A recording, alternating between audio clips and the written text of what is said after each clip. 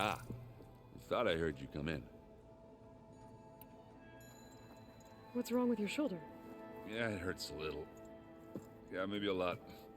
What'd you do? Well, I tried to arm wrestle with Kotallo. Yeah, maybe that wasn't such a great idea. I was just curious to see if that new arm of his was as strong as it looked. Turns out it really is. I have to go. I'll be waiting for your call.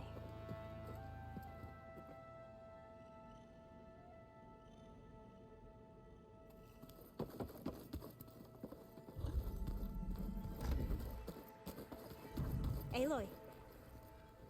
Aloy! I'm glad you're here. I wanted to give you this for helping me get the data on Leviathan. I didn't really know what to give you, so I asked Zoe what you might like. Thanks, Alpha. I'll put it to good use. Have you looked through the data we recovered on Leviathan? There is much to sort through still, but I believe we'll be able to get it operational and turn back the floods. And I've given more thought to everything we've uncovered about the ancestors. The Overseers would have us believe they were infallible paragons. But Pharaoh wasn't. Not even close. His greed led to machines that devoured the world. The archive of the Old One's knowledge destroyed, just to erase his mistakes. So, when we learned that Eileen had a hand in covering up hundreds of deaths, I started to think they were all the same. Selfish, egotistical, cruel. But in the end, it's not that simple. The truth isn't a straight line of ink on a crisp scroll. It's a splatter, smudged and faded on stained parchment.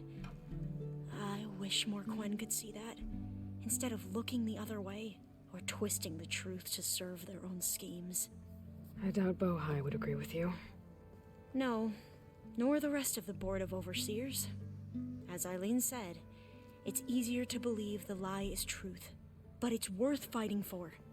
And this diviner, at least, won't settle for anything less. For that, I thank you, Aloy.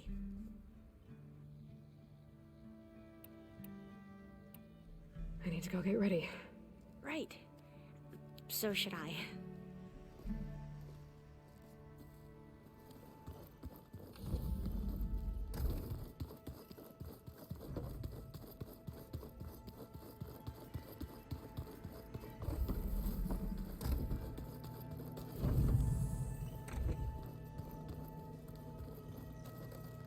All this time, I've been so focused on what Elizabeth was like, what she would do. I was wrong to hold Beta to that standard. I probably shouldn't even be doing it to myself. I'll try to do better.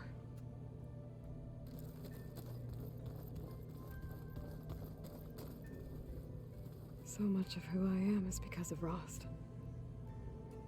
Even now, he's still teaching me. And he'd probably scold me for taking so long to learn the lesson.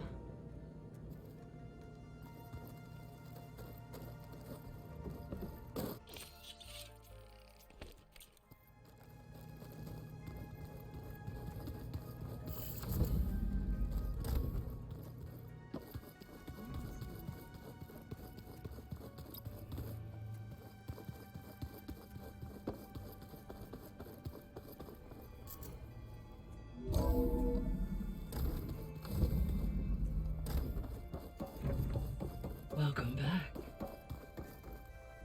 Hello, Aloy. Hey, Gaia.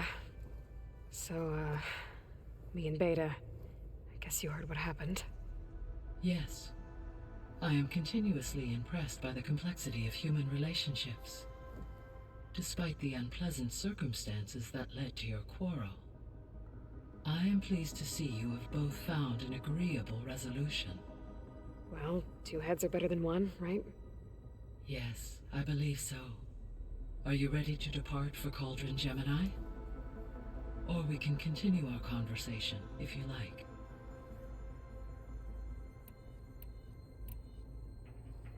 So, about Beta. I never really saw the difference between us, until now. She's been through so much. Completely alone. You have both endured many hardships, different in almost every respect, yet equally remarkable. I like to think of you as two miracles, born of Elizabeth Sobek. 3, then. Let's not forget about you, Gaia. How's all of us settling in? As soon as she arrived, Alva was eager to study the data in the archive. A particular file soon caught her attention. Information about a machine assistant devoted to keeping living spaces neat and orderly.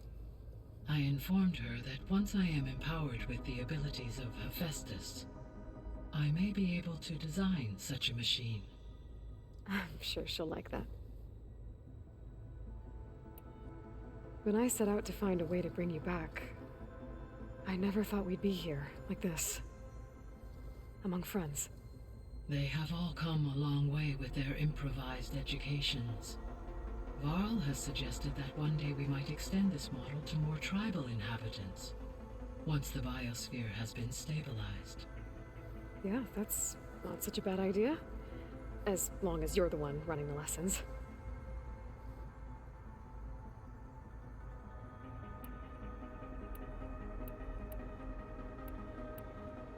So our plan to capture Hephaestus, As you wish. We now know that Hephaestus... which is why... Correct. When we get the second... And then you'll be... Not quite. How long will that... Because the work will be And during that time, the others will create a distraction for... Correct. The energy... And then we'll have it...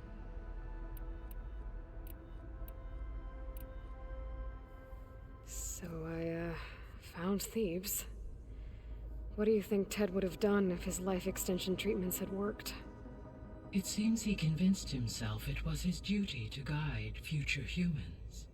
Given the tribal nature of new humans, and his ability to use Omega clearance on the terraforming system, I imagine he would have convinced one or more tribes to worship him as their patriarchal deity. Okay. Yep, glad that didn't happen.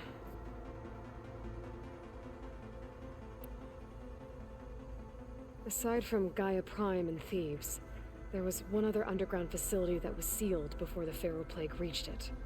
Elysium. The place where Zero Dawn staff and their families went to live out their lives. Do you know what happened to it? Elysium was designed to provide life support for 100 years. My data indicates the facility went offline well before then. Did the Pharaoh Plague find them? Unknown. My connection to the facility was abruptly severed. So what will happen to this place while we're at Gemini? All systems within this facility will continue to operate. As Minerva will no longer be masking this location, the facility will be exposed to detection. Though without my presence, it is unlikely to attract attention. Let's hope so.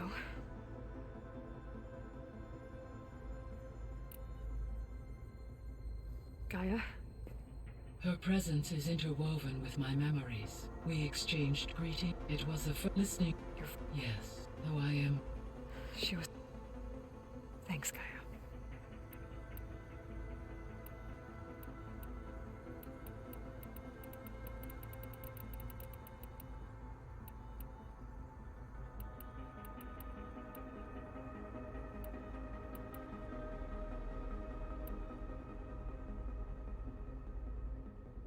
See you later, Gaia. Until next...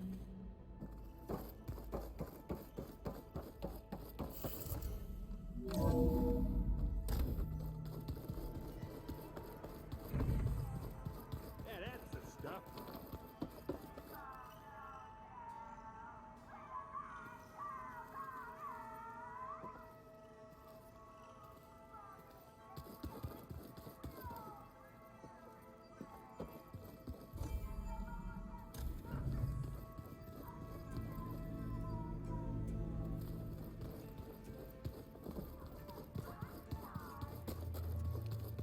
Excellent. You've returned.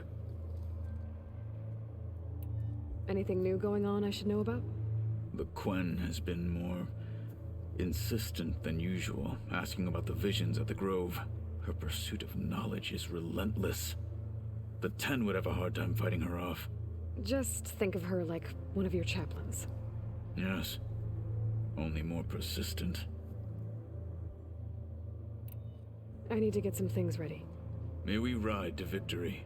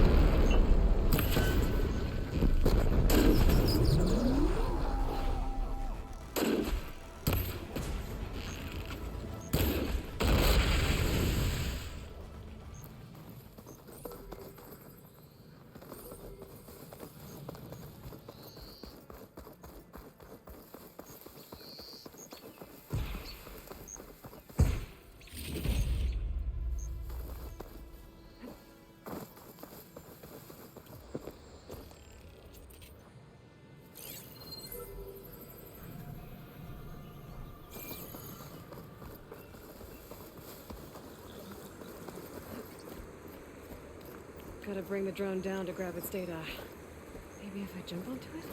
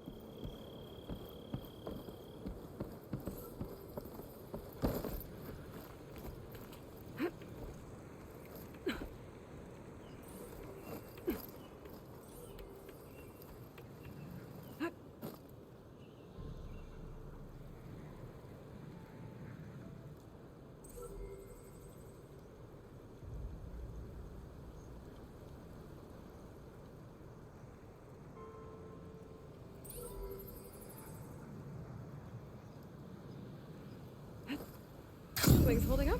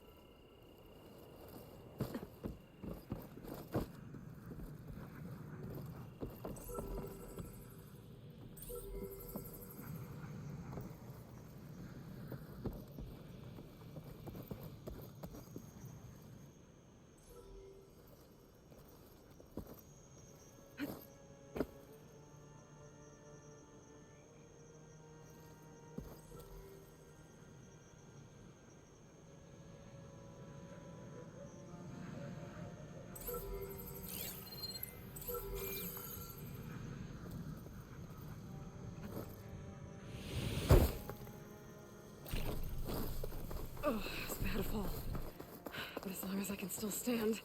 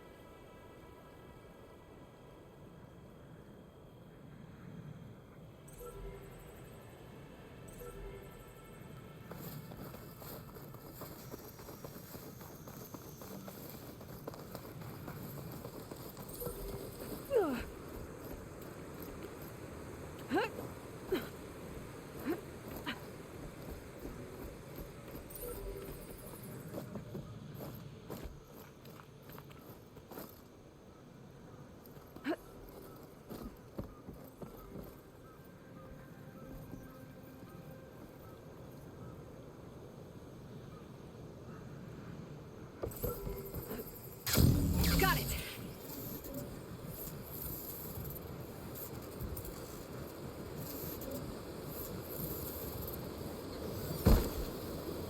Need to get the data from the drone.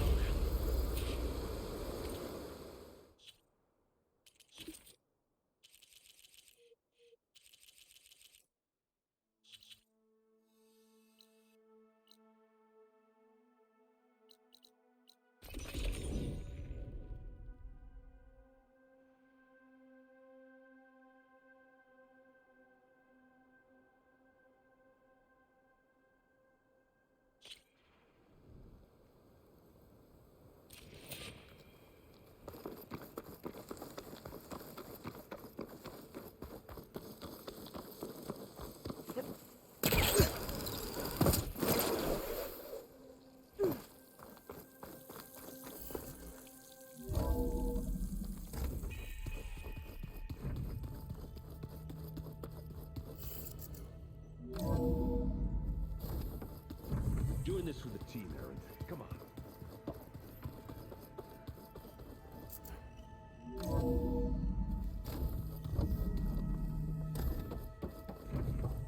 Welcome back.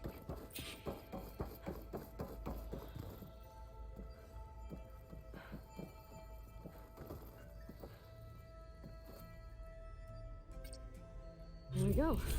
All drones are reconnected to the dome now.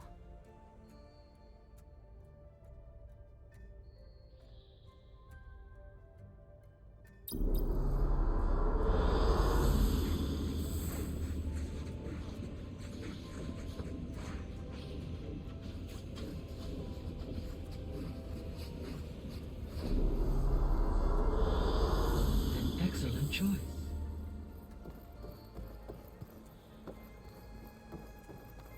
Hi, Gaia. Hello, Aloy.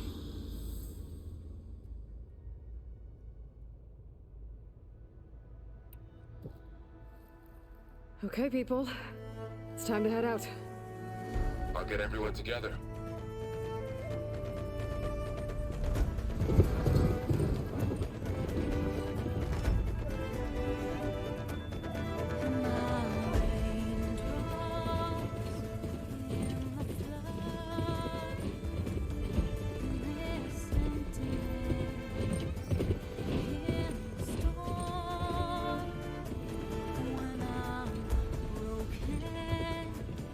When I was born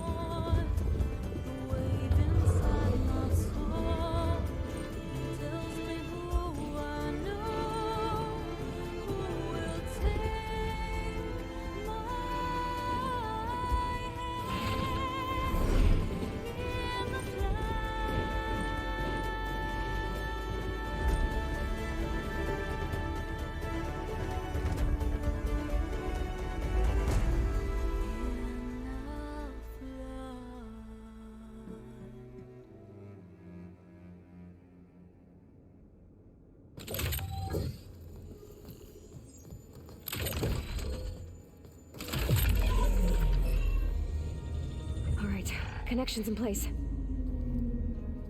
Booting up. Beta, Aloy. I am fully installed on this core and ready to connect to the Cauldron network. It's good to hear your voice.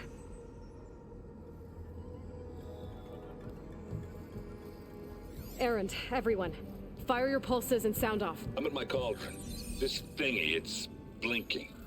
Did I do it right? In position at my cauldron. My pulse generator is blinking also. That means they're working. I'm in position, and mine is too. Mine as well. Okay. Radio silence until I give the all clear. Signing off.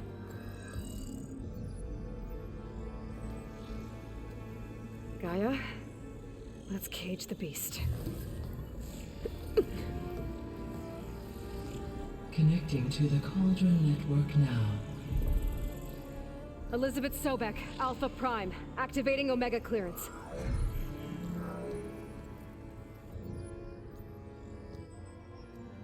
Elizabeth Sobek, Alpha Prime, activating Omega clearance. Clearance confirmed. Initiating containment sequence.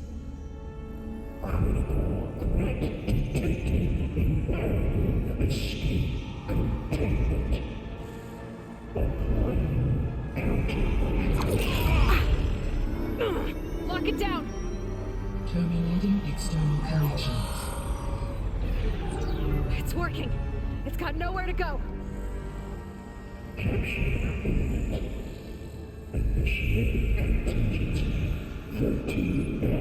Wait, what's that? Malware detected. Attempting to compensate.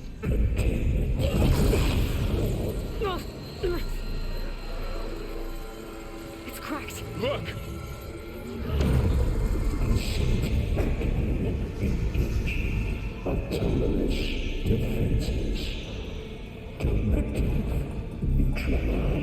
That means machines are on their way.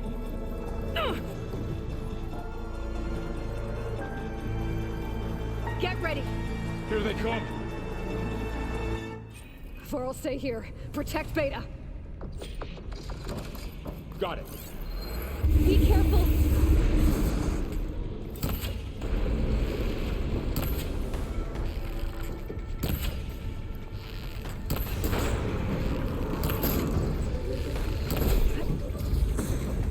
Stay back.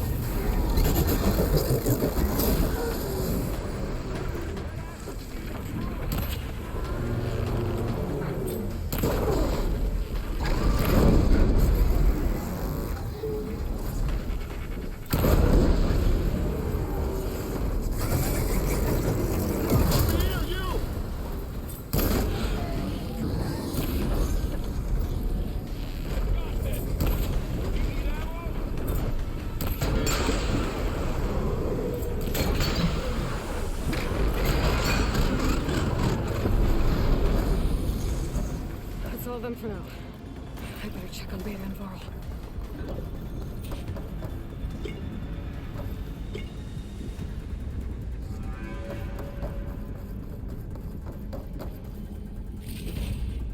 Send this to my stash. You two okay? Still breathing. Aloy, Hephaestus can't escape, but it must have fled. Deeper into the facility. I'll drive it back here.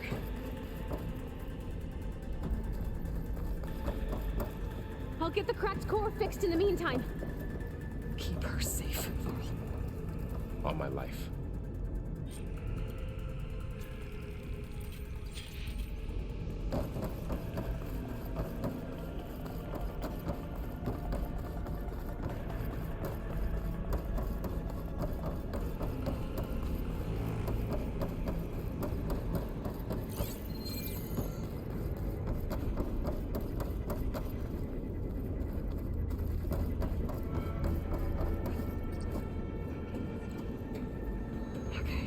gonna chase after Hephaestus. Force it out of wherever it's hiding. Make it retreat to the core.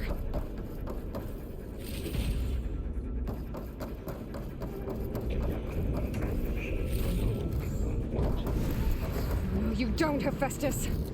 I'll find another way over.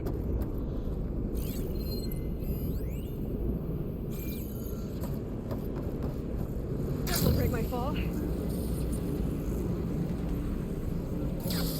Aloy, I'm patched into your focus feed. You should know there is a huge power draw coming from the next chamber.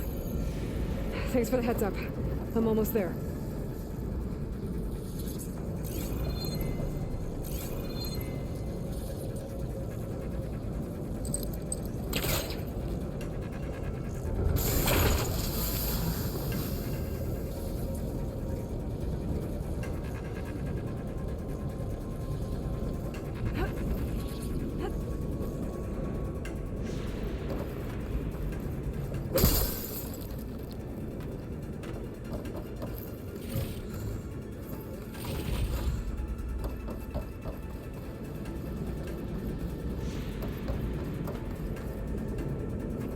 Some kind of production chamber.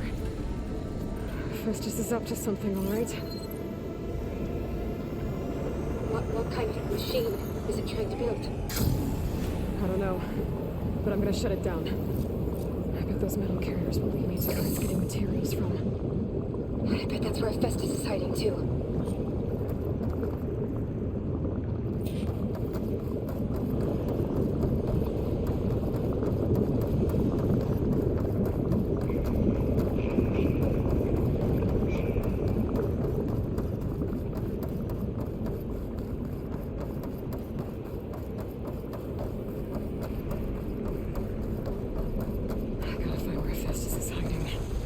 Looks like there are a couple of ways I could go.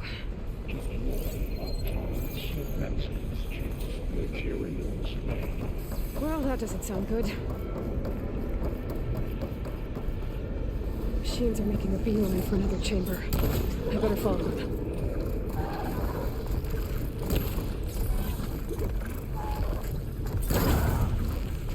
It's down!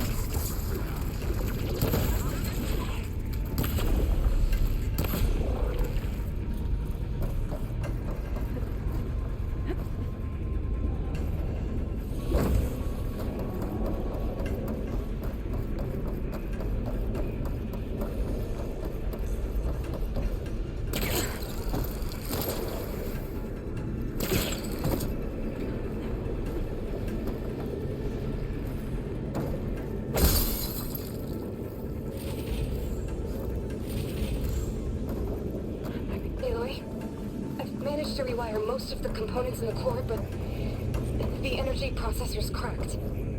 Without a way... I gotta find a way past the shield. Walk it off. Just walk it off.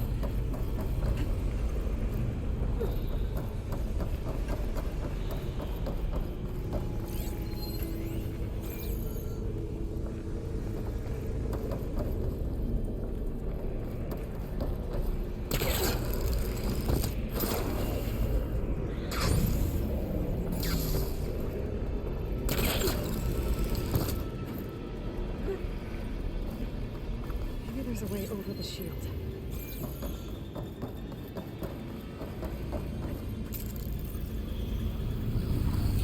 Okay. How to drive Hephaestus out of here. There's shield one you can override. Near the central platform. Thanks. Maybe I should deal with these machines first.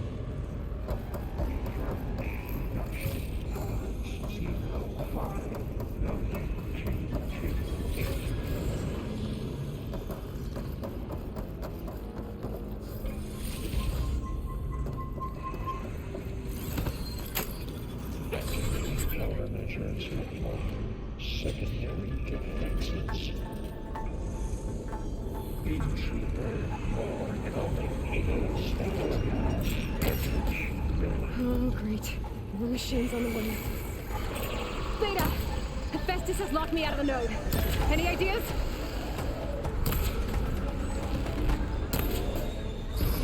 I'll see what I can do. Gotcha!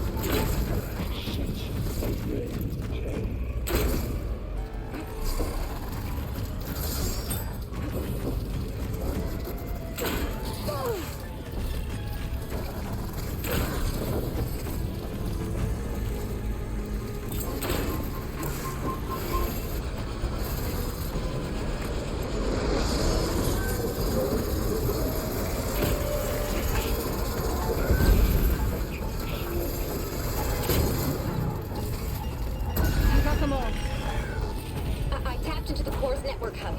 I managed to disrupt Hephaestus' control of the node. You should be able to override it now.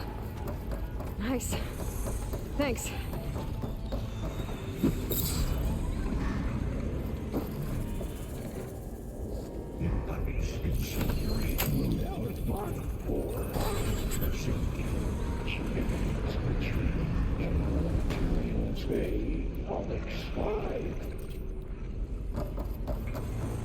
It sounds like it fled to another chamber.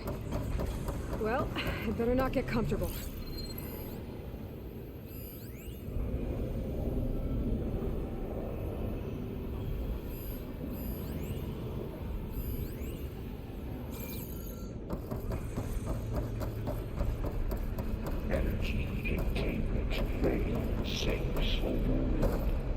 Great.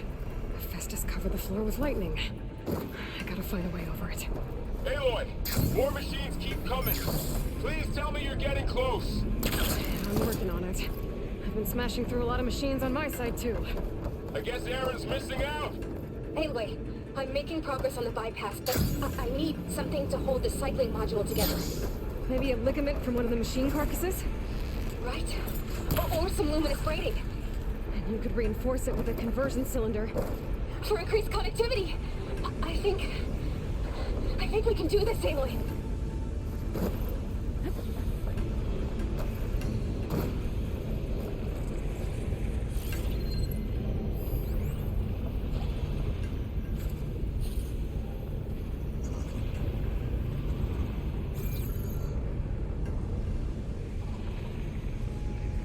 I should be able to catch a ride on one of those metal carriers.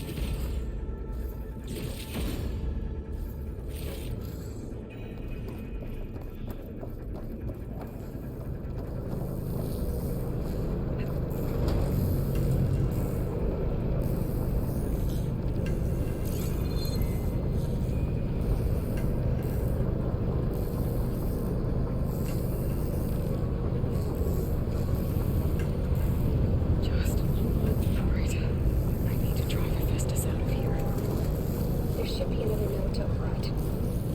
Got it.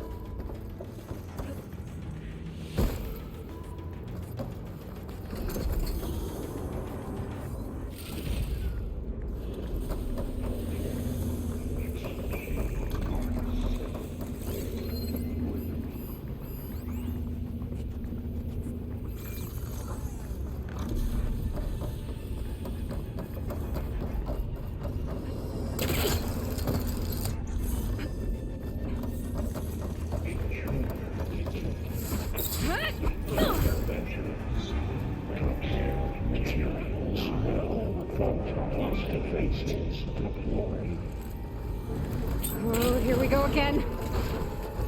This doesn't sound good. I'll try to get your access back.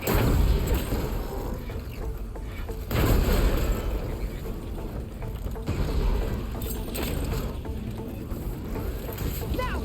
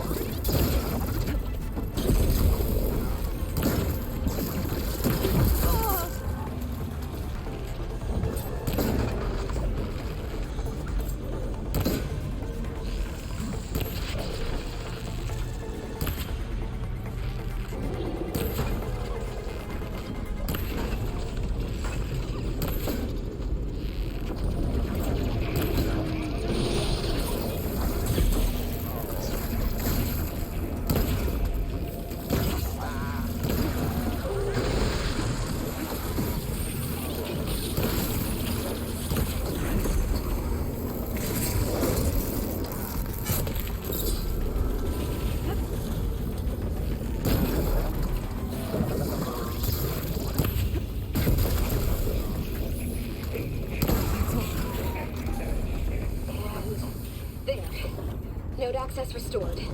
Now you can override it. Good work. You did the heavy lifting.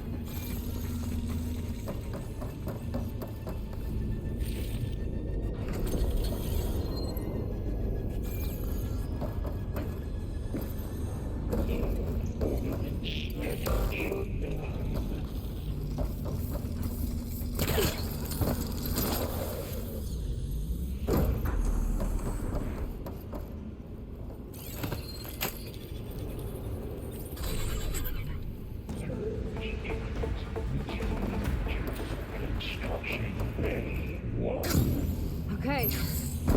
This is running out of places to hide. Emily? I just registered a huge energy surge back in the production chamber. Something big is happening. Here too. Everything's glowing. The machine Hephaestus was building. It must have finished it. Powerful. Whatever it is. I'm almost done with the core repairs. Should we come to you? Maybe I could distract the machine if... No. Just stay where you are, okay? And I should scan it first.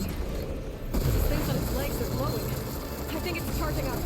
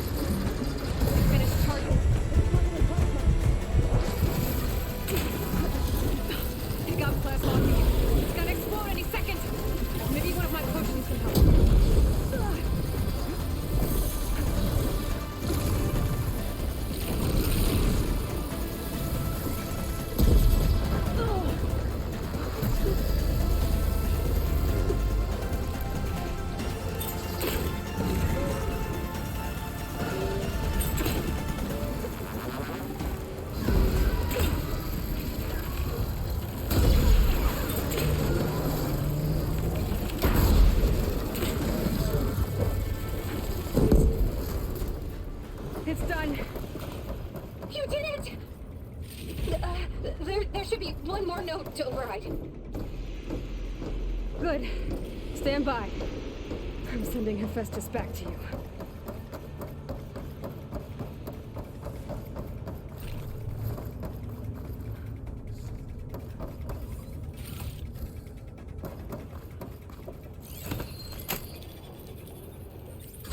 No more hiding, Hephaestus!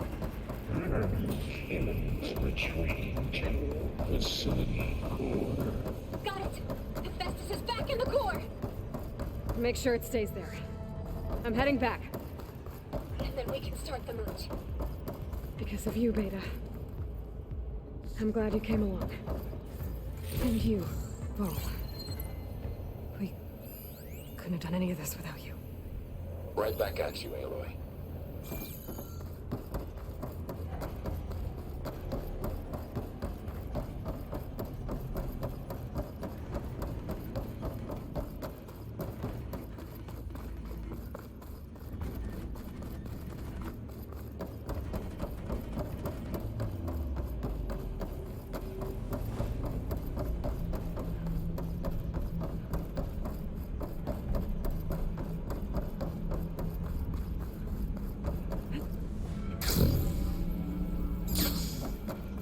Aloy, the bypass is done.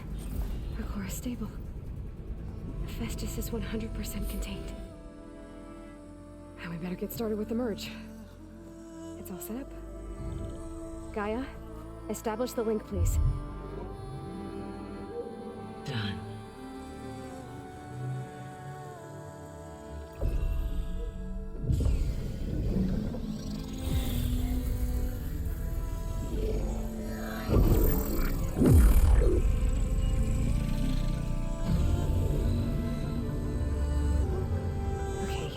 To complete the merge, we need to excise Hephaestus' malicious code. Carefully.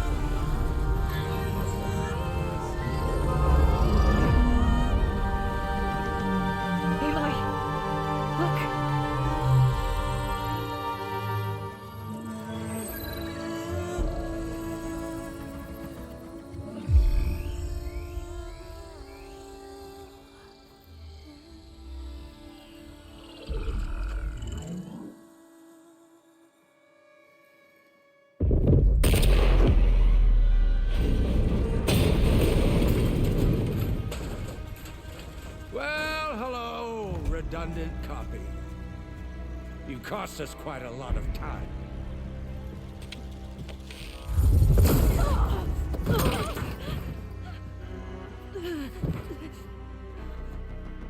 Eric, get Beta.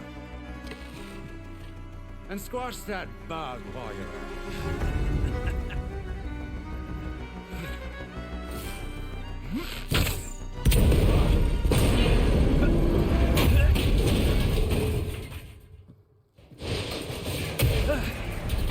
Ooh!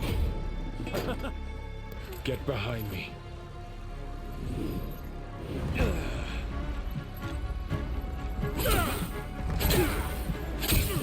Come on! Quit screwing around. Now we're having fun, right?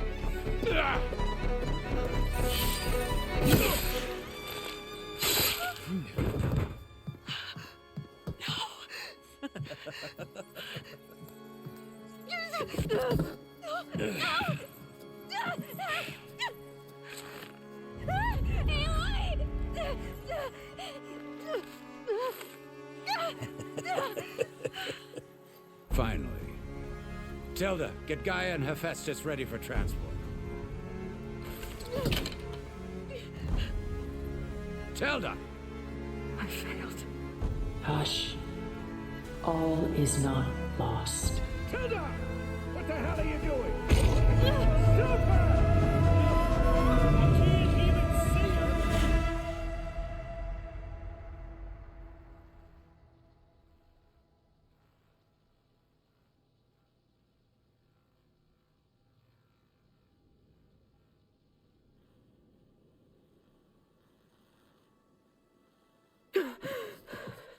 Beta.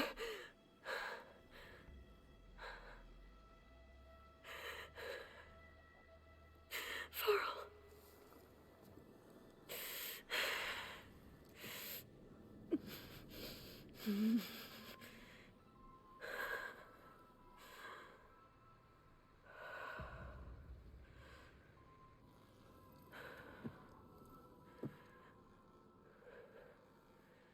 Where am I?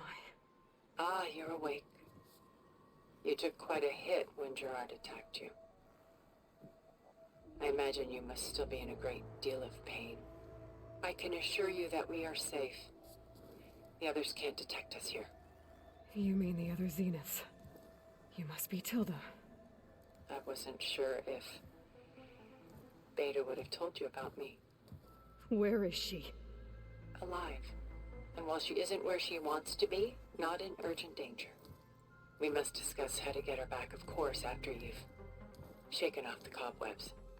When you're ready, take the stairs down the hall and come see me. In the meantime, I'll make breakfast. Breakfast. Okay.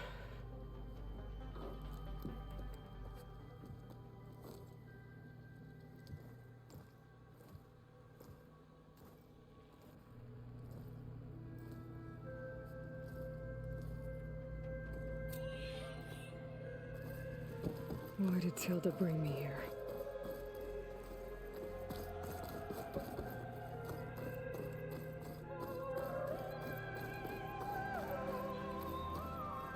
What was all this for? Some kind of survival bunker?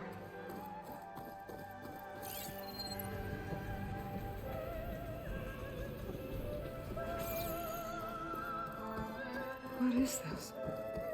Just a few favorites from my collection. Rescued and stored here just before I went off-world. Take a look, if you like. I'm curious to hear your impressions. My friend is dead. Beta and Gaia are gone, and you want me to look at old paintings? Don't be so quick to dismiss the comfort we can find in art, or the insight we might gain.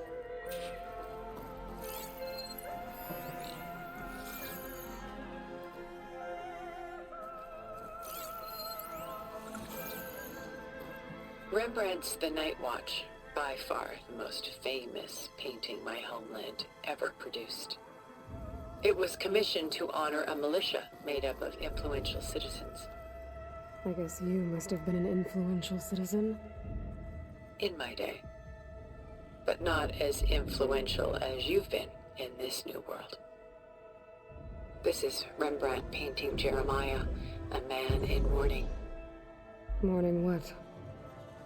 His home. The ancient city of Jerusalem.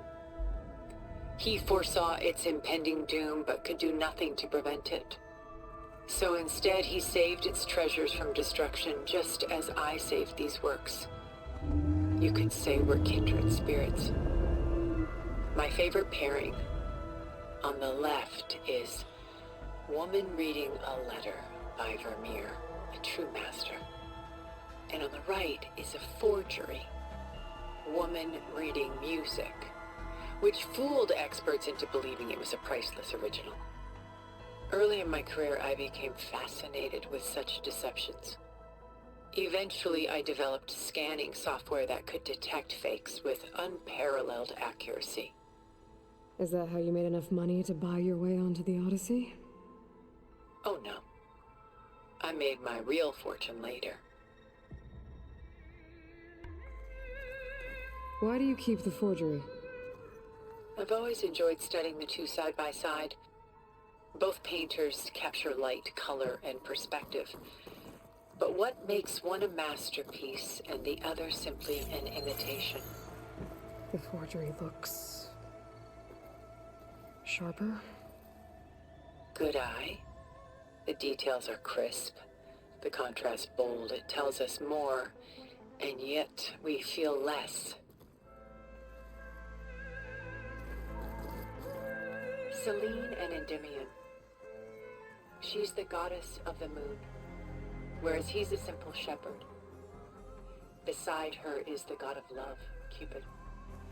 So she's sneaking up on him? More like visiting him in secret. The torch that Cupid bears represents Selene's undying infatuation with him. Though the two must remain apart, her love will forever burn. A portrait of the painter, Rembrandt's son Titus, depicted in the habit of a monk. I don't get it.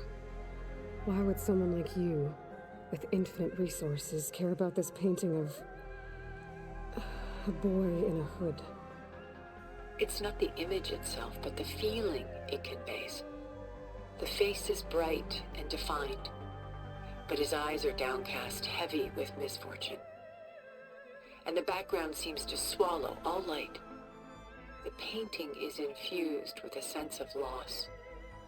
I guess I understand how the painter feels.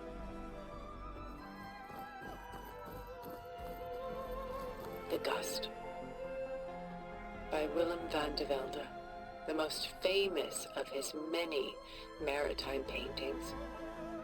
A ship crossing into the unknown. I guess you're familiar with that. Indeed, which is why I appreciate this composition in particular. Though waves and wind threaten to destroy the ship, it perseveres, clinging to the light even as darkness closes in all around it. Where is the ship going? To a faraway land, most likely.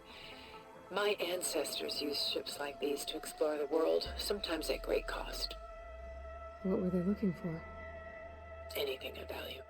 They were traders willing to face unknown dangers to make their fortunes. But no matter how far they went, they always turned their sails home. So this Van de Velde only painted ships? It was his specialty. Following in the footsteps of his father, Willem the Elder. The two had quite a journey of their own, taking them all the way to the court of a foreign kingdom. Did they ever come home? No, but eventually their lives' work did. Take your time.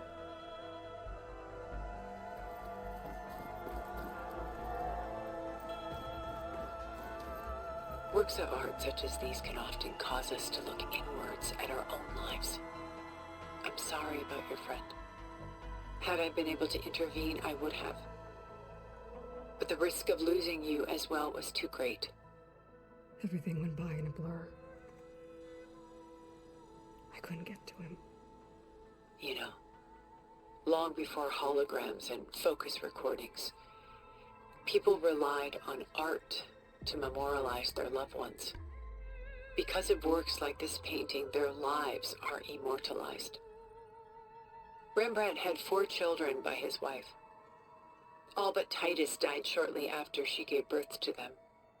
She passed not long after that. Titus became the only family Rembrandt had. Which is why he painted him this way. Indeed. Then tragedy struck again. Disease claimed Titus at 26. It's almost as if Rembrandt painted the future, closing in on him. Rembrandt actually painted several portraits of Titus, but this one has always been my favorite. It's honest. What do you mean? In others, Titus was portrayed in brighter, livelier states, but here, Rembrandt allows himself to express his true feelings. Sorrow, fear, hope, love, laid bare on canvas for all time.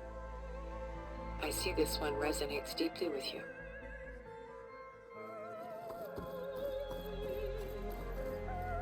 And why can't Celine and Endymion be together? Celine took a vow of chastity, promising to never take a lover. So when she fell in love with Endymion, she could only visit him at night while he slept. But then wouldn't she be breaking that vow? Think of it as a forbidden love. Though circumstance keeps them apart, still they find a way to come together, however briefly. Aren't Celine and Endymion cold? Perhaps we should move on to another piece. Shall we move on?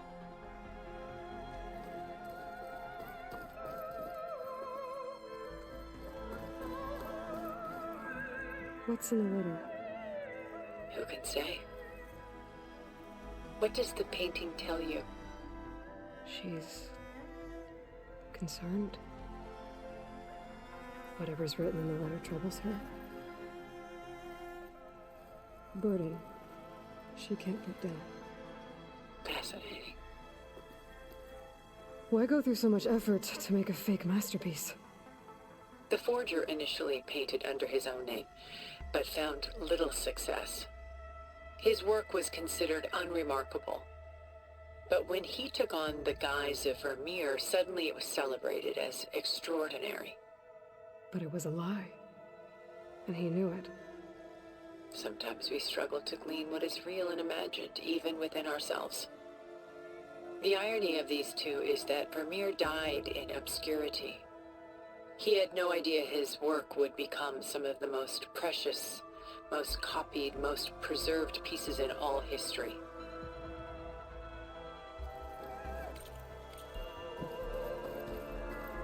About Jeremiah.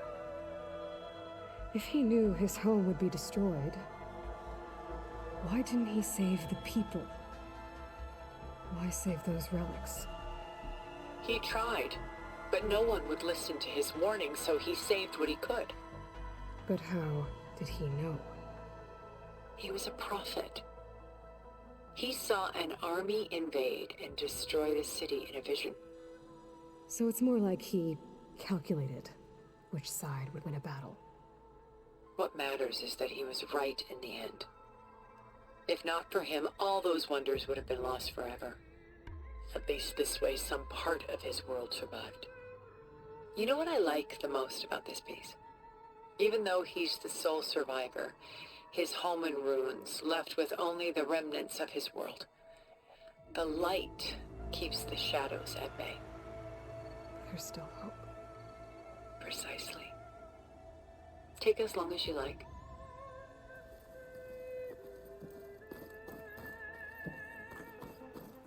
The militia.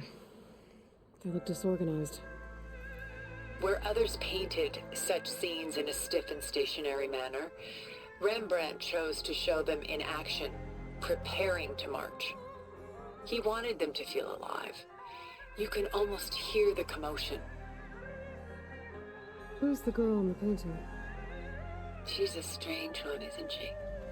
bathed in light, though no one is paying attention to her. Many believe she's a symbol of the militia. A physical manifestation of their spirit, if you will.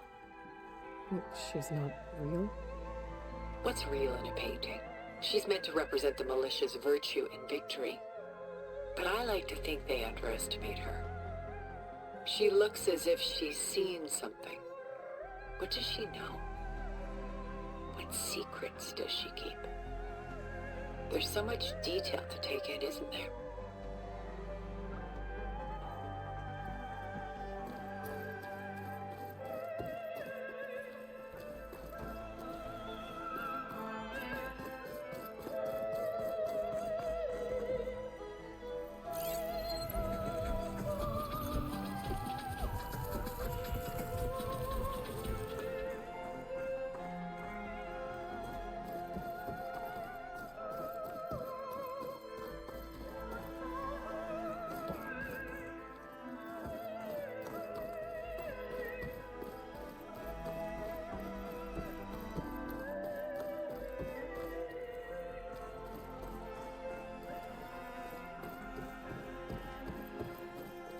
Stunning, isn't it? Paintings weren't the only masterpieces of my people's golden age. This is Von Vianen's Lidded Ewer, molded from a single sheet of silver. What was it for? How like Elizabeth you are. Function over form. Its practical purpose was less important than its meaning. Von Vianen created it in honor of his late brother, who himself was a famous silversmith. A memorial? Yes. Such beauty from sorrow. If this ewer was a memorial, how did you end up with it? As the Pharaoh swarm closed in, my homeland's greatest museum gave it to me, along with many other works, in the hope that I could preserve them. A masterpiece like this was too important to lose to history. I even considered bringing it with me off-world to ensure its safety. Why didn't you? I took a calculated risk. This vault seemed more secure than the unknowns of space. Besides, I thought someday I might return. A long life, after all, has its advantages. Now, lo and behold, here I am. Exquisite, isn't it? A lot of weight on his shoulders. I have a feeling. I should move on.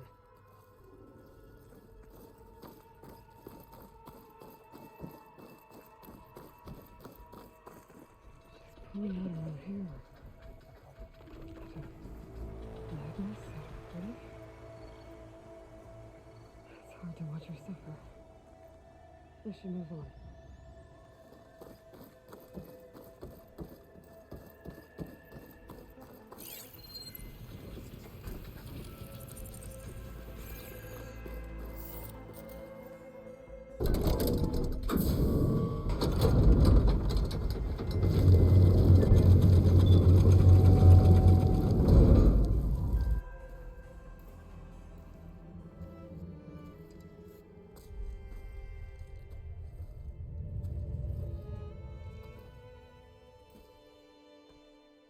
There you are. Feeling better? How did you find us? At the cauldron? And what did you do to everyone right before I passed out? All business, I see. Well, suffice it to say we were keeping a very close eye on Hephaestus, knowing we would need it at some point. Your ruse didn't fool us, and as for my little trick, it was an overload of the senses, accompanied by an energy discharge. Gerard and Eric were only momentarily disoriented due to their shields, but it rendered you unconscious while I got you out. Perhaps some breakfast might steady you a bit?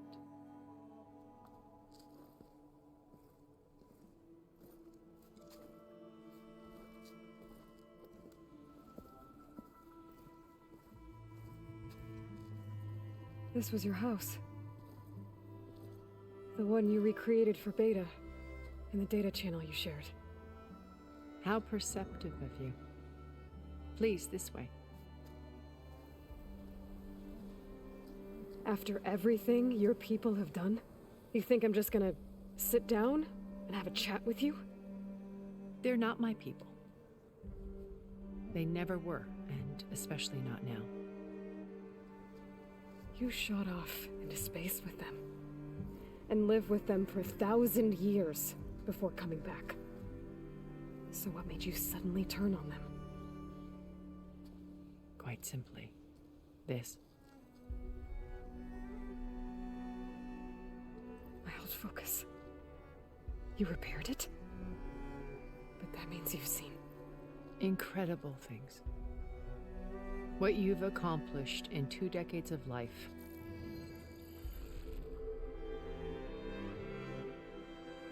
A 1,000 years at my back, and I haven't even come close.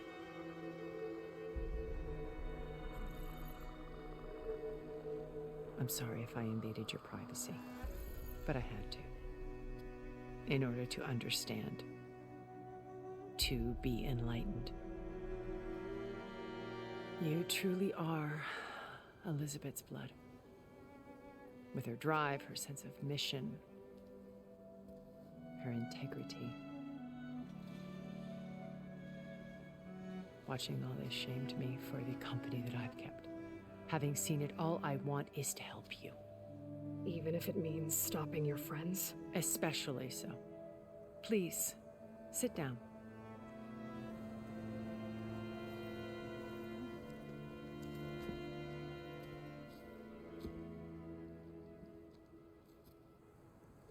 There. That's better. Now, we must recover Beta and Gaia at all costs. By now, you must know that Gerard intends to use Gaia to reboot the Earth's biosphere. Remaking this world to specifications that would only suit us immortals. This process will kill every living thing on the planet. He calls it a clean install. Not if I stop him first. Not if we do. And once he and the others are gone, we can work together to fulfill Elizabeth's dream. I'm sure Beta told you that there's a build of the Apollo database on board our ship. A complete collection of human knowledge. With that and Gaia, we could do everything Elizabeth wanted. Heal the biosphere, educate the people of this world, uplift them. Create the world she imagined. Let's not get ahead of ourselves. From what I've seen, your friends are invincible. I do wish you would stop calling them my friends. And they're not invincible. In fact, a friend of yours has found a way to defeat them. Silence. Oh, he's been a busy bee, building an army powerful enough to crash through Gerard's precious base. Yeah. Regala and her rebels. Even now, she's preparing a final march on the Tenakth capital. When she wins, she'll have the entire tribe under her control. Hundreds of warriors and machines to throw at the base. She's been duped. They'll all perish, of course. But it should be enough to break Gerard's defenses and allow Silence to kill him. Along with all the others. Using the new weapon he's developed. Yes, he's found a way to circumvent our shields. Truly an exceptional man. He's planned for everything. Except you and me. You see, while his army is battering down Gerard's doors, you and I will sneak in through a back way. One that only I know about. While Silence and my friends are busy battling each other, we'll take back Beta and Gaia. I told you I want to help you. I mean it.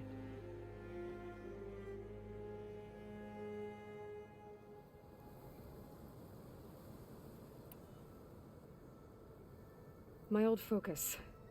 How did you find it, let alone repair it? When we encountered you at the Hades Proving Lab, Gerard saw you as a redundancy. I knew better. You were a revelation. After your dramatic escape, bravo, by the way.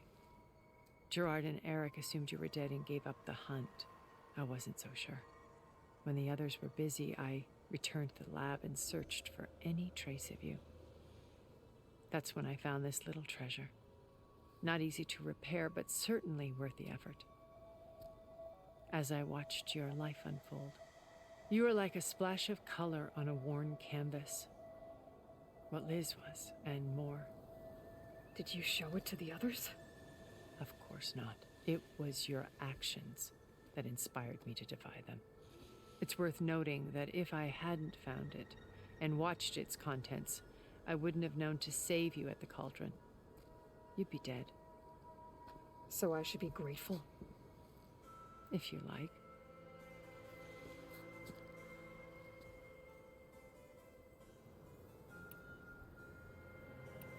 So you know all about me. What about you? What would you like to know? Well, start with your life on Earth. When I was 8, terrorists flooded my home city. Thousands drowned, my parents included. I was one of the few who survived.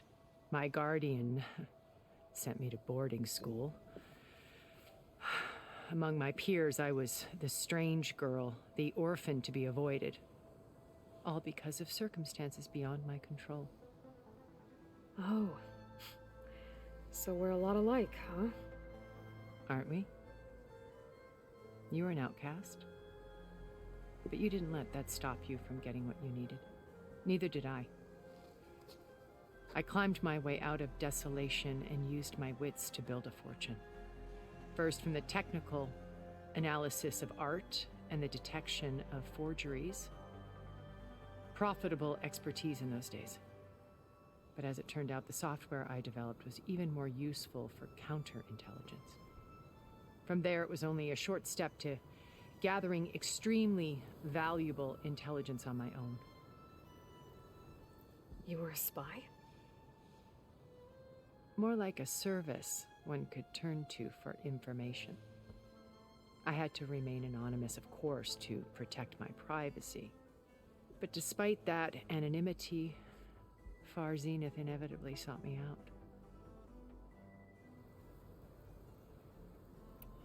What happened when Far Zenith approached you? They painted an irresistible vision of humanity's future. One where we need not fear illness or death, where we explored the furthest reaches of the stars and thrived. It was only later that I realized that they only intended to bequeath this future to the rich and powerful. By the time I finally figured it out, the walls were closing in, Pharaoh's machines were devouring the Earth. So I accepted Far Zenith's invitation to a birth on the Odyssey. I wanted Liz to come, but she had nobler plans, as you well know.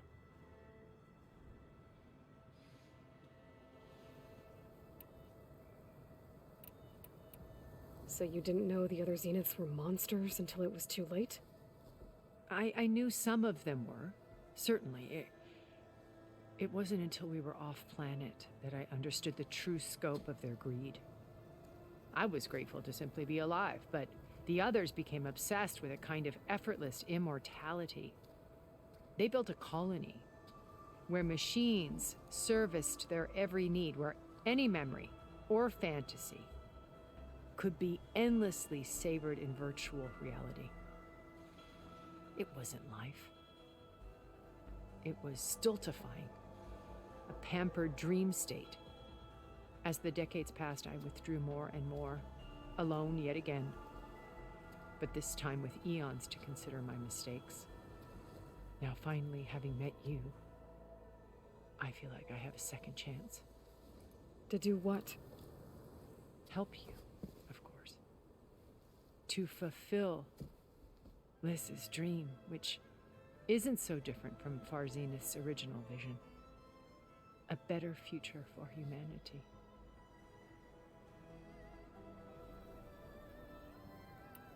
You said Beta is not in urgent danger, so what are the Zeniths doing to her? Putting her to work. Merging Hephaestus with Gaia. a difficult, time-consuming task, as I'm sure you know. They will compel her if need be, but her life is not in danger. She's the only one who can do it. Because you people made her to be nothing but a tool. Gerard's idea, not mine. They always viewed me with suspicion when I attempted any form of kindness towards her. That's why I created the data channel, a virtual place where we could speak in peace. So this channel you shared with Beta, none of the other Zeniths ever found out about it. Gerard believes he's the most cunning of all of us. Even after 1,000 years, he still can't imagine that I would outwit him. The channel allowed me to interact with Beta away from their mistrustful eyes. It offered us a chance to be ourselves. Until you cut off all contact. Yes, though it pained me. I was worried that our meetings would do her more harm than good. Well, she felt like you tossed her aside. I was afraid the others would find out and punish her. She may not have had the comforts of friendship anymore, but at least I ensured she was safe. I know it seems harsh, but you must believe that her well-being has always been paramount to me. Why did you make the data channel look like this place? I built this house as a shelter to weather any storm. A safe place. Not just for me, but for the art stored below. Cultural artifacts of incalculable value. Truly some of the greatest achievements of human civilization. And you wanted Beta to see them? Yes. Her upbringing was so cold and technical. I thought if she could experience Vermeer and Rembrandt, it would bring something else into her life. A heritage every bit as valuable as the scientific and technical data being drummed into her. I'm sorry I had to cut off contact, but I'll never regret sharing this house with her. She needed its shelter even more than I did. Beta told me your colony was destroyed. That you came back to Earth because you had nowhere else to go. It's true. After we reached our destination, a planet in the Sirius star system, we spent decades building a new home. The physical constraints of Earth, the boundaries of mortality, gone. To think of what we could have done with it. It might have been a utopia. Instead, we stagnated, absorbed in effortless comforts and virtual realities. It took a cataclysm to finally yank us out of our stupor. What happened? A massive geological event. We knew of instabilities in the planet core, but we underestimated them. By the time the collapse was upon us, it was too late to stop it. Only a few of us made it to the ship in time. We set course for Earth, the only safe harbor left to us. Which you decided to make unsafe for anyone else. Not me. Gerard. He believes it's better to wipe the canvas clean than work around the smudges. No more primitive tribes, no more combat machines, only a blank slate to do with as he pleases. But we will stop him. All we have to do is get into that base. What exactly is your plan to sneak into the Zenith base? We will make use of a lesson I learned from an early age. Always know your exits. In this case, a place where Gerard's new construction meets the ancient foundation, a passage that only I can access. When Silence flings his army at the base, we will enter through this back door, bypassing most of the fighting. The distraction will provide us with a window in which to rescue Beta and Gaia. Once we're inside the base, where will we find Beta and Gaia? Here in the command center. By then, Gaia will have been reunited with all of its subordinate functions, including Hephaestus. What about the alpha build of Apollo on your ship? A simple matter of recovery once the others have been dealt with. With that in hand, we'll have everything we need to make this world as it should be. How do you know about Silence's plan? He isn't the only one adept at spyware. You hacked his focus? No, he's too careful for that. But his subordinates? Not so much. He gave additional focuses to the tribals he branded the Sons of Prometheus. The ones working with Regala. By tapping their focuses, I learned about most of his dealings. The distribution of override technology, the arming of Tanakh rebels, and the secret pact with Regala to attack Gerard's base. But how did he come up with a weapon that can take down your shields? That's the one thing I haven't been able to figure out, but however he did it, I'm quite certain it will work.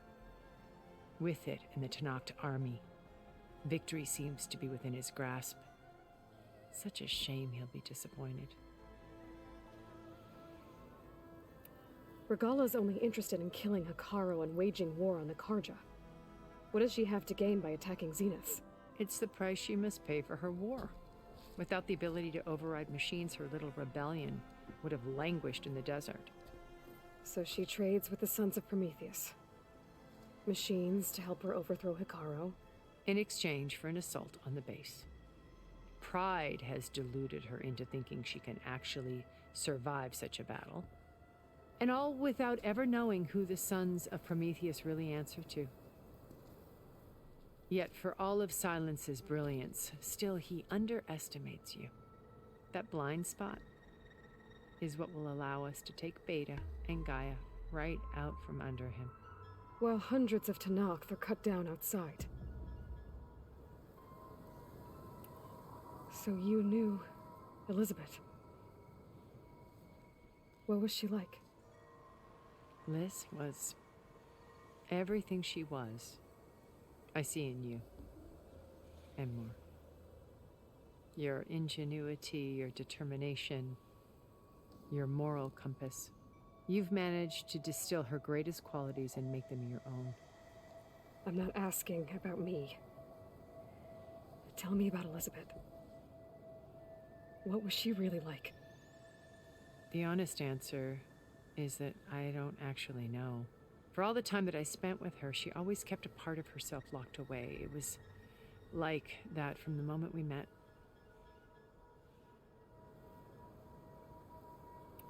So when you met Elizabeth, she was what? Distant? Aloof? Not aloof. Not exactly. It was a summit in Paris about machine learning. A touchy subject in those days. Because regulatory authorities were just starting to clamp down on AIs.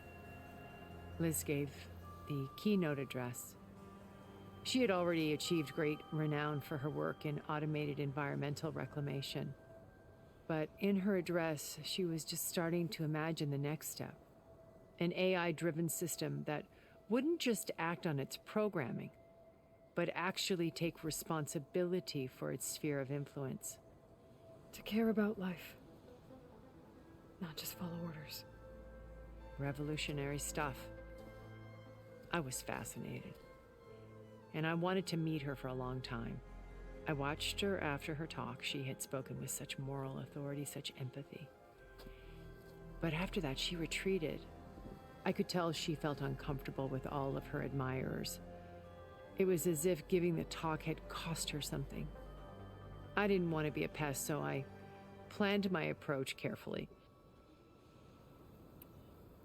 So how did you finally approach Elizabeth after her talk? I picked the right moment. The morning of the next day, right as she came back to the conference, she had just had her coffee. She was fresh, rested. It was like she had braced herself for the onslaught of colleagues. I asked if I could walk with her, then put forth a question about her talk that I thought was intelligent. Her answer made me realize it wasn't, but she was very welcoming. Almost as if we were previously acquainted. It was only halfway through the conversation that I realized she knew exactly who I was. It was quite a shock to me. My business was trafficking in secrets, and I took great pains to protect my anonymity. So that was Liz. perpetually one step ahead. I came to view our meeting as a metaphor for our friendship. She always seemed to know me far better than I knew her. I guess I know the feeling.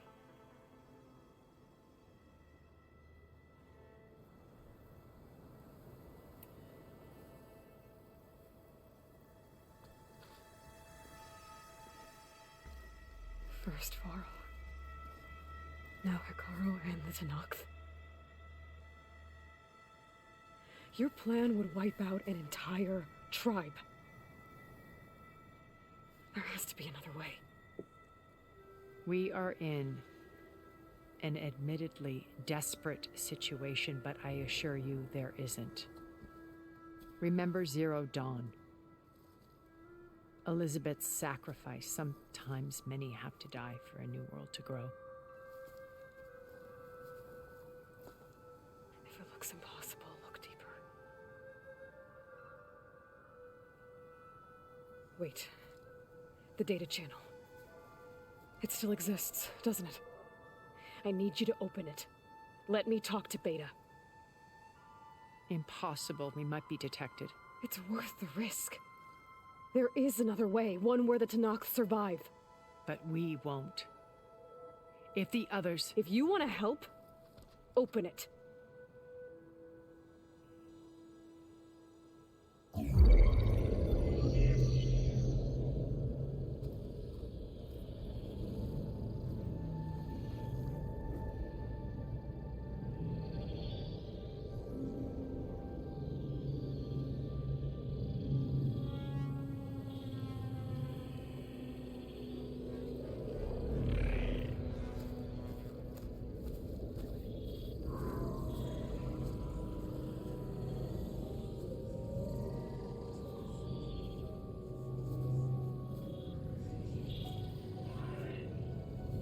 What are they doing to her? Virtual reality dissociation. The manual merge of Hephaestus will take hours upon hours of tedious micromanagement. If she resists the work, they run simulations to induce feelings of isolation and despair. Beta, can you hear me?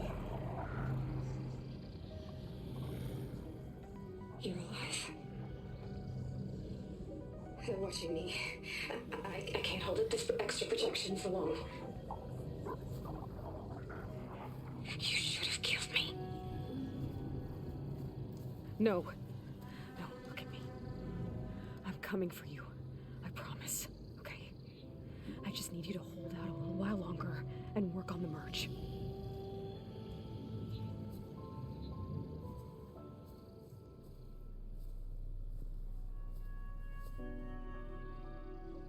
Then I think it can be done. I'll contact again when it's time. Can you hold on? As long as I know you're coming for me, I can endure anything.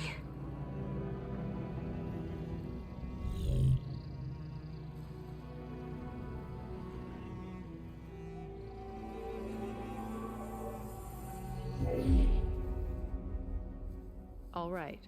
I did as you asked. Now I think you need to tell me what you're planning. I'm going to take Sylens' army away. I don't need it. Only the weapon he made to penetrate your shields. And how do you propose to get it? Ask him nicely? Without Regala and her rebels, he won't have a choice. We'll be his only option. Only option for what? What did you tell her? That is between me and my sister. Will be Sylens' only option for crashing that base. I'll tell you the rest later. But first, there are a couple of things I have to do. Oh. And what are those? Lay my friend to rest. And then I'm going to use the override that Beta gave me at Gemini to put an end to Regala's rebellion. From the air. Wait. Since you insist on doing things your way, I know of something that will truly help you make a grand entrance with the Tenakth. The ancient Horus Titans still possess electromagnetic energy cells as part of their arsenal. Drop one of those on Regala's army and they'll receive quite a surprise.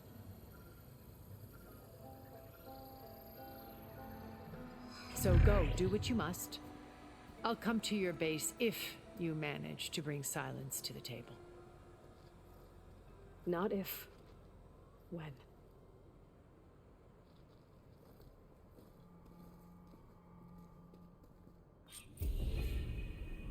Erend, are you there? Aloy! Aloy, is that really you? Yeah, it's me. Where's everyone else? We're all... we're back at base. What happened? It might be easier to explain in person. I'll try to join you there when I can.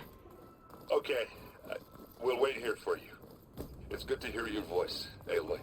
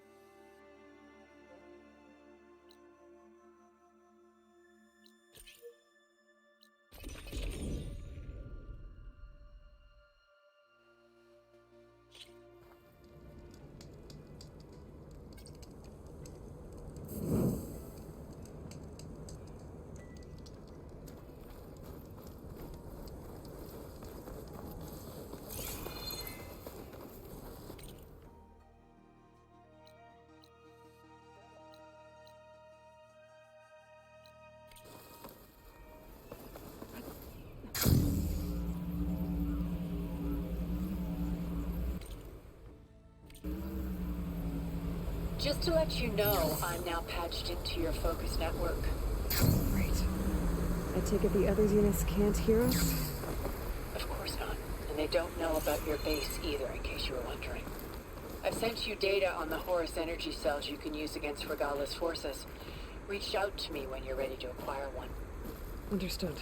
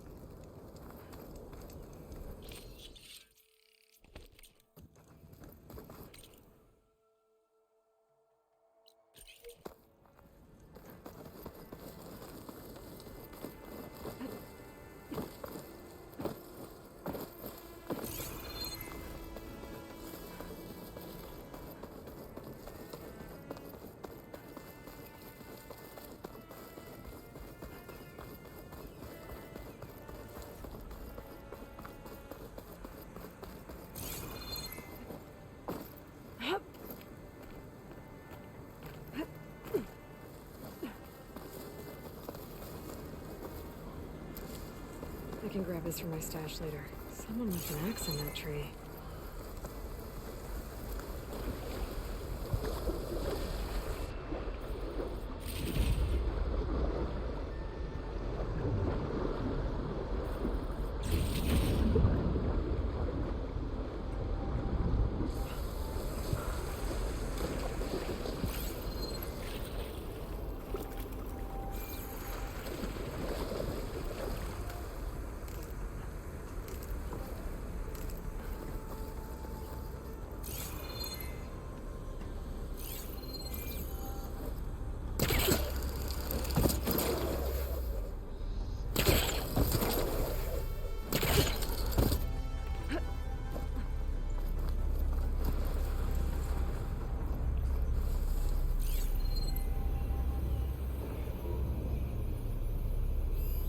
Could hit it with purge water.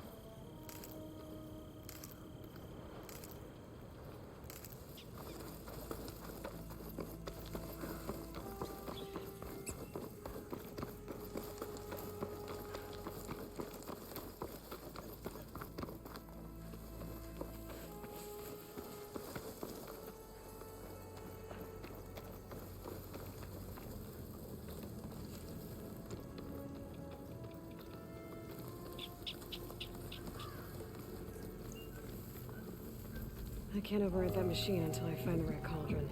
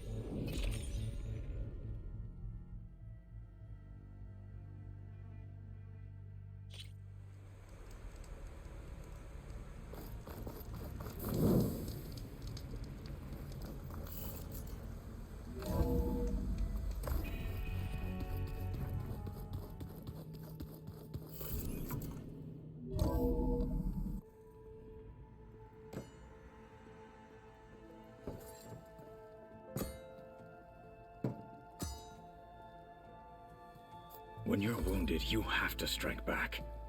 Draw blood. Hey! Can't I get one damn minute to mourn my friend? Regalla is going to slaughter my tribe to overthrow Hikaru. The Zeniths have Beta and Gaia. We can't sit around wallowing in our losses. Kotallo's right. We must fight. Oh, all right. So what are we gonna do, huh? Take on all of Regalla's rebels? Not to mention the Zeniths. What can we even do? Throw ourselves at their base? Something like that.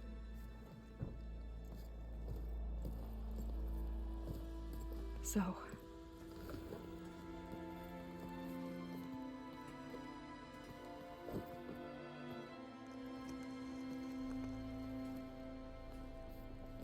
After we lost contact with you, we regrouped and went to Gemini. What happened? The recording we found on Varl's focus cut off when that Zenith, Eric... The Zeniths were tracking Hephaestus. When Gaia trapped it in Gemini, they knew where we were. After Varl tried to stop them. They took Beta and Gaia. I only survived because one of the Zeniths turned against the others to save me. One of them? Well... at least we didn't lose you too. So what do we do now? We're going to defeat the Zeniths. And get Beta and Gaia back. But first...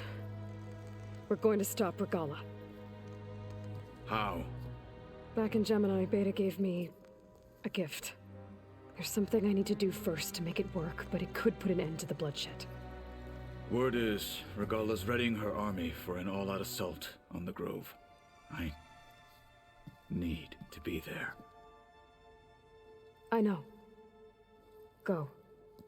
Stand with Hikaru. And keep an eye on the sky. Strike true as the 10.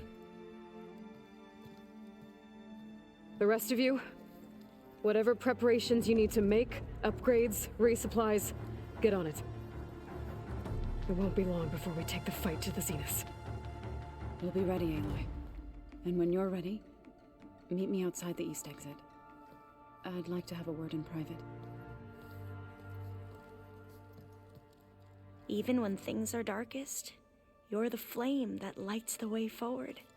Just tell me one thing. Am I gonna get to smash up a bunch of Zenith bastards? We all are. Good.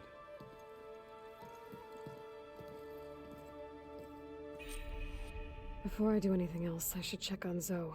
It sounded important.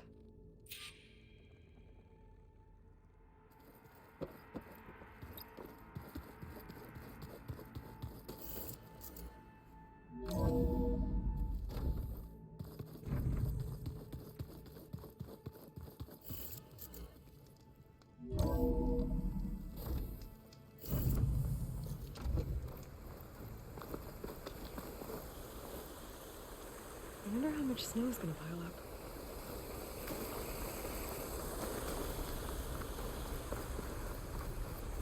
Over here, Aloy.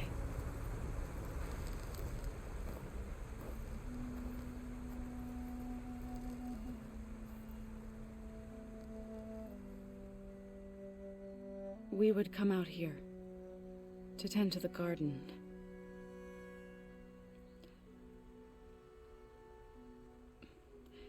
Sometimes I needed fresh air.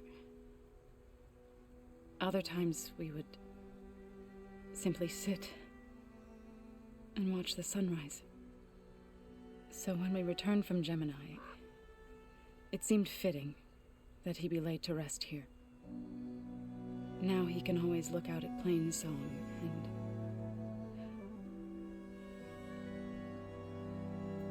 further east, to the Nora Sacred Lands. He would have liked that. He often spoke of his sister, Bala. He said she used to gather her favorite golden blooms and tie them to her spear. Their mother called it useless, but Bala was stubborn. Yeah, she seemed like that. It wasn't easy. But I tracked down the flower. Gathered its seeds.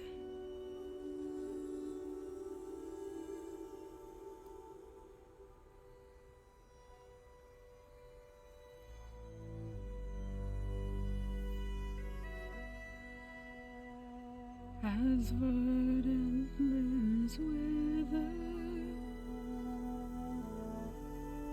roots rot in snow, still the seed rises, as certain as stone. From death follows new life. So it is with the land.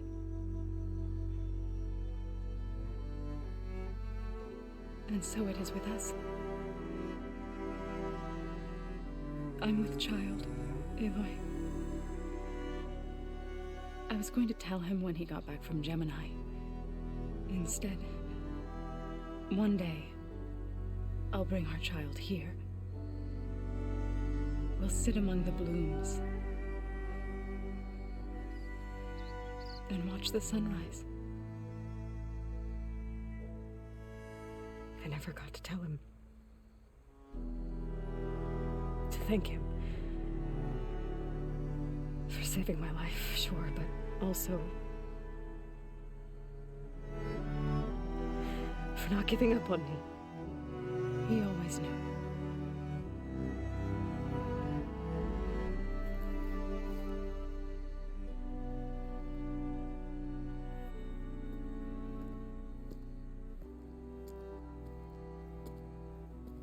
Goodbye, Varl.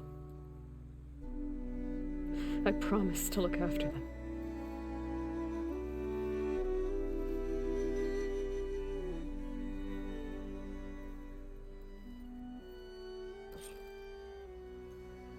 I'll try to visit again when I can. But for now, I need to go to the fabrication terminal to install the new override on my spear. Then I'll use it on a Sunwing, and get ready for an entrance Regalla will never forget.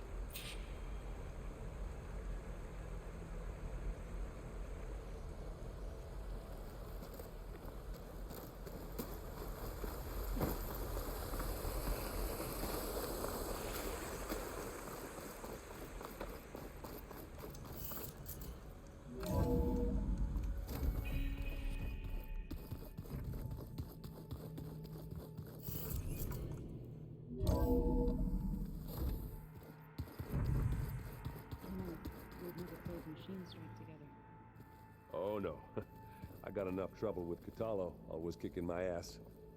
Who says I'm any good at it? The way my luck's going, I'll bet you're a pro.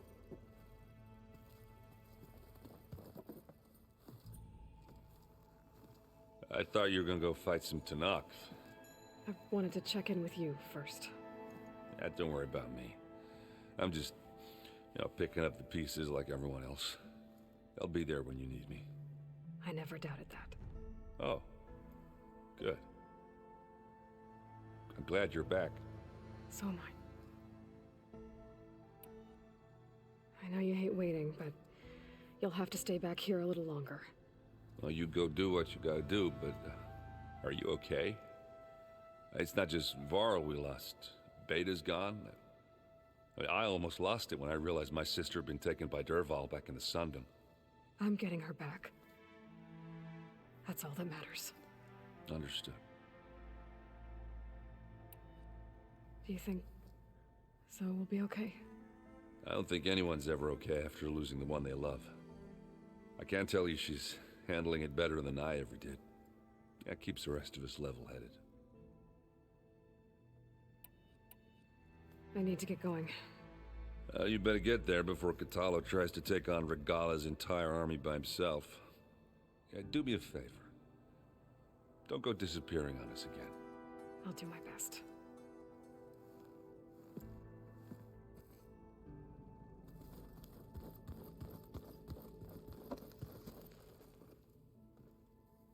Think you can manage things here while I go help Hekarro? Stopping Regalla's war. It'll help us take the fight to the Zeniths? Yes. Then I'll make sure the rest of us are ready upon your return. Okay.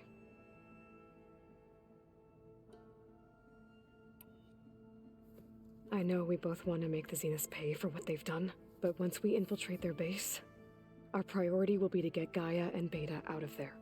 Don't worry. I won't go seeking revenge like some blood-crazed Tenakth.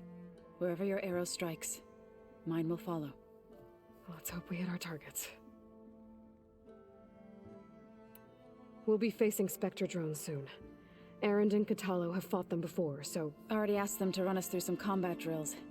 Erend moves like an oaf, but he's good with that hammer. How's Erend doing? For a moment there, he thought he'd lost both you and Varl. But he never truly succumbed to despair. Guess that Oseram's stubbornness comes in handy sometimes. I need to get going. Whatever you plan on doing against Regalla, you better return to us in one piece. I'll try.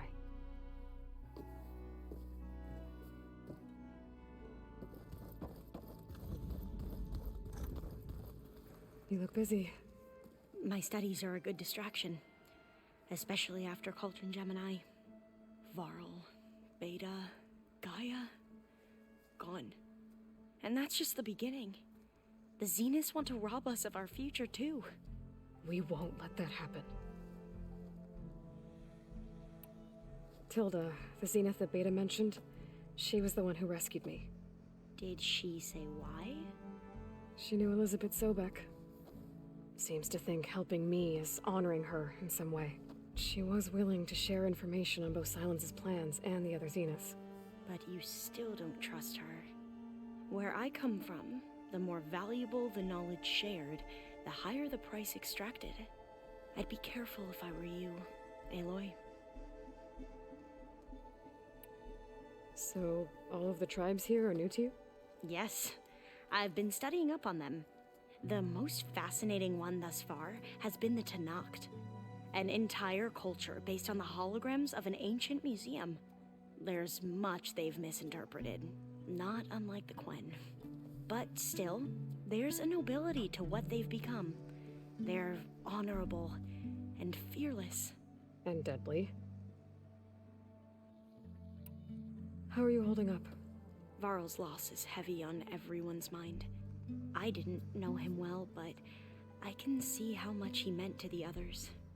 Zoe and Erend seem to have taken to it the hardest, but I don't quite know what to say to them.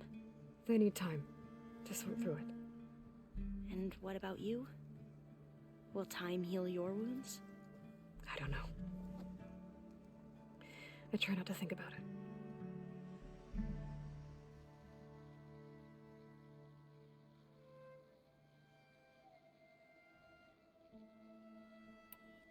Seems like everyone's ready to take the fight to the enemy. Kotallo more than most. If I were this Regalla, I wouldn't want to cross him on the battlefield. Regalla still has a lot of machines on her side. That's where you come in, I suspect. If my plan works. I should get going. Be ready to go on my signal, okay? I won't let you down. I know.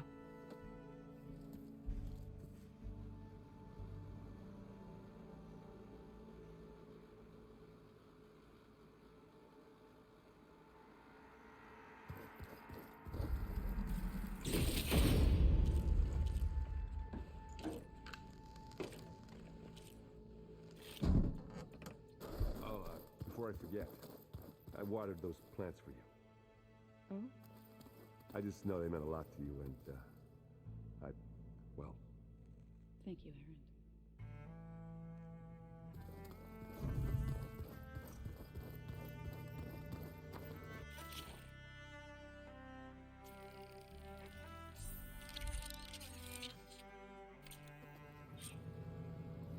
Override installed. Now to find a Sunwing.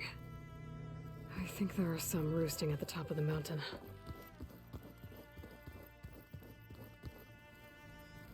Just you wait, Varl.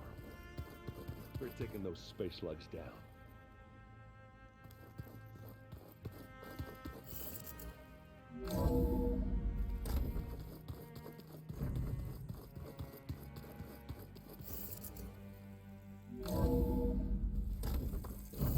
My fingers feel stiff in this cold.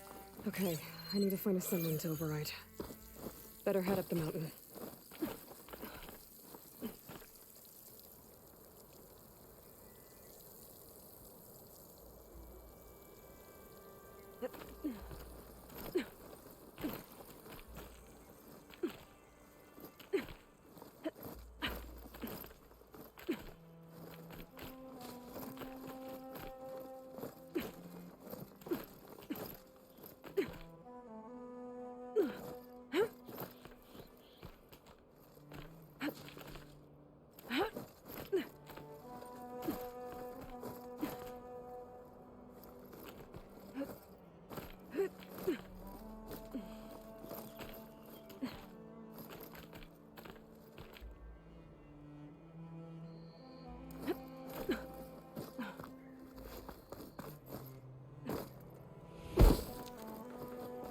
Good.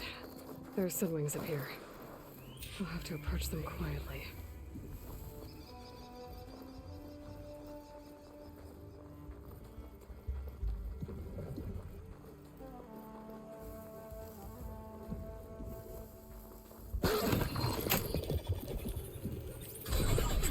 Got it.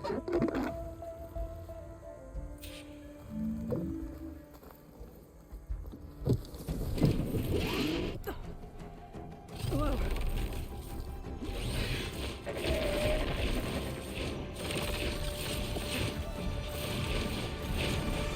Oh, this is it. I'm in the air.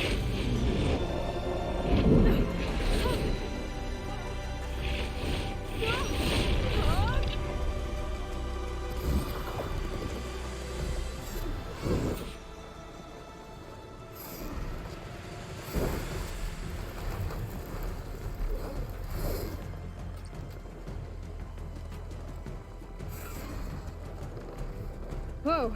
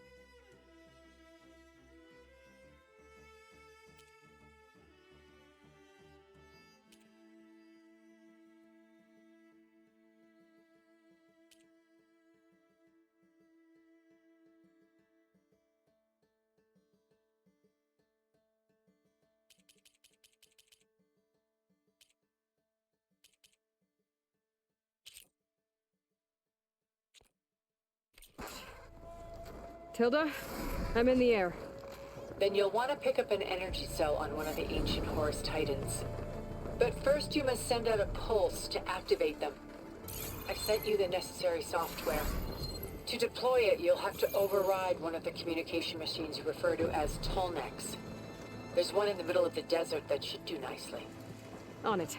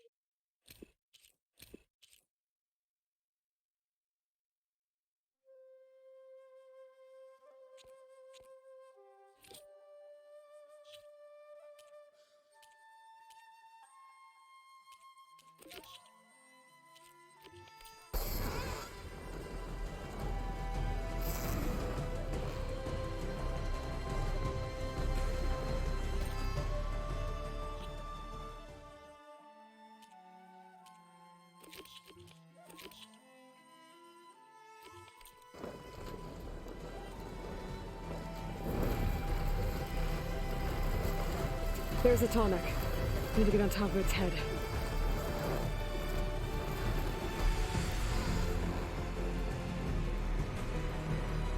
I don't know how to land this thing.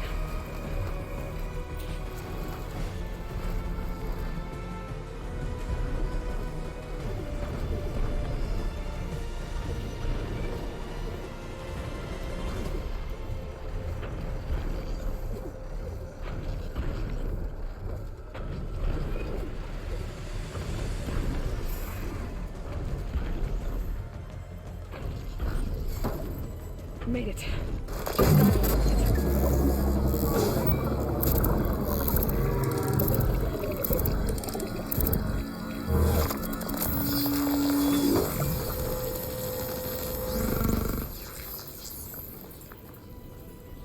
Okay, Tilda. I've overridden the Tallneck.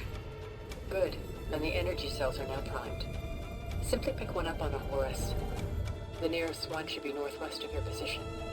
Dropping it on Regala's machine should produce quite a spectacle. Thanks for the assist. I told you, I want to help.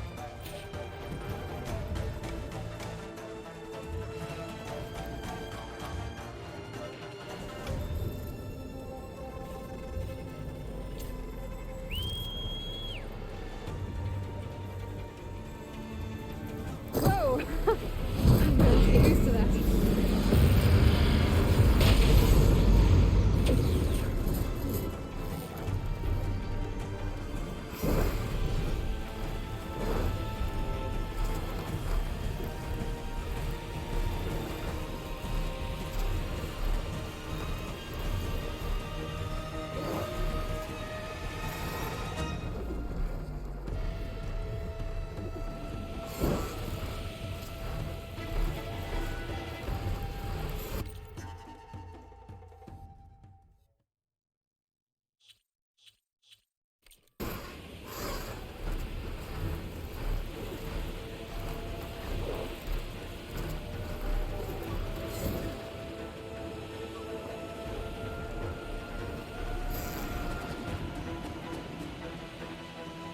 Those rebels.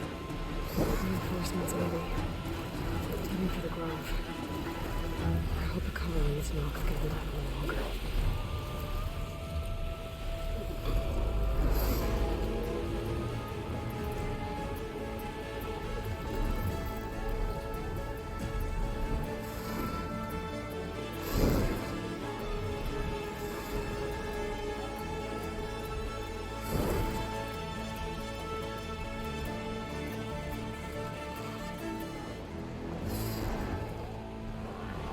There's the energy cell.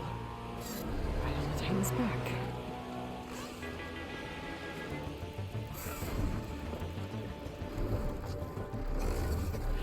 Got the cell.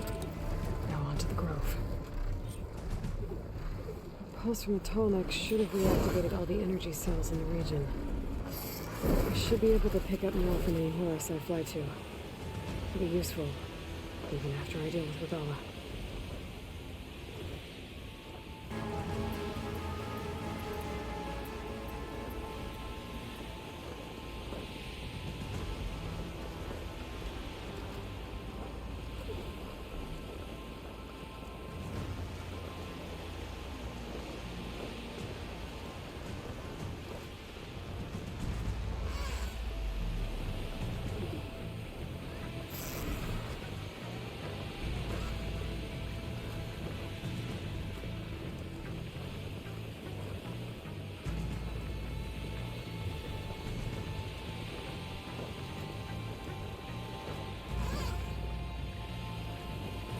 Here we go.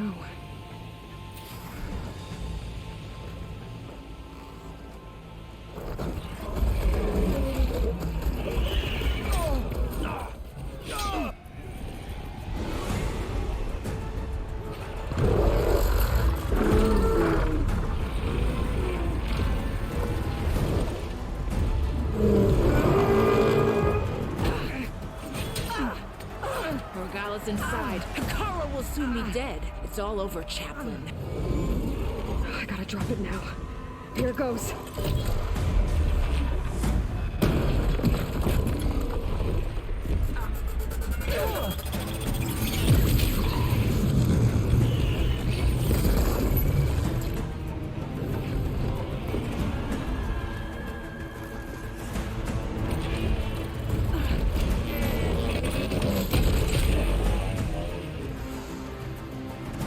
that? It's Aloy. She flies on the wings of the Ten. The tide has turned. Push through!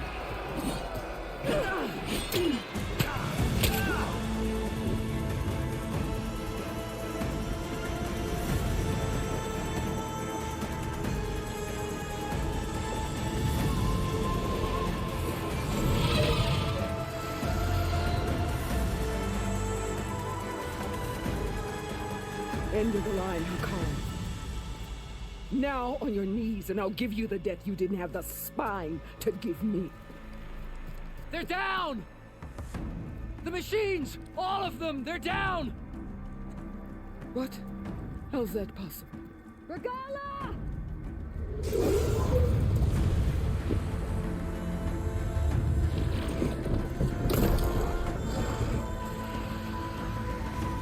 Enough bloodshed! Let's settle this. You and me. Easy to say when you're atop a machine.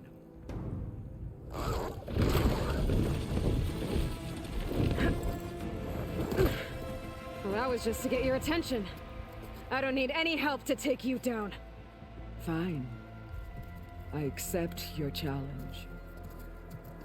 And once I'm done with you, I'll get to finish the slaughter. We'll see about that. The duel is set. Let none interfere.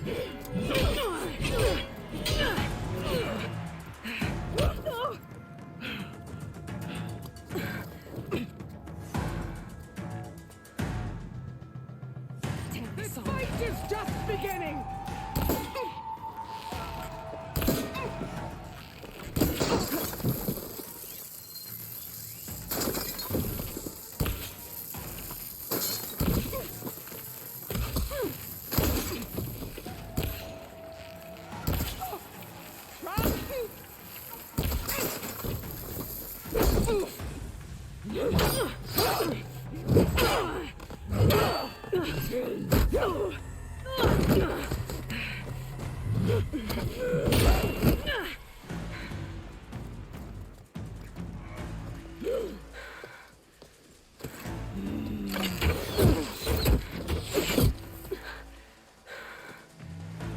Alright, so that's how it's gonna be.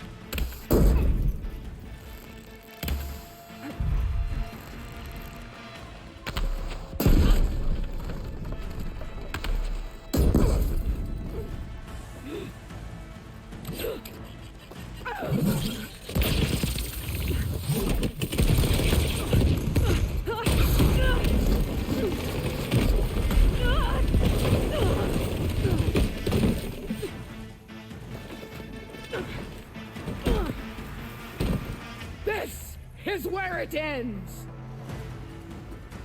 Yeah, it is.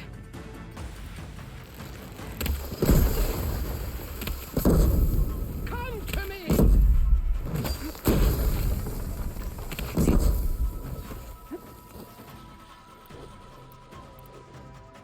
I will rise above!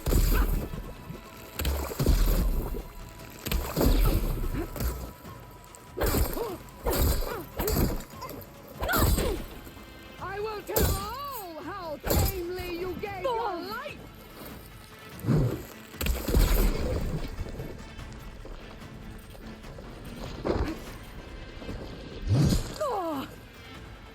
You bleed milk!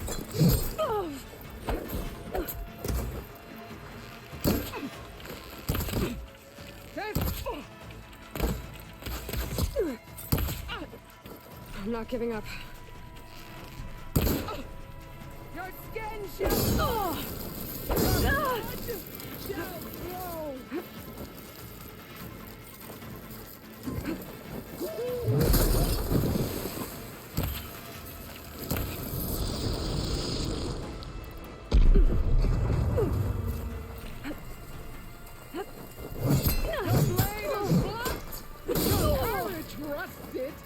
your body, weak!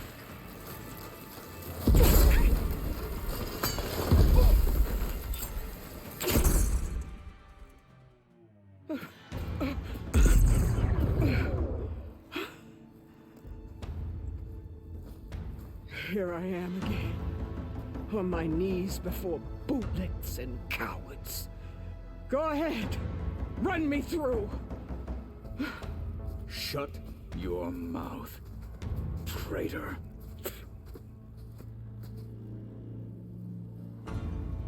It was you who flew in on the wings of the Ten. You who challenged her by our rights. You must decide her fate. I spared her once.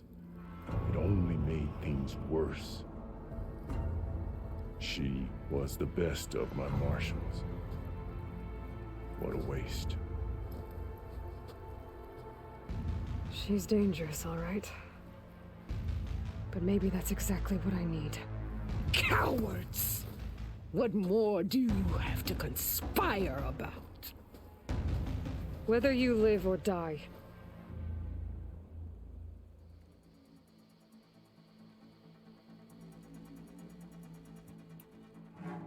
You led a rebellion that tore a tribe apart. All for bloodlust and revenge. Maybe the only thing you deserve is to die right here.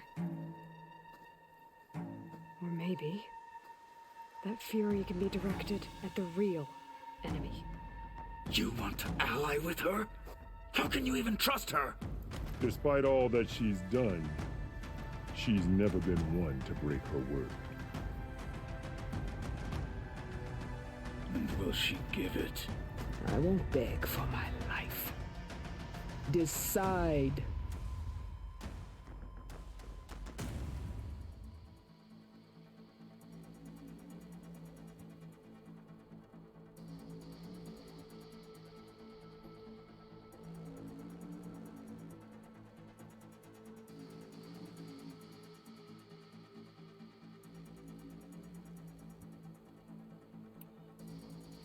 I'm not here to forgive you for your crimes.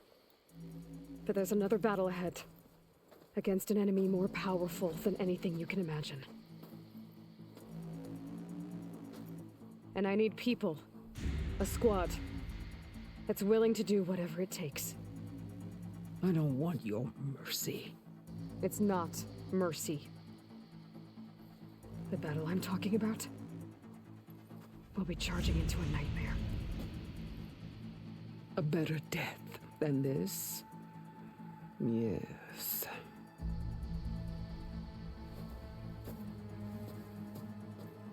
My blood is yours. Your enemies are mine. Meet us at our stronghold, in the mountains near Plainsong. You mean to send her alone? Without even an armed guard? She does not need it. I will be there. You have my word.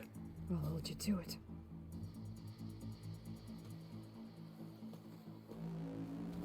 Chief, there's something you both need to see.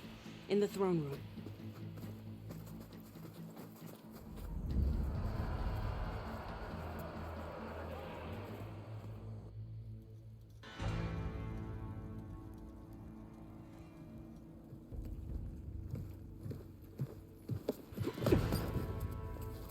He surrendered to our guards outside the grove. Claims he has an urgent message for the Outlander who defeated Regalla. So, state it. It's for her alone.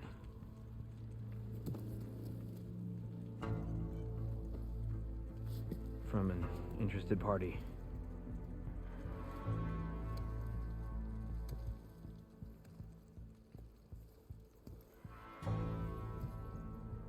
I'm gonna need some privacy. Clear the room. Put him with the rest of Regalla's soldiers. I'll see you back at base.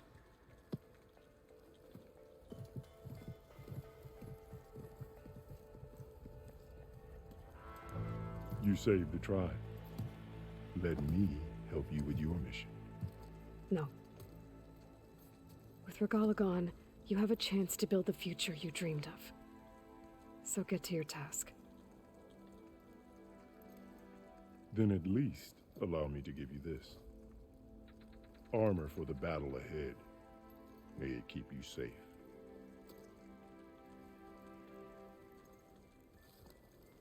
Thank you.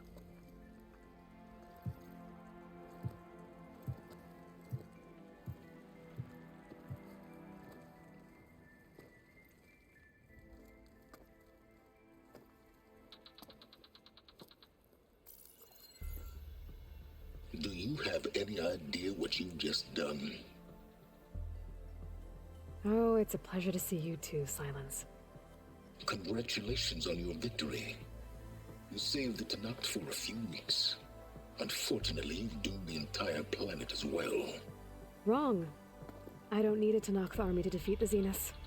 Oh, Aloy. Have you learned nothing about the enemy we're up against? More than you, hiding whatever hole you found. My idea is just better than anything you ever came up with. Go on. No, not here. We're doing this my way. Face to face, and with the weapon you've developed. And why would I agree to that? Because I'm your only way of beating the Zeniths, and getting the copy of Apollo that's on their ship. So meet me at my base. Mountains west of Plainsong. Time to submit to the inevitable silence and follow the person who actually knows what she's doing. Don't be late.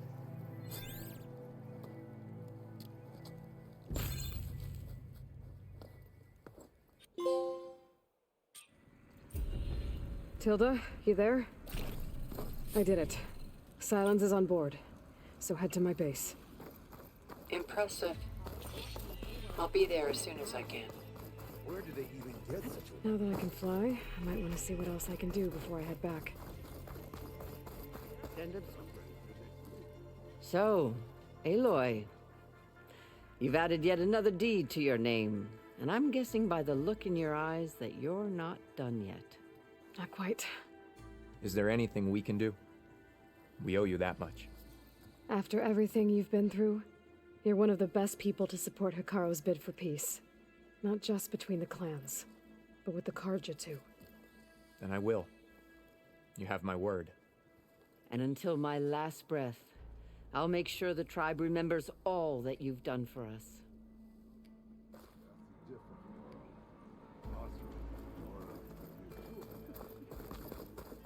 Join JTF-10 for the blaze be bright. Be naive. If it isn't the flame of the desert. How's our supply of ash? And so the Wings of the Ten found us when things were at their direst. I'm not some legend come to life, Jataka. That may be, but we will always be in your debt. At least most of the soldiers made it out okay. What an entrance, Aloy. Ateka. I figured I'd see you here. Of course. The Lowland clan fought for our own today. And like the day Hikaru conquered the Grove, we stand victorious. I see the same look in his eyes as I did then. Hope restored. His vision for us endures. He'll need your continued support, I'm sure. And he will always have it. Thank you for everything, Aloy.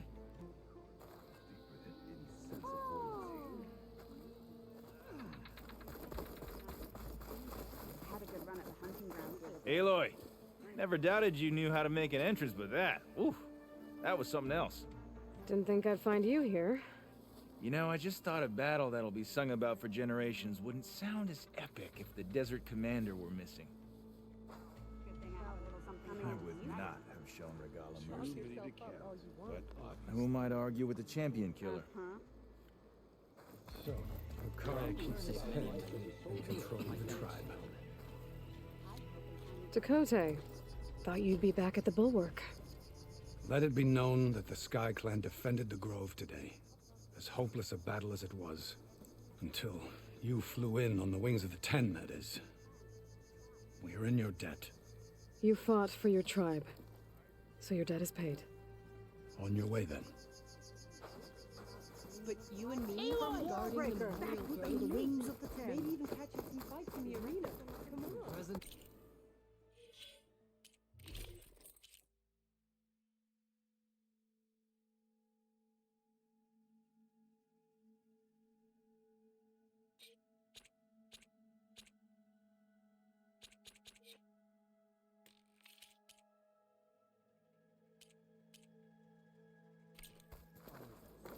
earned your honor.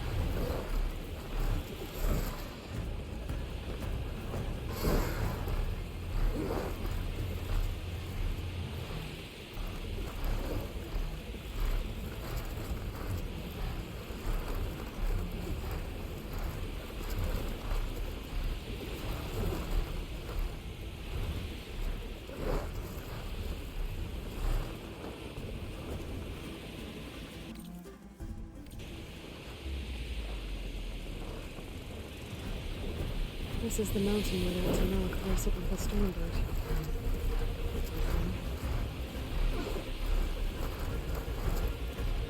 Rika's armor should be around here somewhere.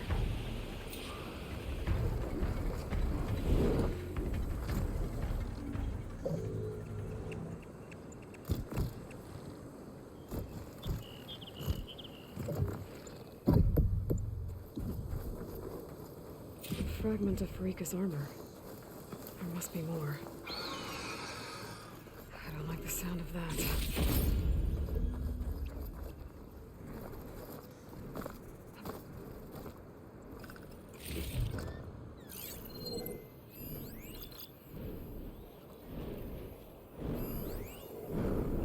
Whoa! It must be the Stormbird that killed Verika.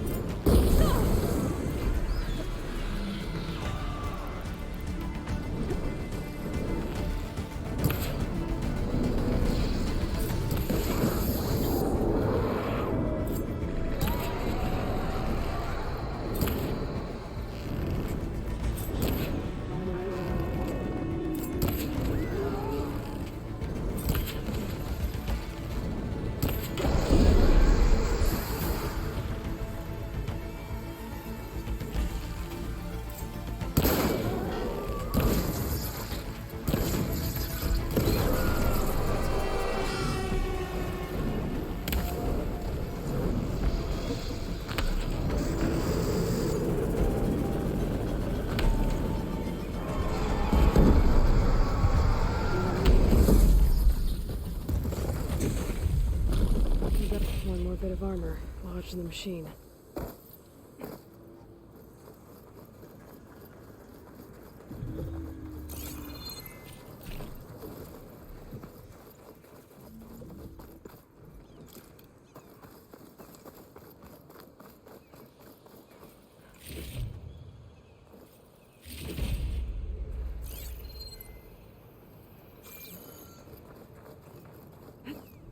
My focus might see something.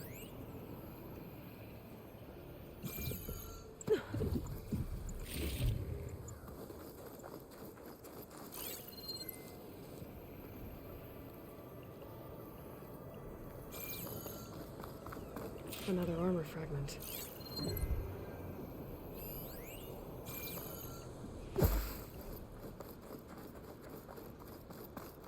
Looks like another bit of armor. I guess that's it then. I should let the Tenakth know I recovered what's left of Farika's kit.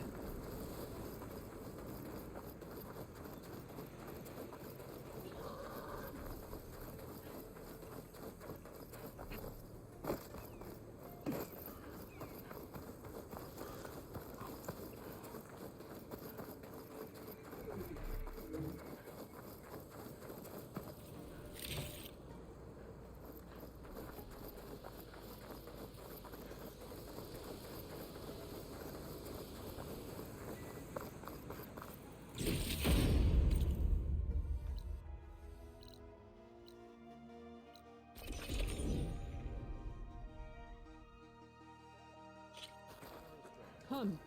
Trade. Honor and strength.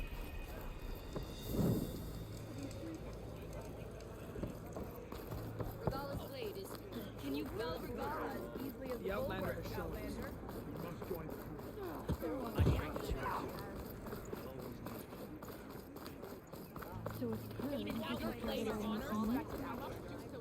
We saw you fly. Did you find Farika? I was able to retrieve her armor. What's left of it anyway. She didn't stand a chance against that Stormbird.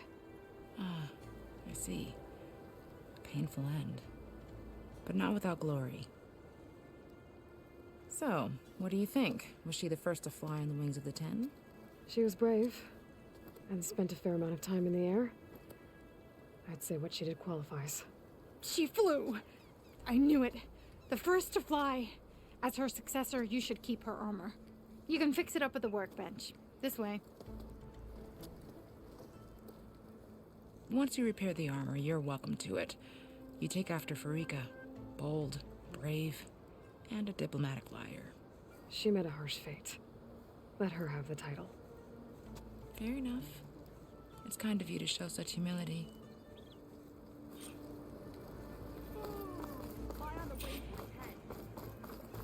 The Outlander has shown. We shall seek out. The Outlander has shown. You honor the Tenakth. Clans must unite. Once you repair Farika's armor, wear it with your voice. You need supplies?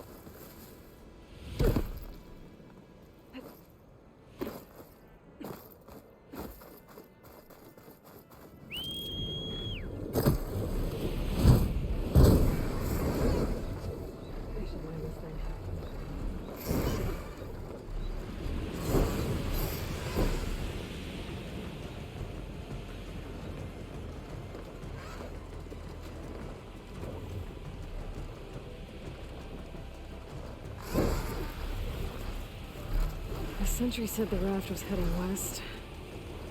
One raft in an ocean. Should be easy to find.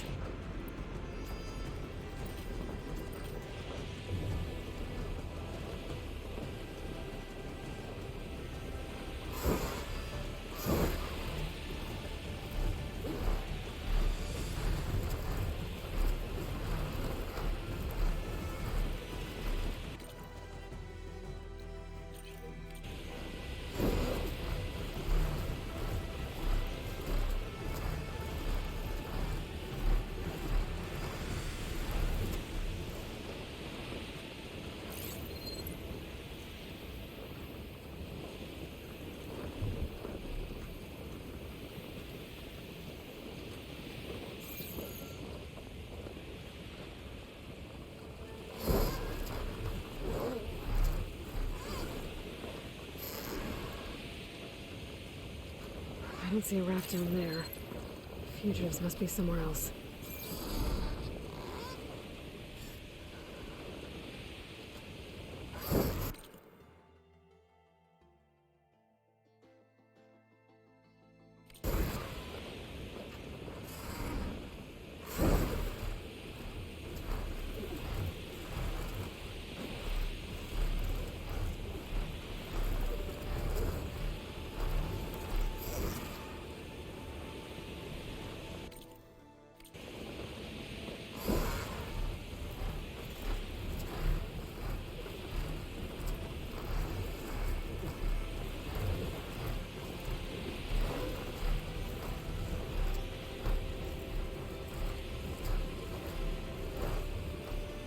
I'm not gonna find anything out here. Sentry said the raft sailed west from Tide's Reach.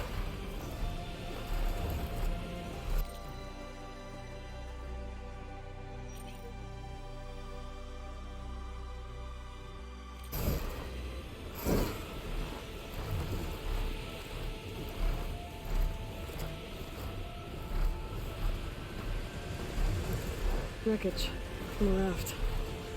Maybe those fugitives didn't make it too far after all. I'll only find out if I go down there.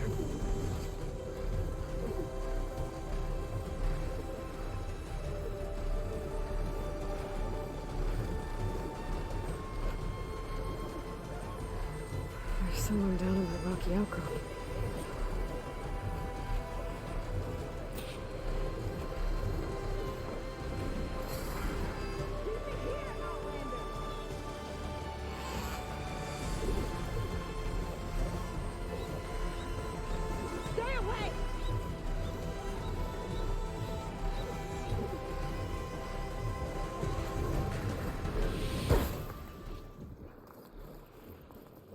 You're one of the raiders who attacked Tide's Reach? Where are the others? Holed up on top of a tower across the sea to the west. Where I left them. I thought that they were true Tanakh, but they're murderers, not soldiers. The Tanakh that Tide's Reach think you should all face justice. Then they should come and get me themselves. If you want justice, then find the others. Leave me here to face the sea. My last battle. Why did you abandon the other raiders? They abandoned the cause. They seek carnage, not honor. You think the attack on Tide's Reach was honorable? I wanted to face the guards in battle, but the others murdered them in their sleep. The rebellion is over, you know. So you say. I say there will always be those who want the Tanakh to be true to themselves.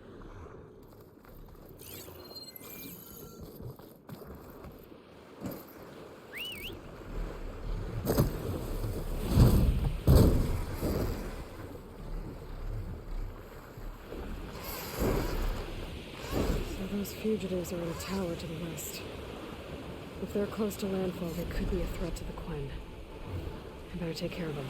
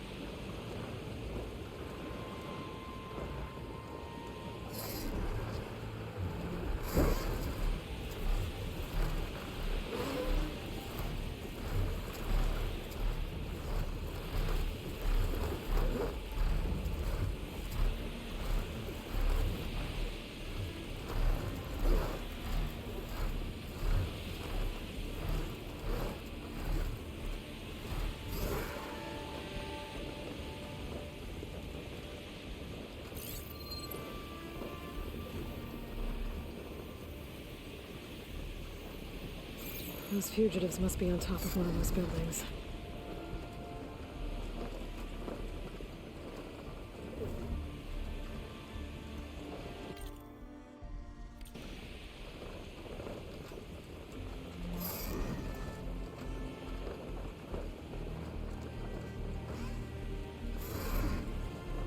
There. Someone's lit a fire.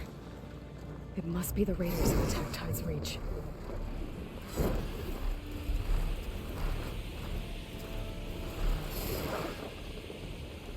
Up there! There's someone flying! Who is that? Who cares? Bring her down! That's the raiders. And they are a threat. Better find a place to land. And fight.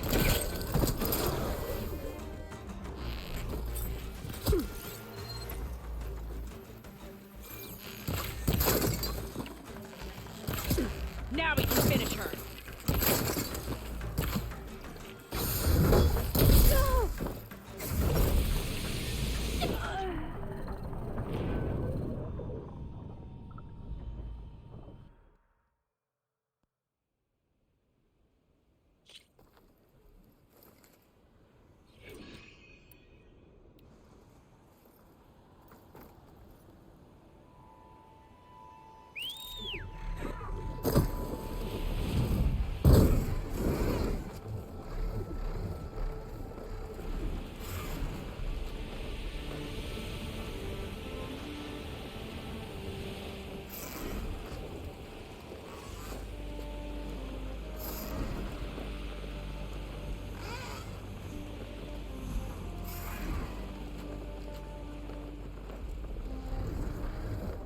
Okay, that's the raiders. And they are a threat. Better find a place to land. Fight.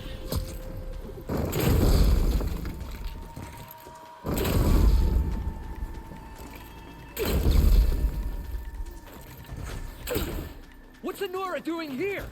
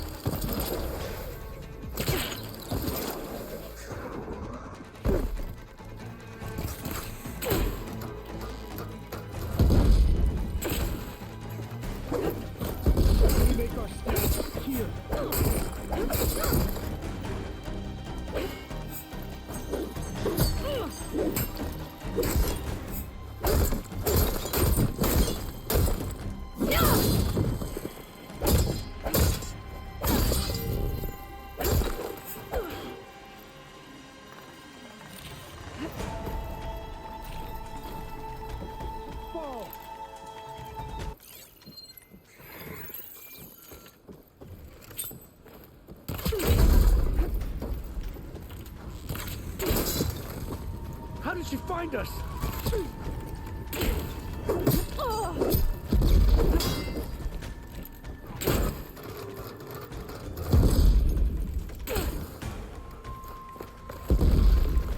This tower is ours!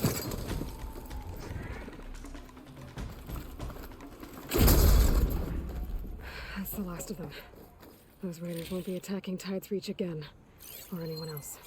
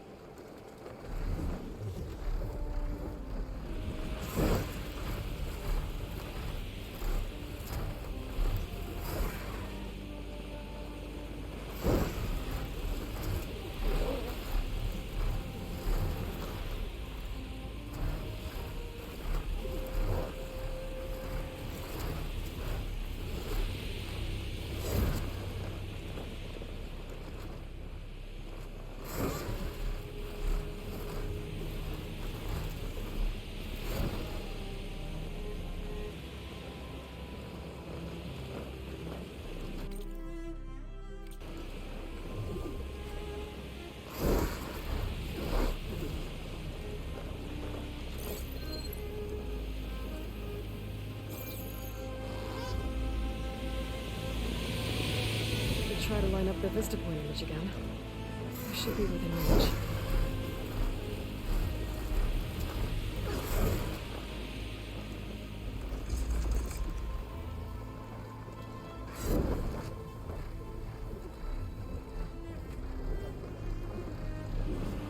I think I can land this thing on the tower.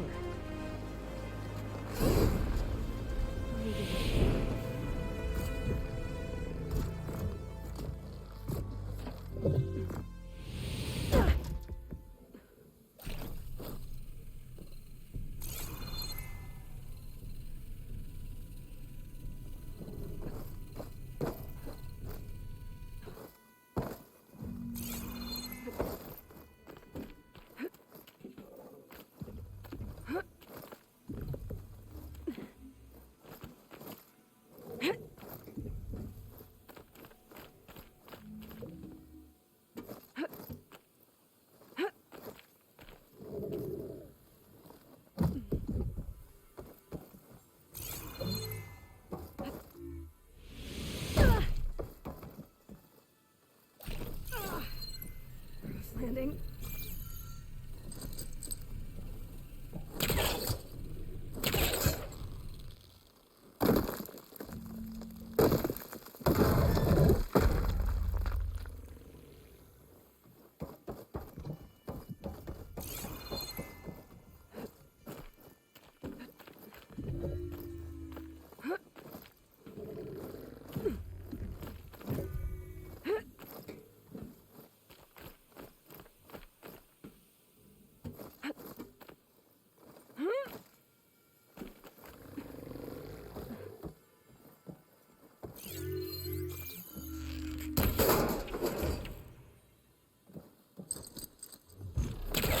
Too far away.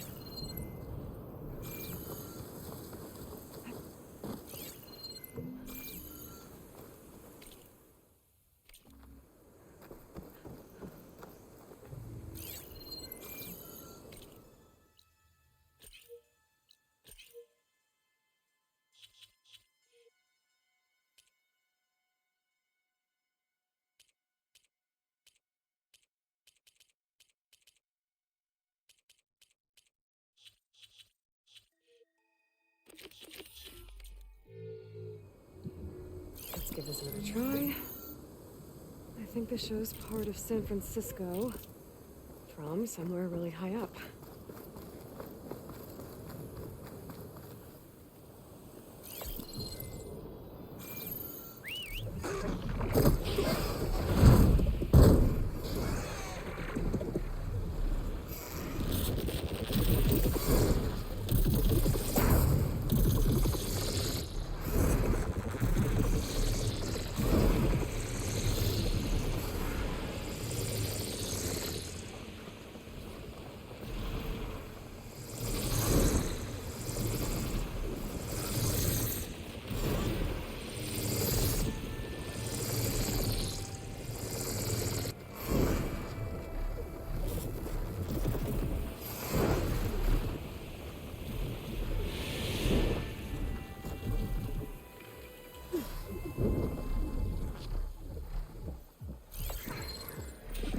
This looks promising. Maybe the image was taken somewhere on this tower?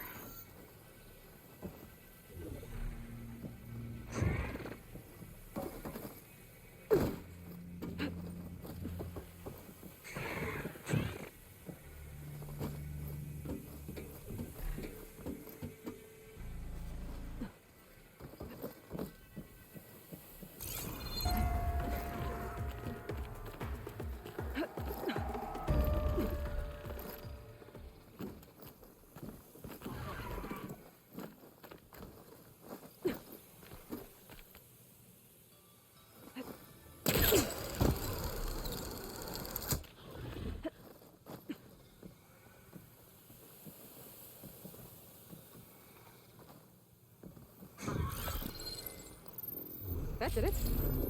There's data here. Another set of coordinates for some kind of cache. Looks like I have one more stop to make.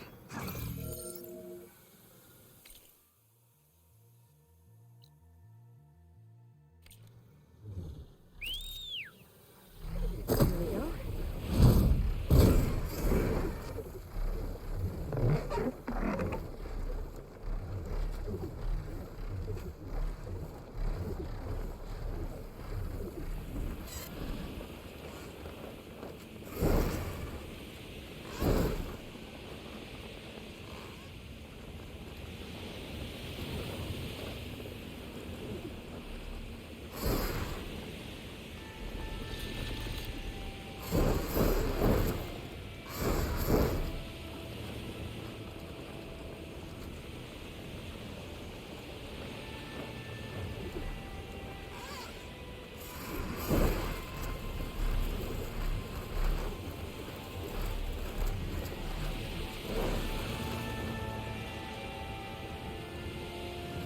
Okay. I think I'm close to the coordinates for the Vista Point cache.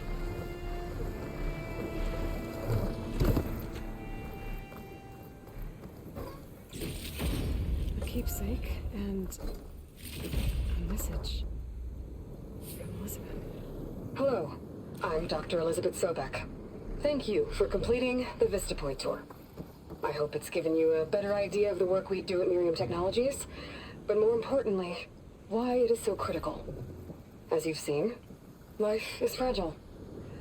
And, as my mother once told me, it needs our support, our care, and our love to survive. I hope this message, which is the core of Miriam's mission, means as much to you as it does to me. It does, Elizabeth. Thank you.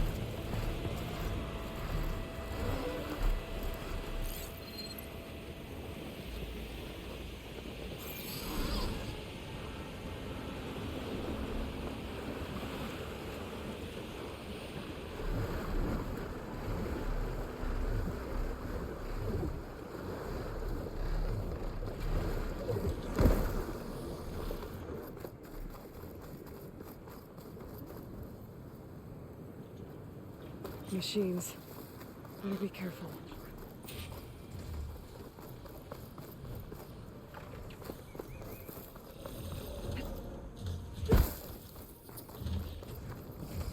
That's it. This thing took a beating. Not sure it still works. Better take it to Harriet and Christia. Maybe we can fix it.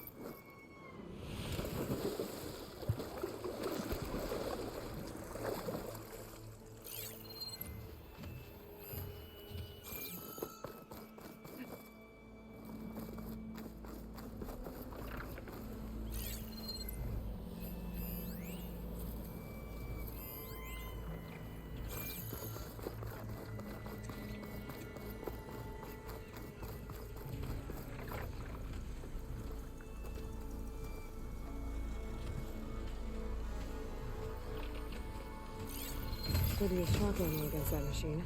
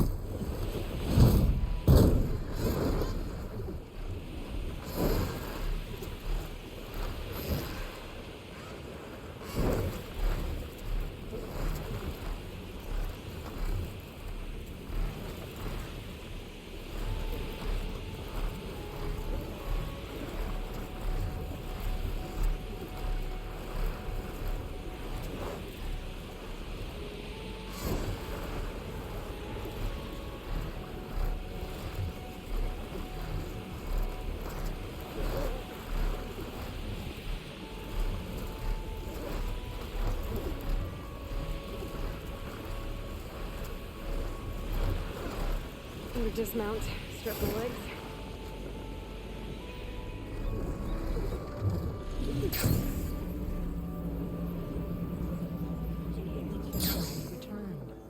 By the ancestors. You're back. Is that? I'm sorry. It's broken. Our last hope. No. There has to be a way to fix it. How? We just need to replace the batteries and the sensor unit. Right, because they're just lying around a jungle for us to find. Wait. The ancient fleet. It might have what we need. What ancient fleet? When we abandoned our ship, we were washed ashore on a beach southwest of here. There were ships built by the ancestors there.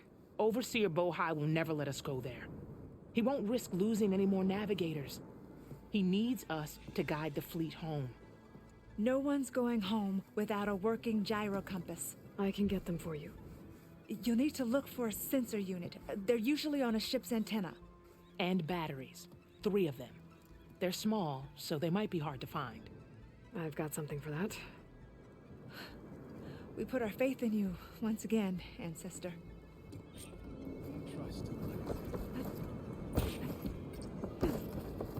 Quite a move!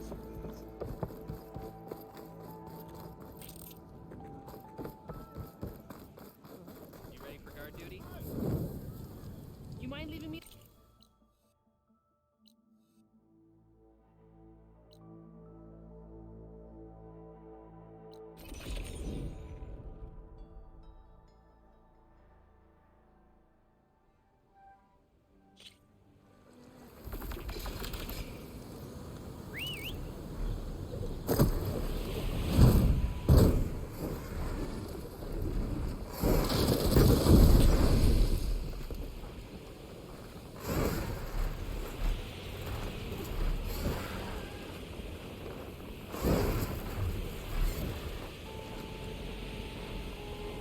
Harriam and Christia said I'd find ancient ships in this area.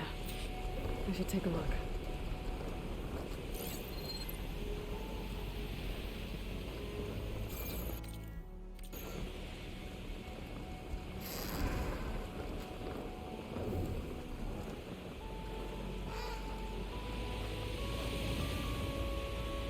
There, a sunken ship.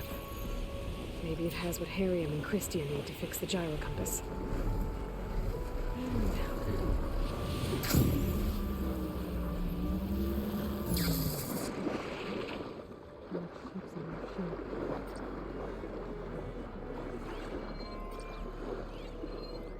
The ship's antenna.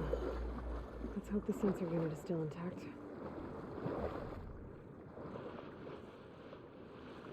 No sensor unit. There is an old recording. This is the USS Anchorage. Hailing anyone who's left. The Medina, the Omaha, and the New Orleans are down, and the swarm just cracked the Harris open like an egg. Incoming! Hold on!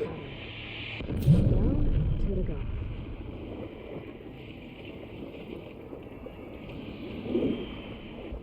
The lead Horus is heavily damaged. If we can concentrate fire, maybe we can still take it down. I think we've got a ping on the Hamilton! Lost it! Sensors down! We're sailing blind! It seems that their sensor unit was taken out. They were trying to reach other ships. Guess I should find the batteries now. My focus should pick them up.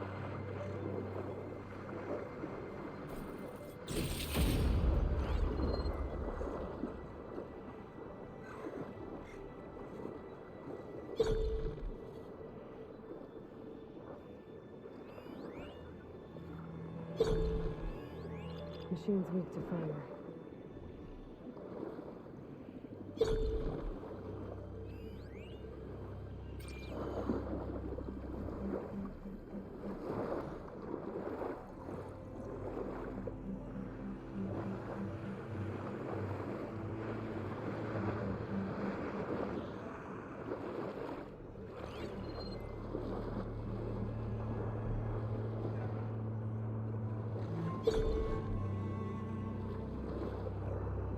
Take a look inside that shipwreck. See if there's any power sources there.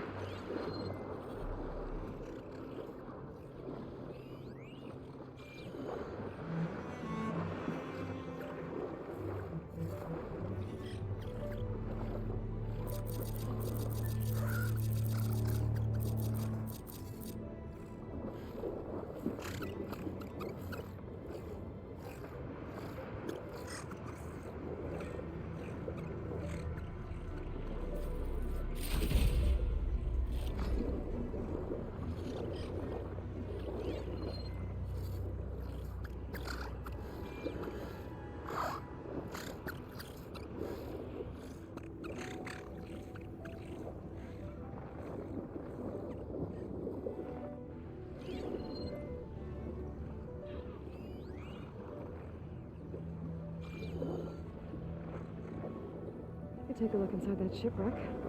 See if there's any power sources there.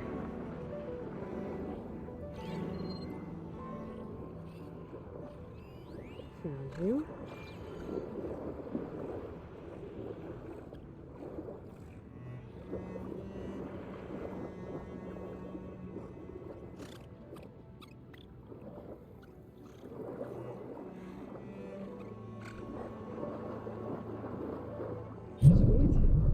Focus picked up coordinates from that transmission I found. If there's more shipwrecks there, one might have an intact sensor.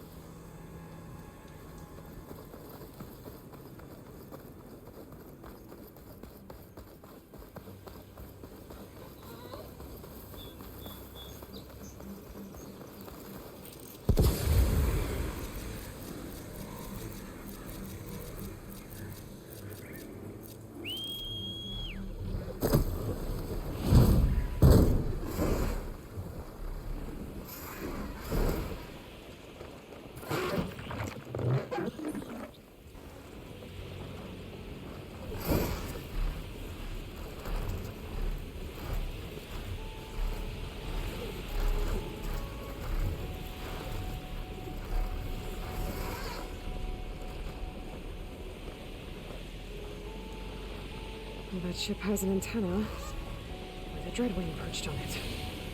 Great. Gonna have to deal with it before I can look for the sensor the Quen need.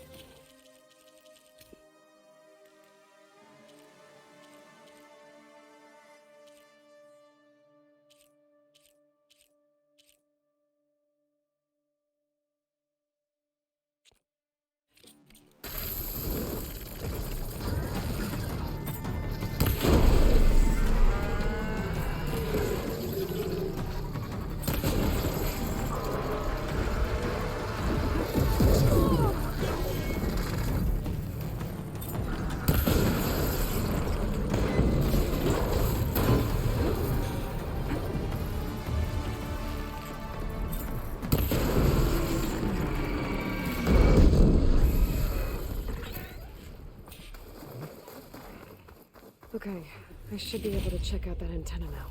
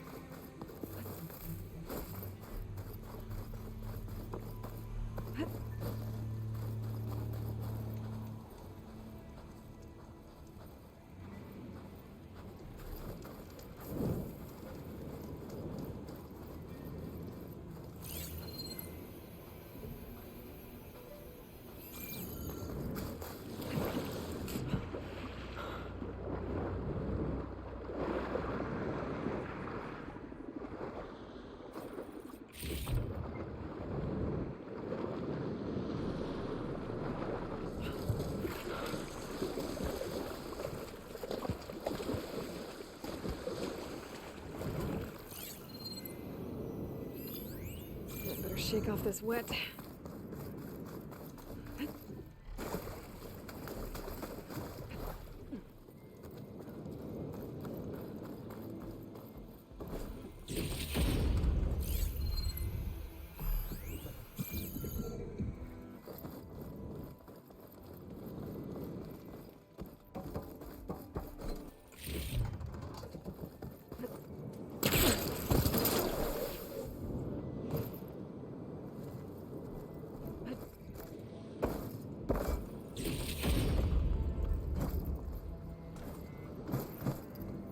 Sensor unit.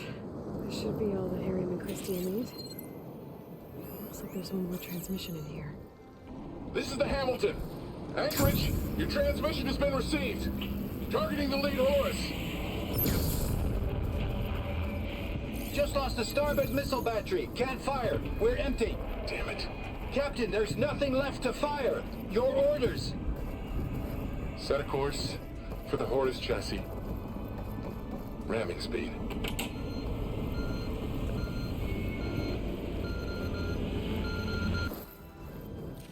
It's never a happy ending, is it?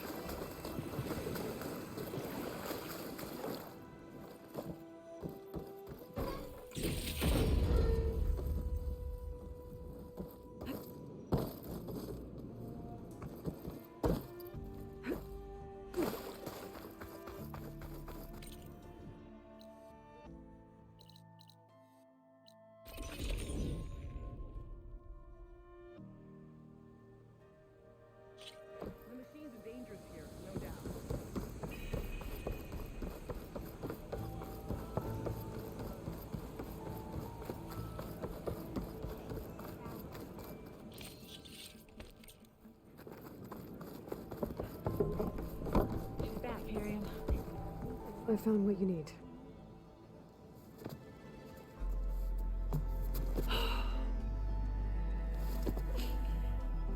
Thank you. I'll get working on the gyro compass immediately. I'm coming home, Leandra. You've done us a great kindness, Aloy. Christy is not the only one with people waiting back home. She'll be able to fix that gyro compass in no time. We'll never be able to thank you enough. But this should be a start. If you need anything, tell Bohai to contact Alva. I'm sure she can help. May the ancestors steer us true. I can't believe we're actually going home.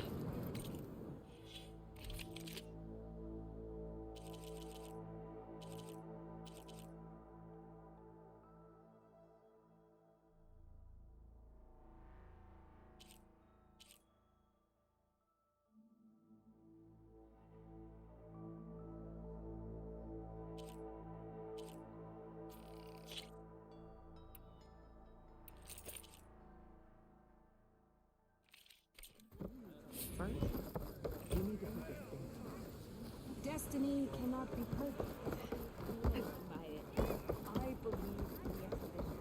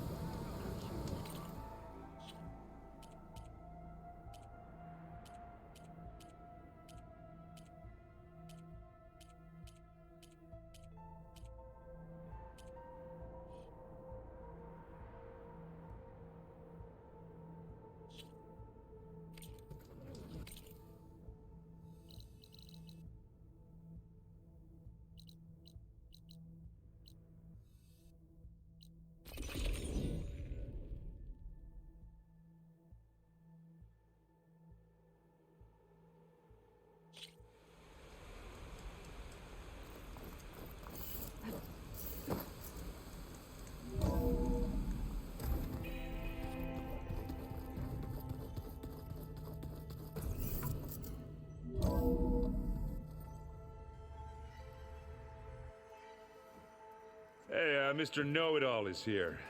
You know, your focus buddy who never smiles. I didn't know what to do with him, so I had him wait in your room. Got it. Thanks.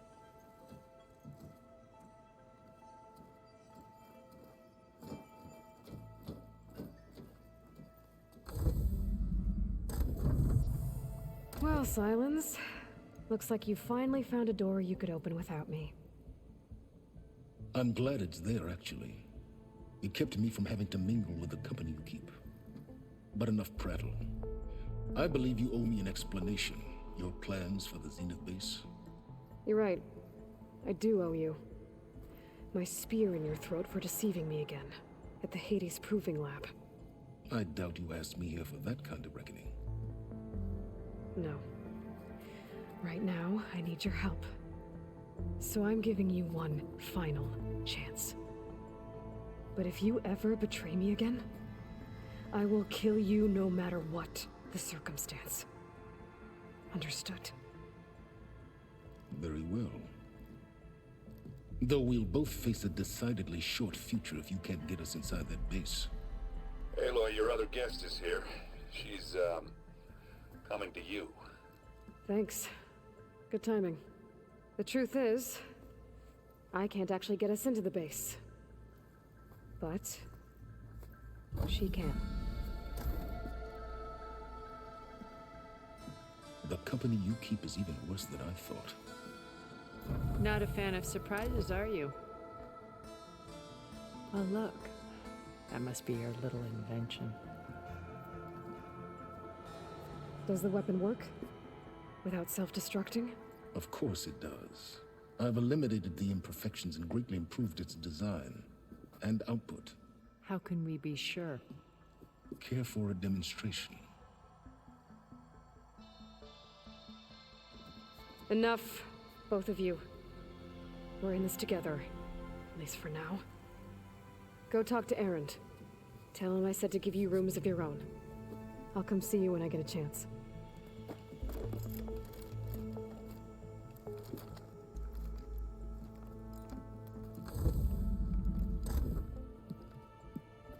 Oh, no. You first.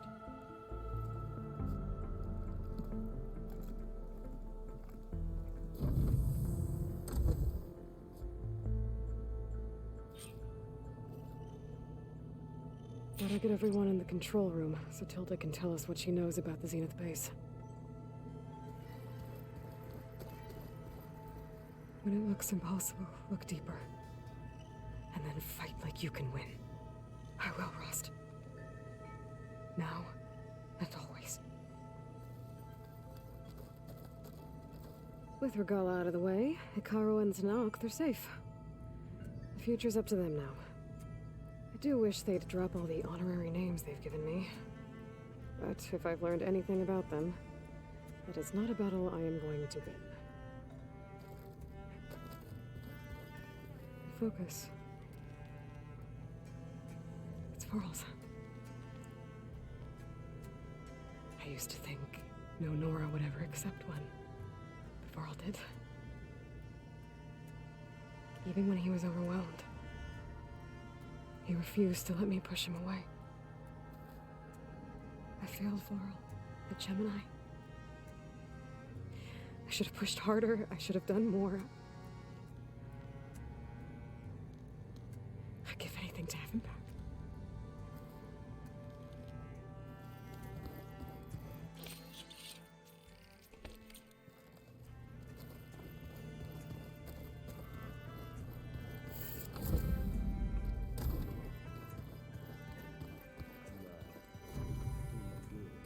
There you are. Well done, Aloy. Despite my reservations, you managed to secure Silence and his weapon. You're truly a shining example of Liz's fortitude. I've been thinking about what you said at your house. How you were friends with Elizabeth. It was more than that, wasn't it? Perceptive as ever. You're right, we were together for a time. Okay, so... what happened? I was an orphan. I had always been alone. By my 30s, I was starting to wonder if that was simply my fate in life. And then I met Liz. We kept running into each other at conferences. We'd have coffee. At some point, it became drinks. I thought it was just shop talk, an exchange of ideas, but then I was surprised at how much I looked forward to seeing her. Soon we were flying halfway across the world every other week just to meet up. For the first time, I didn't feel lonely. I could imagine a future where I wasn't. I think Liz felt the same way at first. She had lost her mother a few years back. I filled a void for her. I know I did. But as time passed, it seemed as though she wanted less when I wanted more. And so we ended things. So helping me, restoring Elizabeth's dream, it's what, a second chance, yes. I made a mistake leaving Earth while Liz stayed behind. I should have done more. So when I saw you, a woman who has carved her own remarkable path, beyond even what made Liz a phenomenon, I knew I had to help you. To do right by her.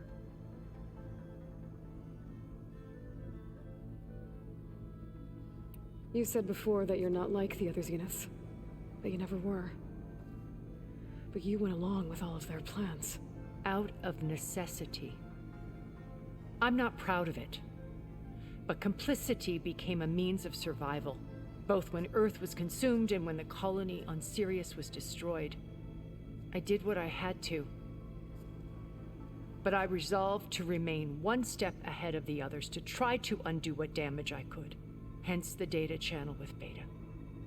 The secret passage into their base and the little trick I pulled to save you. Why did you make the data channel look like your house? I built that house as a shelter to weather any storm.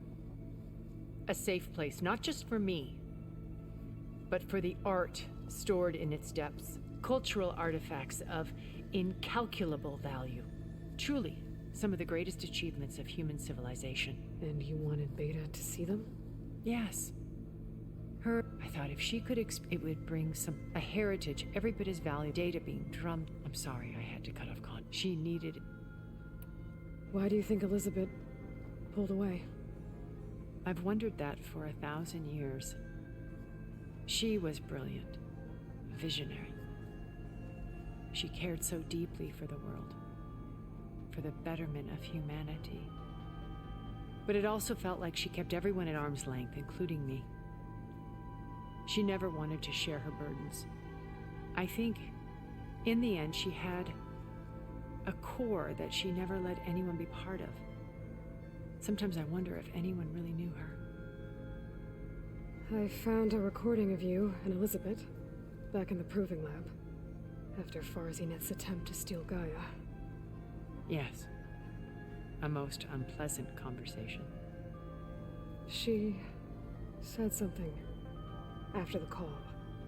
I think she regretted how things ended between you. Did she? All this time, thank you for telling me. I've always hated that those were the last words we ever said to each other. And that her last impression of me was as a functionary of Far Zenith, not who I truly am. When it's time to break into the Zenith base, what can we expect? I'll go over the full layout once you've assembled your friends. Suffice it to say, we will need to push as fast as possible to Beta and Gaia's location, dealing with heavy resistance along the way. There are also printing facilities where the others have been amassing the natural resources they've stripped from the region. What for? First for use in the base's infrastructure, and then to fabricate more Spectre drones, a small army of them. When I was out in the wilds, I saw a shuttle take off from the island, heading for space. It was likely ferrying materials to and from our ship in orbit. After hundreds of years luxuriating in our digital comforts, the ship was barely space-worthy when we made our escape. Disaster can strike at any moment. We've learned our lesson. Have you figured out how Silence's weapon works? No, and he's been very careful not to allow me near it. I'll admit it bothers me, but regardless of how it functions, I am confident it will deactivate the other shields en masse. How many of them are in the base? 10, including Eric and Gerard. Only a handful of us made it to our ship when our colony collapsed. So, Eric... was he always a bloodthirsty psychopath? I believe he got worse over time. On Earth, he was the founder of a profitable private military company. A band of cutthroats, in other words. Even as governments abandoned human combatants in favor of automated warfare. He found success with clientele that required a more personal touch. There were also rumors that he personally hunted and killed his targets. On occasion, all for the thrill of it. But on Sirius, he retreated to virtual reality simulations. In them, he could go on rampages as violent as he pleased, though I suspect with diminishing satisfaction. All of his tribe believes he was one of the greatest people from the old world. Then they would be quite disappointed to meet him, though I'm sure he'd bask in the adoration. What can you tell me about Gerard? He was the head of the world's largest financial conglomerate, and as such had dealings with almost every major corporation. It made him one of the wealthiest people on Earth, and certainly the wealthiest among Far Zenith. What does one person do with that much money? Buy more power, more influence. Gerard's always believed himself to be a refined patrician, able to maintain control with a polished smile. But beneath that exterior is a cold and calculating operator. It was his decision to restrict Beta's upbringing to her digital educators, the avatars of the Apollo database, while we were painted as her benefactors. Well, we'll deal with him soon enough. And the others. I would very much like to see his face when he realizes we've beaten him. When I was in the ruins of Vegas, I found data on a man named Stanley Chen. I think he was a Zenith. Stanley, ever the optimist. He was one of the good ones. When we established our colony, he built an exact replica of Las Vegas in virtual reality. Lights, shows, gambling, every detail perfectly recreated. And while others cloistered themselves in their own fantasies, he flung his doors wide to everyone. The way you're talking about him, I'm guessing he didn't make it back to Earth? No, he perished when our colony was destroyed. He would have been thrilled to discover that part of his beloved city survived. When Beta escaped and hid in an ancient research facility, I saw another one of the Zeniths, Verbena. Who was she? A dull star amidst a sea of brighter constellations. Unlike most of Far Zenith's members who amassed their wealth through shrewd business deals and technological achievements, Verbena inherited her billions. Her father had achieved great success in the luxury holotourism industry. At age 24, she became the world's most eligible bachelorette, branding herself a life designer. Someone who leverages their fame to influence the choice of others. What, like a cult? In a way, yes. Well, she must have done something right to have survived this long. She was her own brand of ruthless. That much is true. But even rats can cling to a vessel for escape. Okay, so I've had run-ins with a handful of Zeniths. What about the rest? An array of the wealthiest people on Earth. Titans of their industries. And let me guess. All selfish and ruthless to the core? Most, but not all. There were a few with whom I got along. Annika Murjani, for instance, was always delightful. She founded the Holonet's most successful dance channel and was herself mesmerizing to watch. And I had fascinating discussions with Song Jiao about her work in cellular biology. Our immortality treatments are due in part to her achievements. But then there were others like Devin Miller, the CEO of a fast food printing corporation. His only real preoccupations were perfecting his golf swing and taking South Hollows. When I think about all of us, we really should have accomplished more. We had eternity.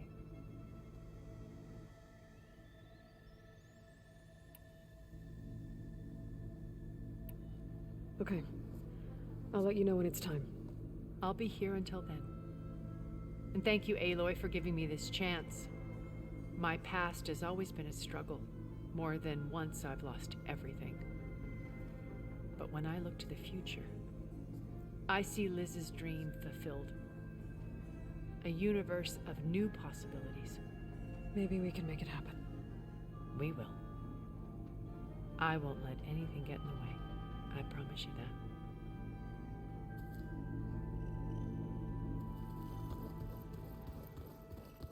Hey, Erend. I was thinking we could spar for a bit. When you have the time. Oh, sure. Yeah, of course. It might be a way to deal with my anger. Yeah, feeding the crap out of me makes you feel better. I'm all for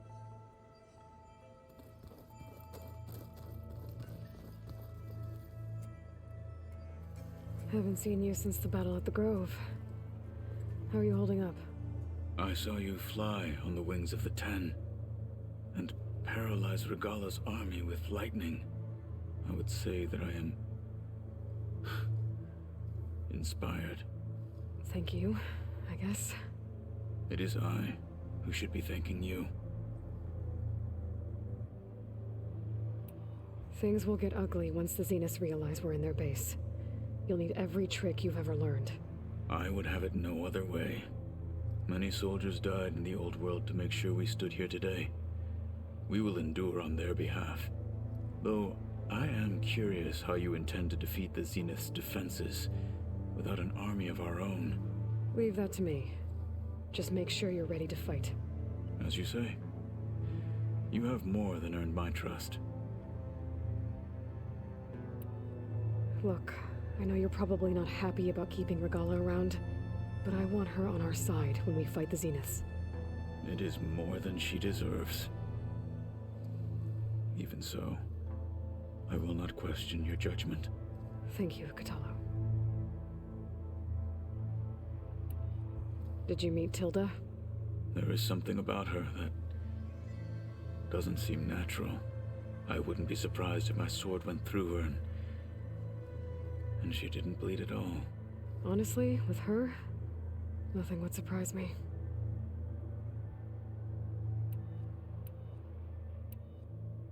Your people keep mentioning the wings of the Ten. The visions tell us that the Ten leapt for us. It is why the challengers leap in, and now, like the deeds of the Ten themselves. So, tell me. I won't lie. Pretty good. I can only imagine.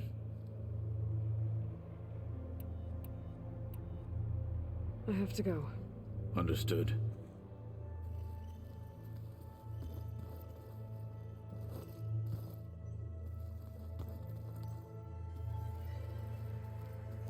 I see you've got your new arm ready to go.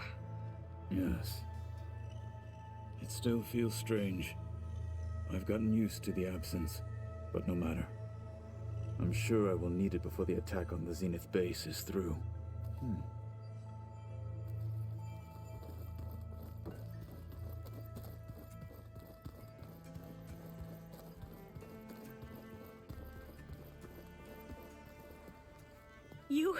You flew?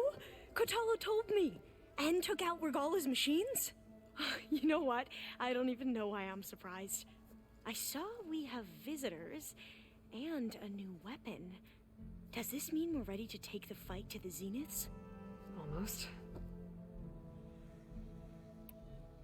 You sure you're okay going on this mission? I know things must be happening pretty fast for you. I've already braved oceans and madmen who thought they were ancestors reborn. Why not a few immortals with lethal drones at their command, too? Guess the more the merrier. Are you okay? I was wondering, is it really safe having someone like Regalla here? She seems angry. The kind of angry that leads to murdering people in their sleep. Don't worry. We're going to point that anger in the right direction. The Zeniths. If you say so. I hope our new guests have been behaving.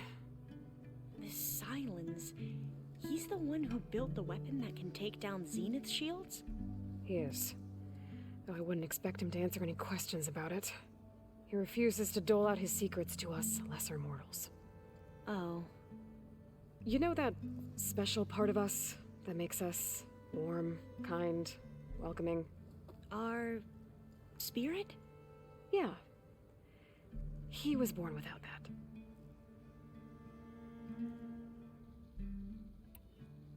I suppose you saw that Tilda is here. Our very own Zenith. I almost went up to her to ask her, well, every question I've ever had about the legacy. Every diviner I know would kill to get 5 minutes with one of the old ones. But now that she's here, all I feel is a vague unease. I don't know if I'm scared of finding out more uncomfortable truths, or just scared of her. Probably both. I need to wrap up a few things, but stay sharp. I'll be ready when you call.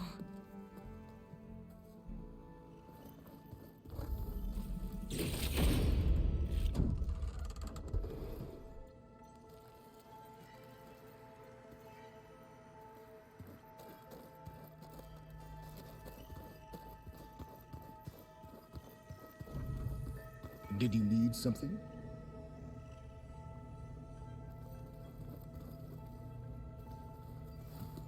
Bravo. You managed to sway a Zenith to your side. Care to explain? Not a chance. I thought you said the weapon was ready. There's always room to optimize. But that's not why you're here. I assume you want to comprehend my undertakings. So, ask away. Since when were you so forthcoming? Since you turned this into a waiting game. And as it seems you have found modest success, perhaps I'm willing to be generous. Okay, so your big plan, everything you've been manipulating for the last few months. Let me see if I got this straight. You learned about the Zeniths from Hades when you interrogated it. Then you came up with a plan to defeat them by using a Tenakth army and that weapon. And to get the Tenakth to fight for you, or rather the Sons of Prometheus, armed Regalla's rebels with override tech. Did you have an actual question, or are you still playing catch-up? So all this time, even before I found the coordinates at the Spire, you were out here scheming. Why couldn't you just tell me? When I learned of the Zenith's return to Earth, I laid out my plans. I knew I would one day require an army of overzealous Tenakth to assault the Zenith base. The casualties would be extreme. And I knew you would never allow such a sacrifice, no matter how necessary. Thus, I devised a means to remove your interference from the equation. At the Hades Proving Lab. Why create the Sons of Prometheus? You didn't need a Sarah to make override tech. They were a necessary safeguard. My time serving Hades in the Eclipse demonstrated the risks of getting directly involved. Through the Sons of Prometheus, I could execute my plans, all while remaining anonymous. Except to Asera. How did you get Asera to work for you? I knew there was an associate of the Oseram tinker, Dervahl, who escaped his failed assault on Meridian. It was trivial to track her down and gain her cooperation. She wanted to succeed where Dervahl had failed. So you promised her Regalla, and the Tenakth. Asera would help you create a machine-riding army, and wanted to see Meridian burn as much as she did. And so a partnership was born out of thirst for blood, bonded in mutual self-interest. You think you had everything figured out, huh? I did. You wanted me to surrender to the Zeniths at the Hades Proving Lab. They almost killed me. Based on everything I knew about them, I concluded they would find you a useful asset, thereby keeping you out of harm's way and, more importantly, out of my way. So you really didn't know they had their own clone of Elizabeth? No. Unfortunately, there was no way I could have known that particular detail. Detail? Well, I guess if it wasn't for that, we wouldn't be here today. Tell me about the weapon. How does it work? I've upgraded the delivery system. It now emits a wave-like effect covering a significant distance. That doesn't fully answer my question. No, but I'd be a fool to reveal its inner workings. After all, why did you withhold your plan for dealing with the Zenith drones? Yes. Even you can appreciate the value of secrecy when warranted. Suffice it to say that the weapon will work. The intricacies of how is knowledge that is mine alone. Why help Regalla take over? If you wanted an army, you could have just gone to Hekarro. Before Regalla's rebellion, Hekarro was only concerned with battling machines and fostering friendships with the Carja. Even if I gained his ear, he would never agree to send his forces to battle a threat he couldn't understand. So helping a bloodthirsty exile was easier? Yes, exceedingly so. All Regalla craved was war against the Carja and anyone who threatens the Tenakth. She would have led the tribe into battle without question, which was precisely what I needed. While I was out there, I had a couple run-ins with the Quen. The tribe from across the ocean. And? Their entire tribe was shaped around the discovery of focuses. One of them, Alva, even joined me here. Don't you want to know more about them? No. They stumbled upon the greatest technological artifact from the ancient world, and what did they do with it? They shrouded the knowledge they unearthed in mysticism and taboo, creating a pantheon out of corporate shills. Yes, well, it also led them to Thebes. Did it now? So those run-ins with the Quen I mentioned. On one of them I teamed up with their expedition to search Thebes. We found Pharaoh at the end. You must have needed Omega clearance. So, what was it like? Worse than you can imagine. He single-handedly wiped out collective human knowledge. I'm sure it was still less than he deserved. Let me guess. You would have scraped him into a jar so you could prod his brain, like what you did with Hades. For a start. Alright, Silence. I think I've talked to you long enough. I'll let you know when it's time to go. And try not to mess with Tilda while you're in here, okay? I don't need the two of you butting heads. Ah, yes. About your Zenith ally. I wonder if you understand what kind of person you're dealing with. For someone to live as long as she has, outlast as many calamities, well, your goals may be aligned now, but I'd watch for the moment they diverge. Yeah, I'm aware. Reminds me of someone else I know. Survival is only a necessity to my greater purpose, Aloy. I'd hoped you'd recognize that by now. Do you know something or not? Oh, I know a great deal of things. But on this, just call it a feeling. Oh, a feeling? You mean you finally had one? Huh. Guess even you can change, Silence.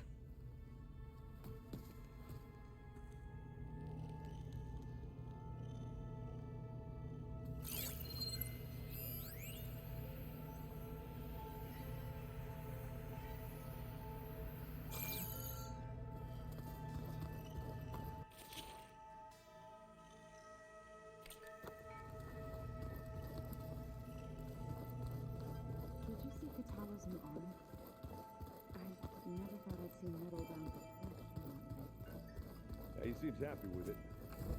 Well, we can crush the record. Elizabeth and Tilda had a history. The more I learn about her life, the more complicated it seems. I guess she saw something good in Tilda. I don't know what exactly, but seems like it was enough. For a while, at least.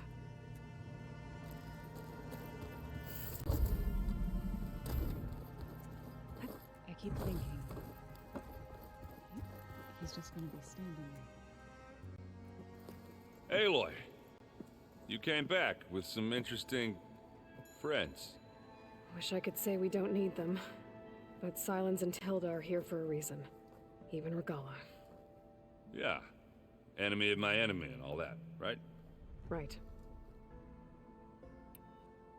I guess Silence is keeping to himself, as usual. I was hoping he'd give me an excuse to hammer his sorry ass to the ground. Please don't. You telling me you wouldn't want to get just one good hit on that smug face of his? After everything he's done? Sure. Later. Right now, he's got something we need. Doesn't look like any of our guests are making trouble. Yet. So, Kotallo tells me you flew. Well, that's new. I've been busting my balls trying to learn to read. You're out there having all the fun. Don't worry. You'll be getting all the fun you can handle soon. With the Zeniths. Looking forward to it. You, talked to Tilda at all? I tried. I don't think even a hot forge could melt that ice. And you say she wants to help? I think so. Well, let's hope. I better get going. Oh, you know where to find me.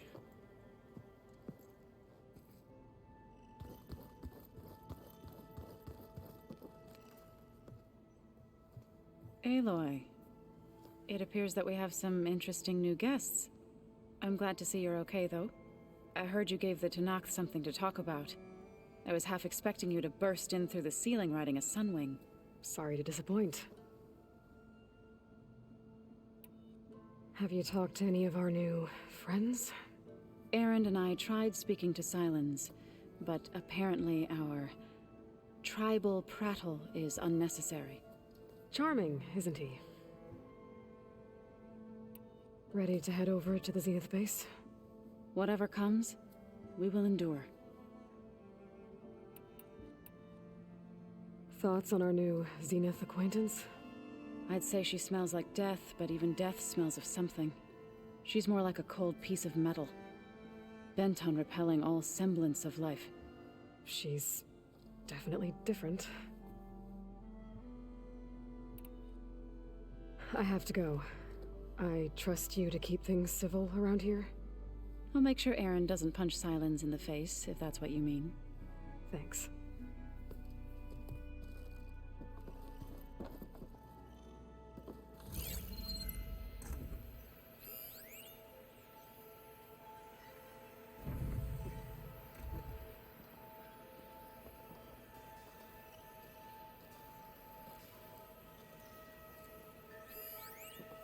Just you wait, Bard. We're taking those space lugs This down. must be from the cool route. Between the Rockbreaker and the Slitherfang, Regalla really wrecked the arena. I'm glad her rebellion is finally over. Now Hekarro and his people can move forward.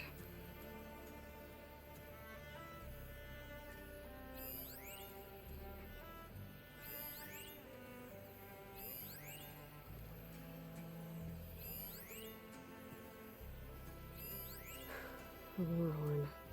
To summon an army of rebels and machines. Regalla threw everything she had at the Grove.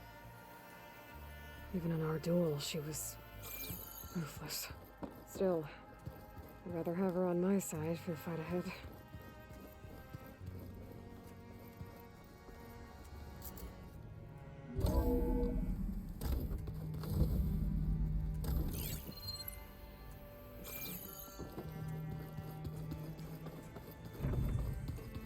I can read this later.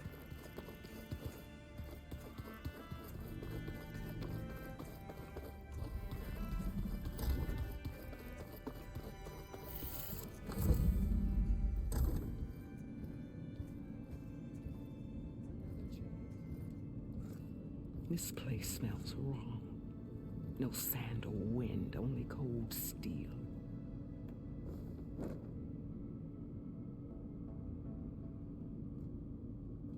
And the others up there, your squad.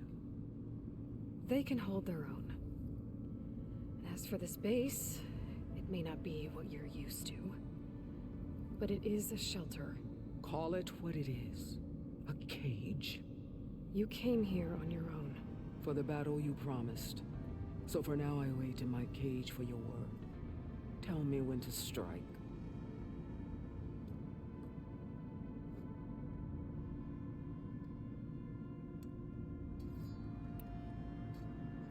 The whole time I've been in the West, I've been fighting you and your rebels. I'd at least like to know why. You were among the enemy. What more is there to know? Why did you do it? Dork, Jiroka, Makalo, and the Karja pushed into the desert to raid our people. My brother's squad was among the first to intercept them. But the Karja captured them, strung them up, and burned them alive as an example. It was too late. I found them by the sound of their screams. So you wanted vengeance? Vengeance? No. I wanted devastation. To tear down the Karja's cities and drown the land in blood. Hunt down every last survivor and grind their bones until the sky chokes on the dust. But my chief betrayed me. Betrayed the Tenakth.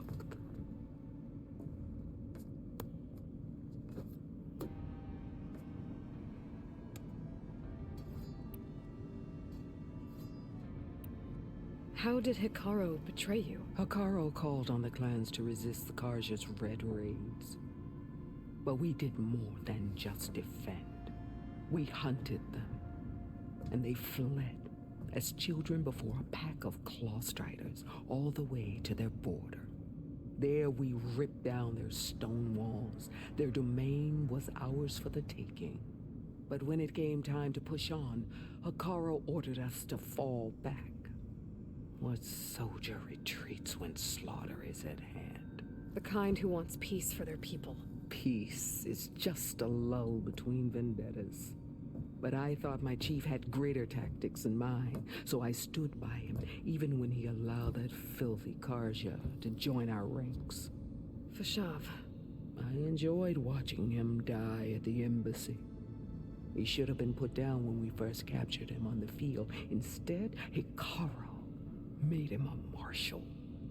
Fashav told me how he became a marshal. He earned it just like any Tenakth. It was an insult. No Outlander can ever deserve to wear our armor, bear our marks. And then a Karja messenger was brought before us. That's when I knew. I had to run my blade through Hikaru and drag his treacherous corpse to the gates of the sun.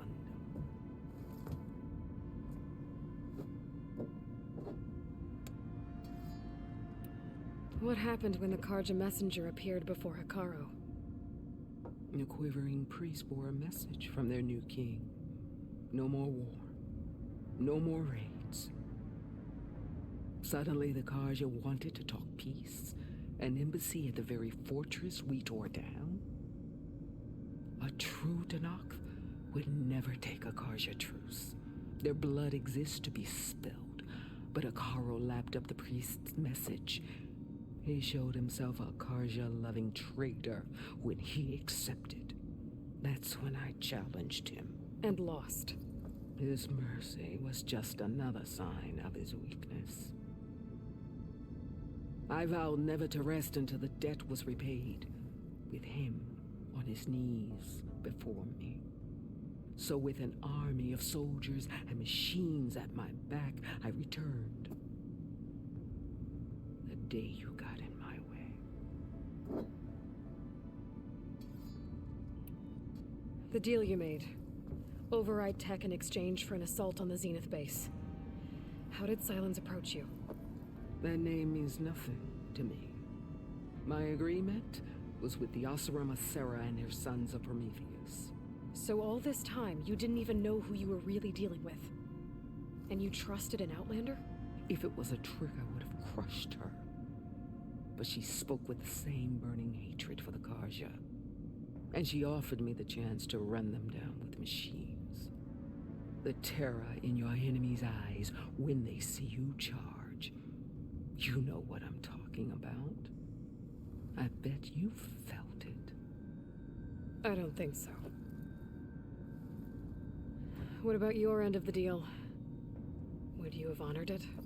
Had I killed Hikaru and become chief, these Zeniths would have been the first of the tribe's victories. But because of you, my people will continue to consort with the enemy. A tribe of weaklings. Because of me, hundreds of Tenakth won't throw away their lives in a battle they can't win.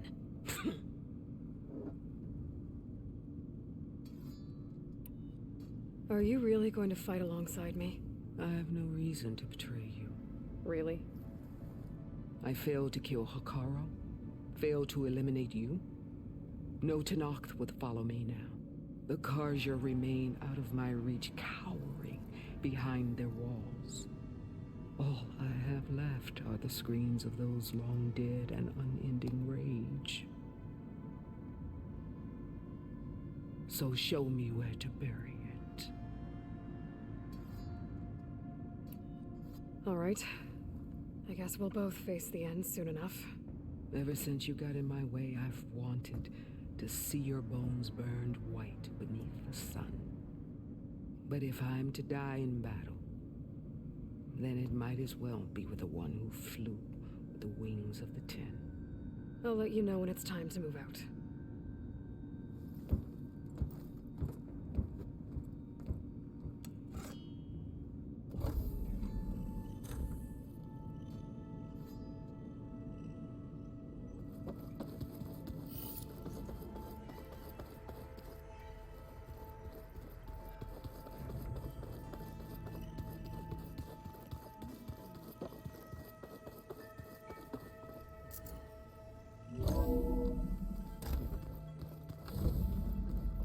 Okay.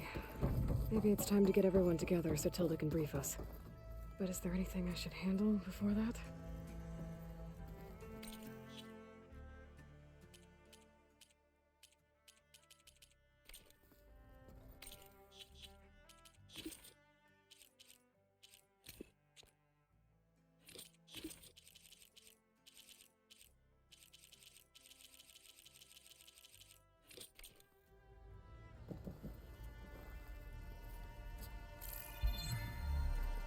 All right, people. I need you up in the control room, right away.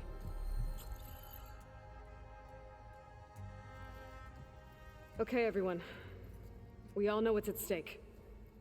Beta, Gaia. Not to mention life on Earth. Now, it might seem like the Zeniths are invincible, but they're not.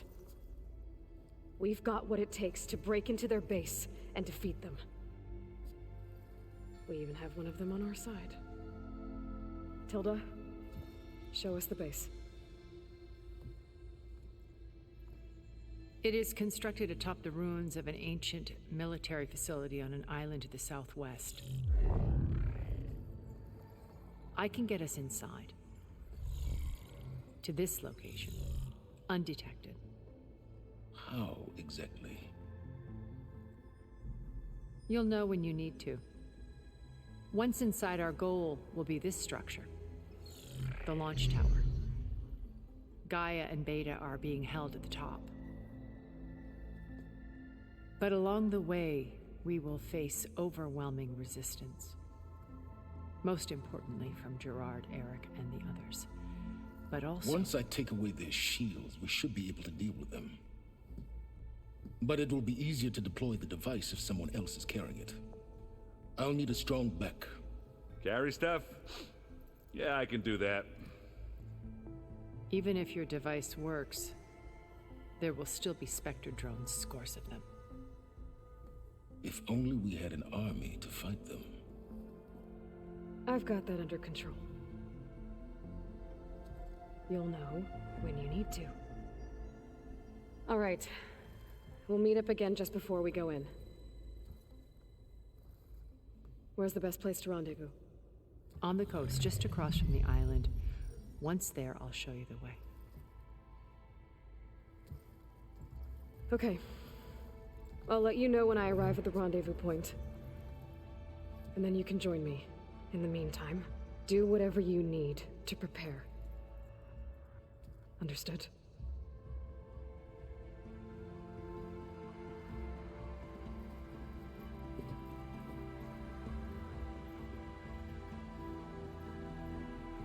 You two? A minute?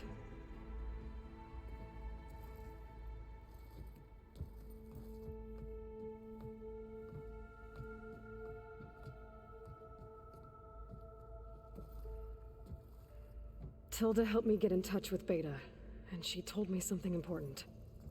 There's an installation inside the base. It's called a regulator. here. Once we're inside, I need you two to split off from everyone else and destroy it. So you'll have to bring explosives. This will help stop the drones. Everything depends on it. Are you with me? After that, I want you to find a way to infiltrate the Zenith network. How? Go over all the data that Beta left behind. She knew how to do it, I'm sure of that. All right. But why? What am I trying to do? Find information about the Zeniths. Anything Tilda's not telling us. Silence is right about one thing. There's no way we can take her on her word. I'll do my best. Keep her safe, okay? On my life.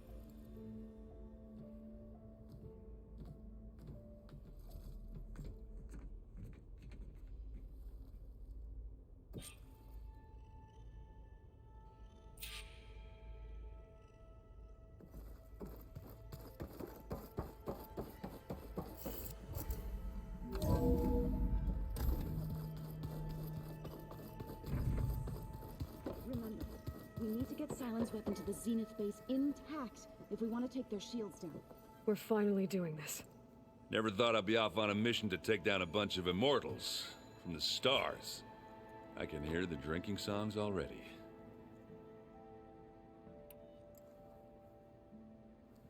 If that one's not working right, you can have one of my spare focuses, you know. Yeah, little bugger's got some personality, that's all. He's saved my butt a couple of times now. It wouldn't feel right to leave it behind. You know, besides, it goes with my outfit. Wouldn't want to spoil your look. Varl made the right call, you know, bringing you here. Thanks. Yeah, Varl. You know, I never knew he had a sister. I found out a few days before you guys went to Gemini. I was, well, to be honest, I was terrified I'd screw up the mission somehow. So he sat me down for a drink. Just one, mind you.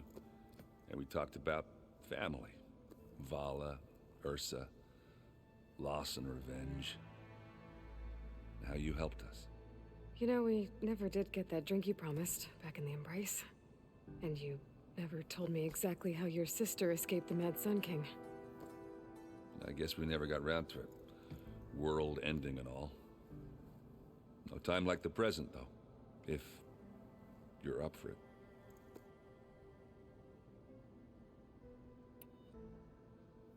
You think it's time for us to finally have that drink? Yeah. I mean, yeah, of course.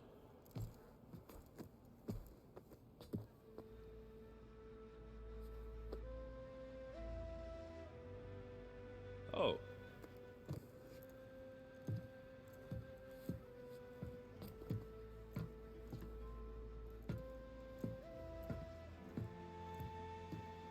So, how did Ursa escape Mad Sun King Jiran's palace? Well, first she had to survive the Sun Ring. See, during the war, the Karja threw a prisoner a day in there. And, you know, for what? To die as sacrifices, fighting machines in a pit. Thinking somehow that was gonna appease all the other deranged machines in the world? Ha! And when it was Ursa's turn, the Karja thought she'd go down if they threw a big machine at her. Oh, but she didn't. And she defeated all of them. Even got some of Jiran's kestrels for good measure. And the Mad Sun King was impressed, I guess. Thought it'd be funny to have her run around his palace as a servant. He enjoyed humiliating her that way. I remember you telling me something about that. That's how she met Avad. He helped her escape. Yeah, but what no Karja scroll will ever tell you is how the young prince snuck Ursa out of the palace. He knew their best chance was to get Ursa to blend in, so he got her everything she needed to disguise herself as a Karja noblewoman. Yeah, perfumes, veils, and all. I get the feeling she wasn't too happy with that. Oh man, Ursa would have rather fought her way out of that palace with her bare hands than put on all of that Karja eye paint. But Avad insisted it was the only way, so she agreed under one condition. Avad had to dress up as well. She made Avad dress up like a noblewoman? As perfumed and powdered as a babe. Ursa said he looked better like that than he ever did in a crown. That would, definitely make for an interesting sight. Oh, it worked like a charm, too. Not only did they make it out of the palace, they paid a traveling merchant to get Ursa to the border, and none were the wiser.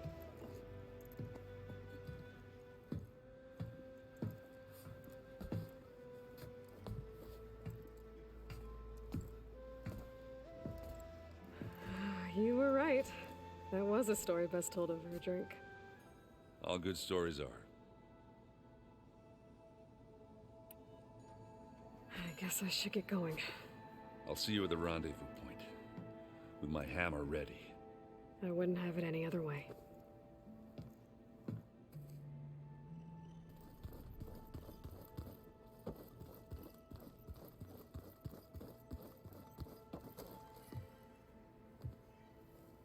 I hope everybody's ready for this. Fighting the Zeniths isn't going to be easy. Aloy, nothing you do ever is. At least, now you don't have to do it alone. Thanks. You and Aaron seem to be on better terms now. He may have terrible taste in music, but he did apologize for mocking my tribe. And that ale he keeps raving about isn't half bad. I still plan on beating that stubborn face of his to break our sparring stalemate. Try not to hurt him too bad. Everyone here, training, working together. If it weren't for Varl, none of it would have happened. You know, there was this one night, right before Varl left with you to go to Gemini. He realized I was having trouble sleeping. I was nervous about the mission. To be honest, I think we both were. So, he asked me to join him in Gaia's dome. He brought up this hologram of Earth that you two found back in the Zenith launch facility. We sat there, just looking at it. I thought about how Plainsong was just a speck on that great sphere. How every corner of it must be teeming with life. And any fears I had about our mission were gone. I miss him terribly. I know.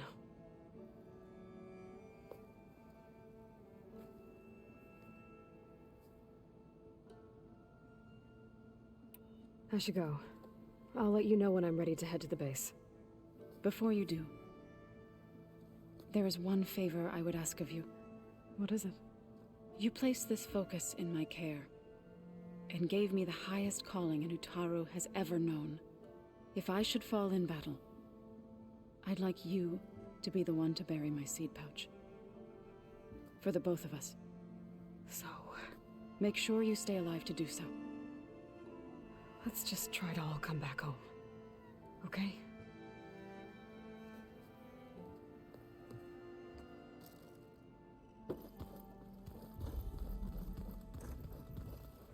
You nervous? I'd be lying if I said I'm not slightly apprehensive. The plan will work if we all focus on our assignments. Right. I want you to know I'm glad you're with us, Alva. Whatever happens, I'm grateful that the legacy brought us together. I never thought I'd get to actually meet an ancestor. Come on, do I look that old? Kotallo will protect you inside the Zenith base. I'm not afraid. I know Kotallo will fulfill his duty, as will I.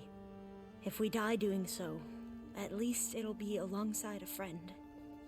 I'd rather you both stay alive, if you don't mind. We'll try and keep that in mind.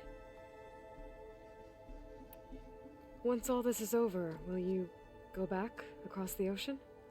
I don't know. The more I think about it, the more worried I become. If I go back, I don't even know if they'd let me keep this focus you gave me, or what they'd do to me for reading what is clearly forbidden data. even if I somehow were allowed to carry on my duties as a diviner, would I be willing to let the truths I've learned about the ancestors be buried away by the Board of Overseers? Would I dare challenge them and risk my family's safety? Or losing Federa? Who's this Federa you mentioned? She is another diviner. One of our best. We used to be rivals at the academy. I hated her guts. But apparently there's a fine line between hate and love.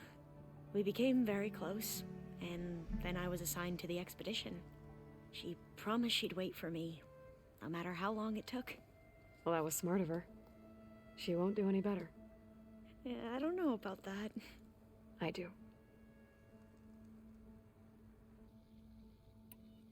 The rest of us should be enough of a distraction to the Zeniths for you to hack into their network undetected. But you'll have to be quick, in case they do. What exactly do you expect me to find, Aloy? I don't know. The truth, if we're lucky. I need to get going. I'll be at the rendezvous point. May truth lead us to victory.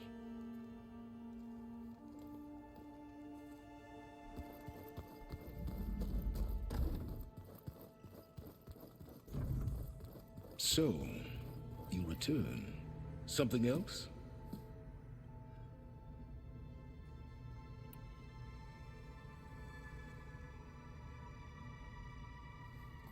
I'll be going. As you wish.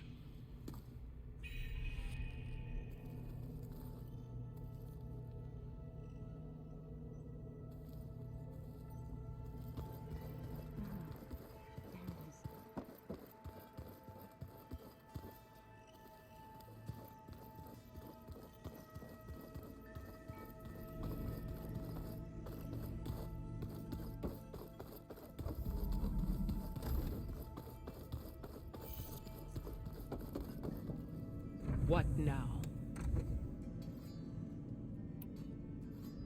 I'll leave you be. Then I will sharpen my blade again.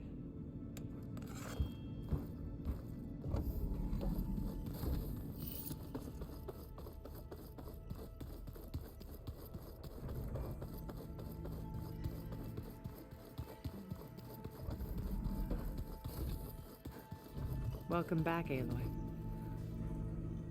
Would you like to continue our chat?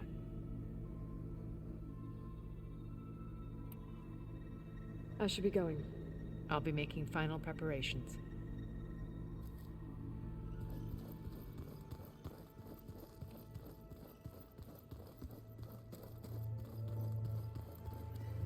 So, how are we feeling about the mission?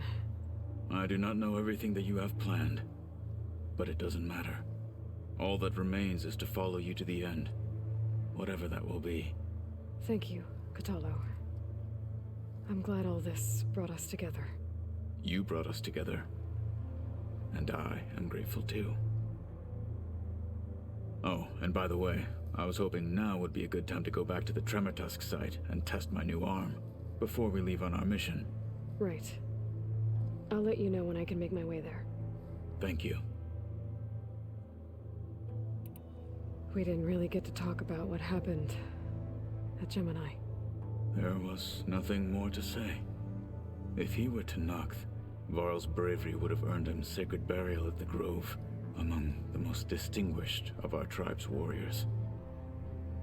His deeds were worthy of the Ten. When the fight is done, I will have the Inkers etch his memory on my skin, so that it may live on. I'm sure he'd be honored. Now that training time is over, what's on your mind? The Bulwark, the Kulrut, and how we need another miracle if we're to survive the Zenith base. I'll try not to let you down. I know you will not.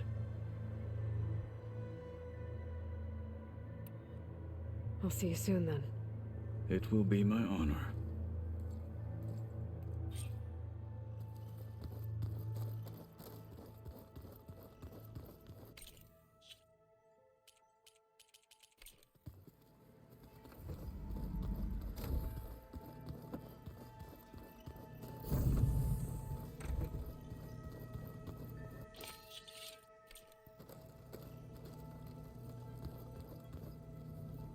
Miss Varl. It still hurts to think about him. I don't know if the pain will ever really go away. When I find that bastard, Eric, I'm gonna make him pay.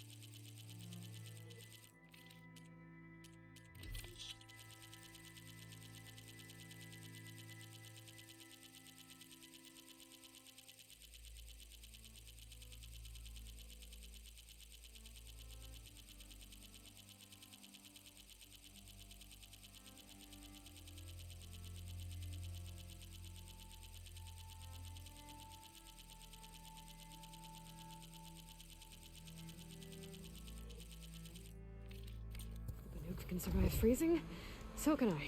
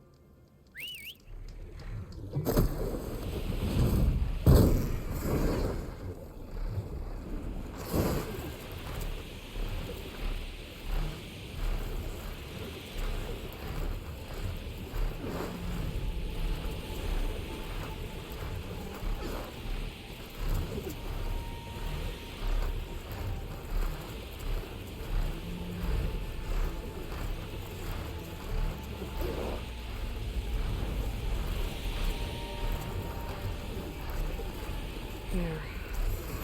Rendezvous point. I should take care of everything I can before calling in the others to attack the Zenith base.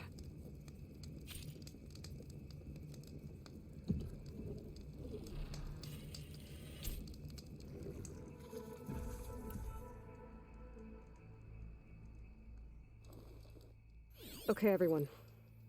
I'm at the rendezvous point. It's time to rescue Beta and Gaia. Understood, Aloy. We're on our way.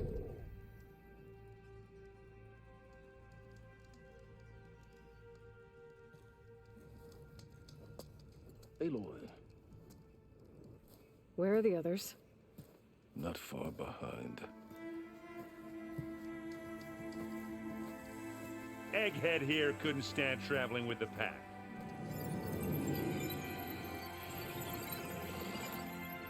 Are we all here? Then let's begin.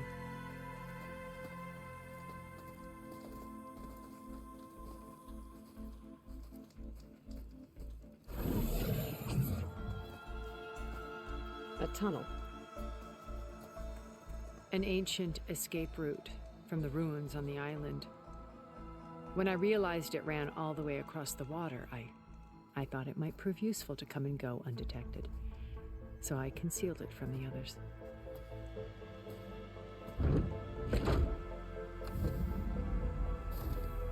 Shall we?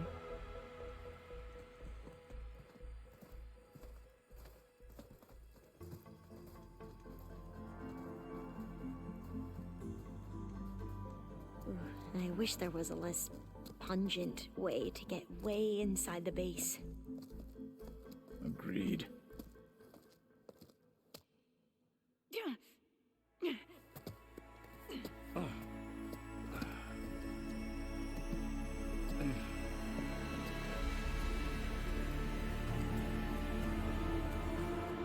There's the launch tower.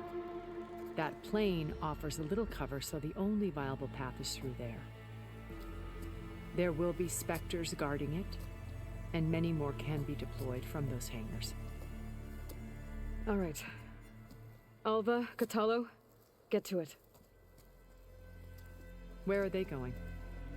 Somewhere important. Erend, you're with me. You guys, take the high ground in case we need covering fire. Tactically sound, I suppose. What will she do? There's a sensor node nearby. If I hack into it, I should be able to scramble the network and keep you undetected. But not for long. Then we should proceed. One more thing.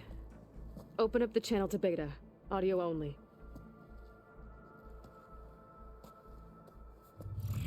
Aloy. We're here, and we're coming for you. You know what to do, right? As long as you hold up your end. We will. See you soon. Be careful. Let's go.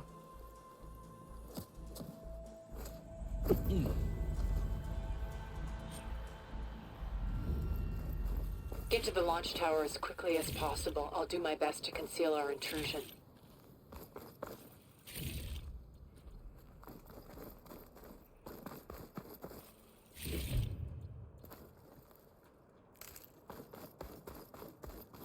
Beware, Aloy. Spectres ahead.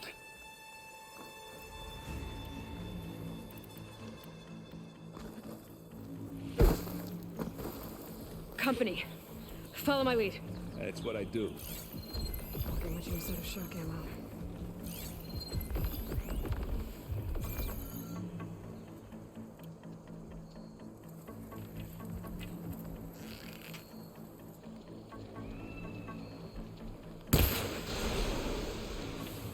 Don't get that stuff on you. Live long, kill your enemies.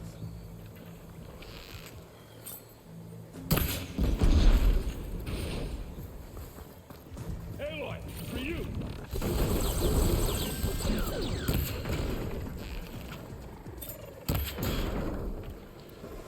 Let's dance some metal!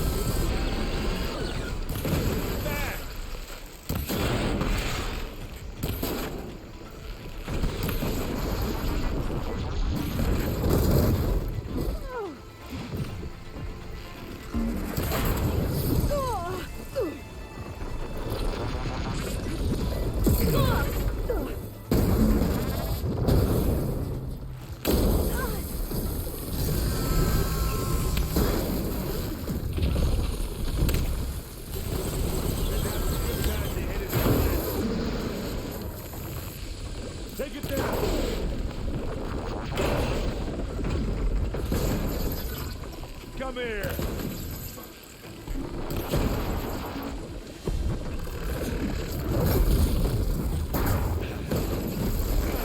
I think we got it. I think you're right. Find anything? Yeah. I think there's a cave up there that might get us through that ridge. Let's climb up to it.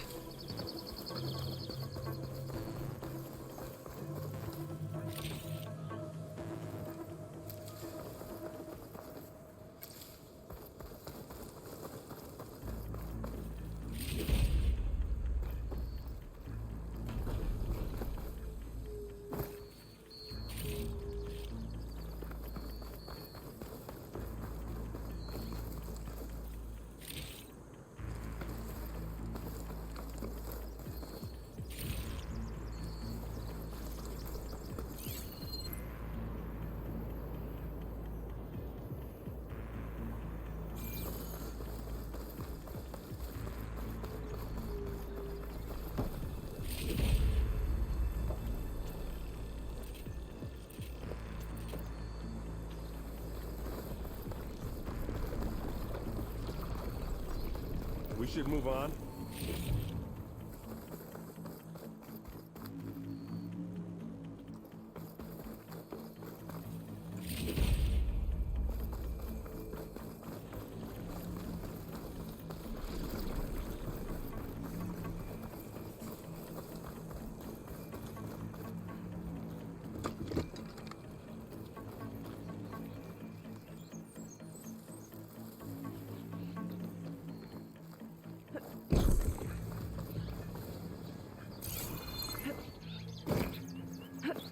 What's in this backpack, metal bricks?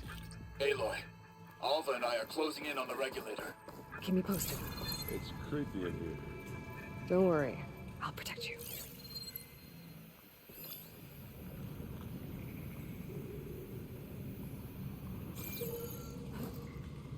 I wish I had a glider. I guess I'll find another way across.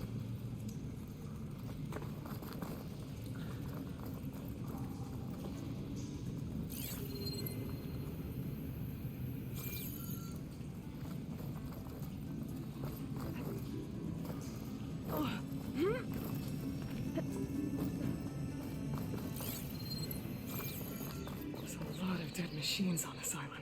We killed a great many when we landed here. I'm not Their really built for salvage may climbing. prove useful to you now. Sorry, Eric. Another Spectre. Sneak or fight, you choose.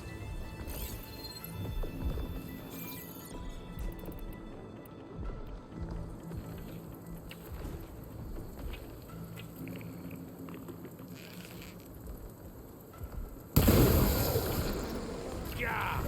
Get the fuse in your eye.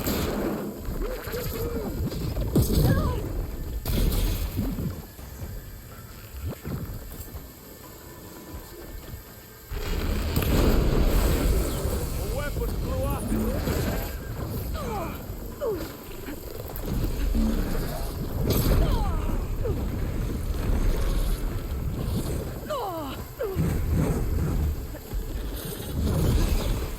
Aloy's under attack! Cover her! Oh, it looks like Zoe's giving us some supporting fire. That was a decent shot, I guess. Better than the Oseram. Any good loot? A little.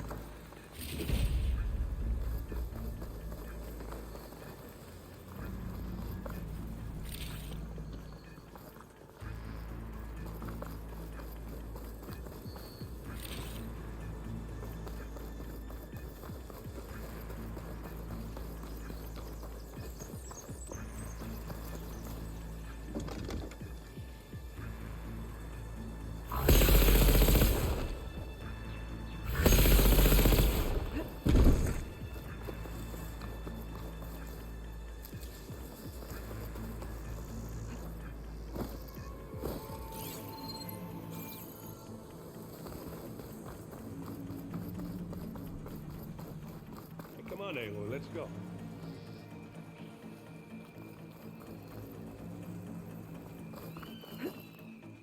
Tired yet? Yep.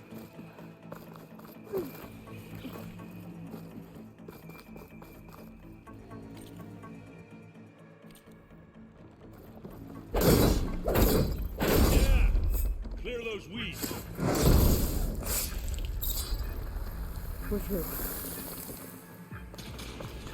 These Spectres are good sport! We can take this one, Aloy! Keep moving!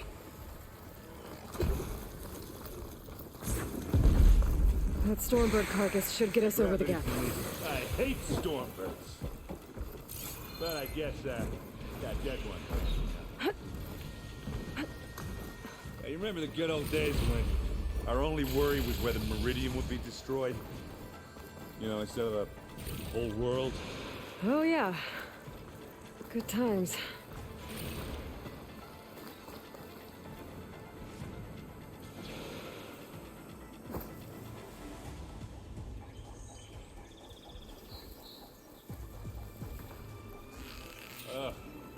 More space. I'll attack when you... Oh! Look at that thing fizzing away.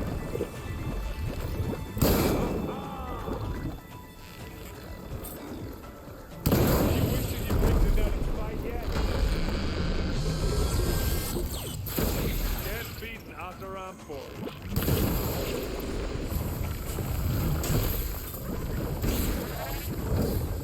You need some ammo?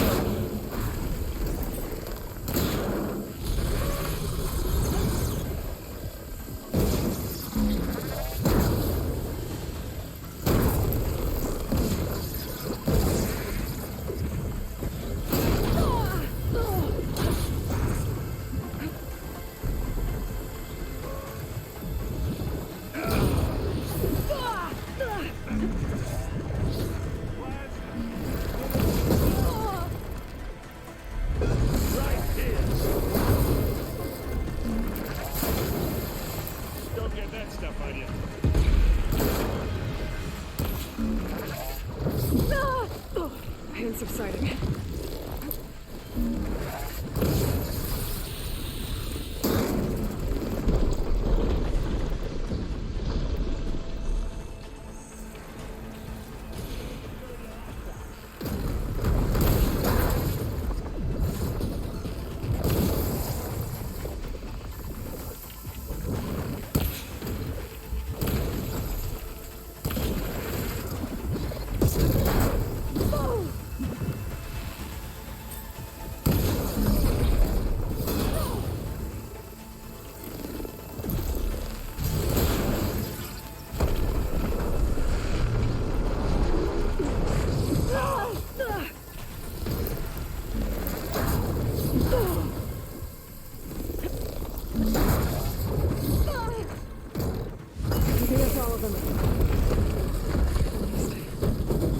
Push on.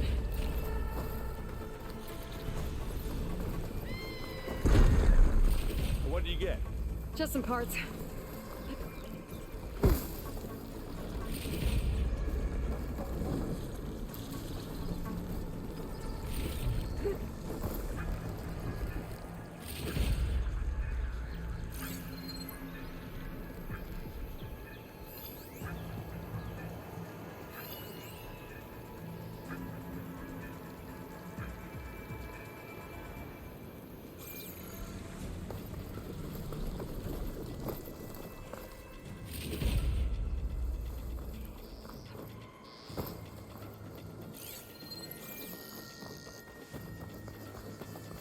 Here, up this rock.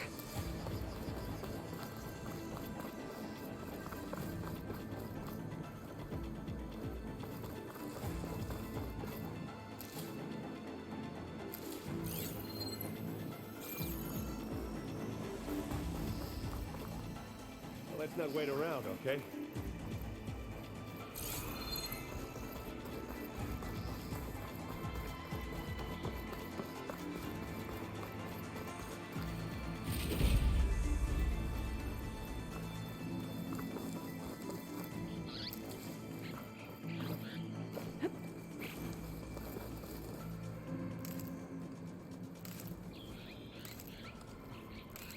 we're gonna have to climb around this corner.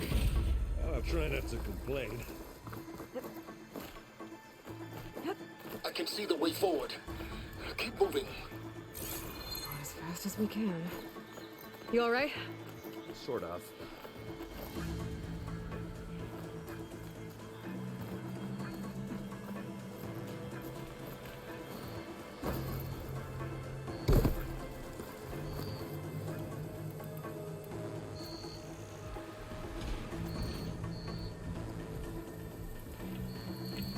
Looks like the others have things under control. Bottoms up. Oh, here we go. Oh.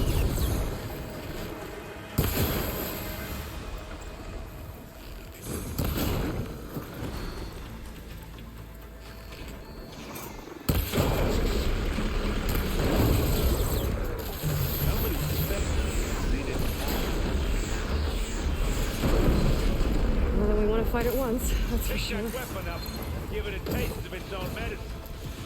And I can keep this going. Aloy, Alva and I are in position. Do it. Blow the regulator. A moment while I ignite the charges.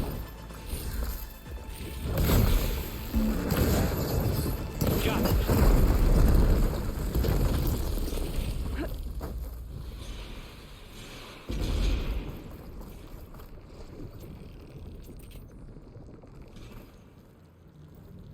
Now this'll do some damage. Come on, up the slab.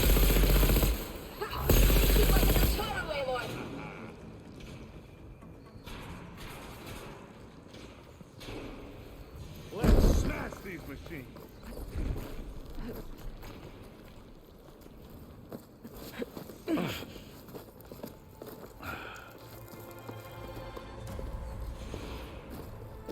Alva and Kotallo did their job. Now it's Beta's turn. Aloy? I think we're in trouble. Whatever you plan to do to stop those specters, you better do it now. I'm not doing anything. Beta will. She just needs a little time.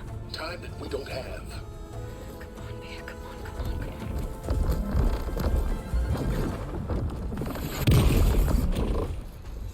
What is that?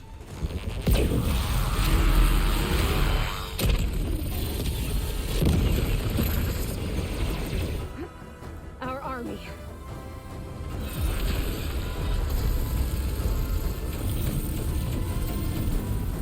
I think you got their attention.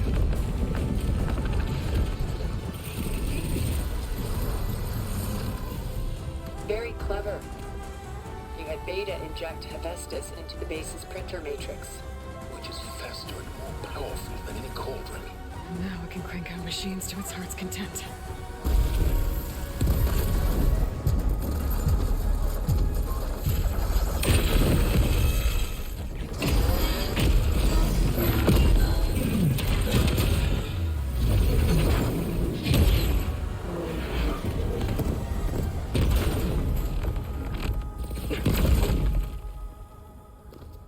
Come on.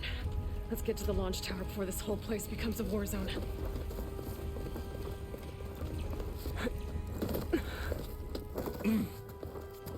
Your maneuver, as clever as it is, means that Hephaestus has escaped containment. It will no doubt flew back to the Cauldron network. We grabbed it once, we'll get it again. Or find a way to replicate its functionality, perhaps. The Apollo database.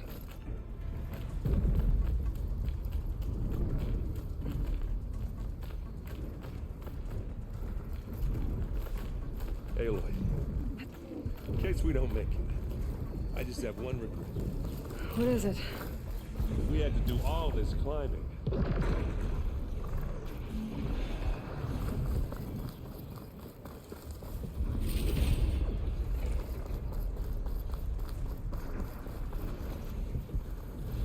That big rock might give us a bridge to get up and through. Gotcha. Guess not all the Spectres are fighting our machines. Ah, that'd have made it nice and easy.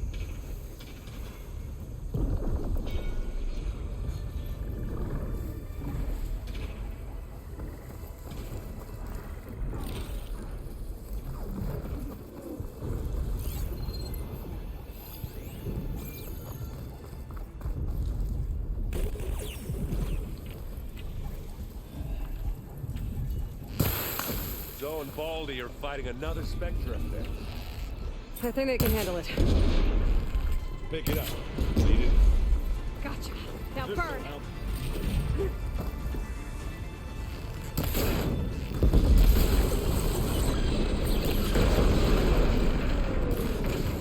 Hey, how about you shoot it with its own weapon?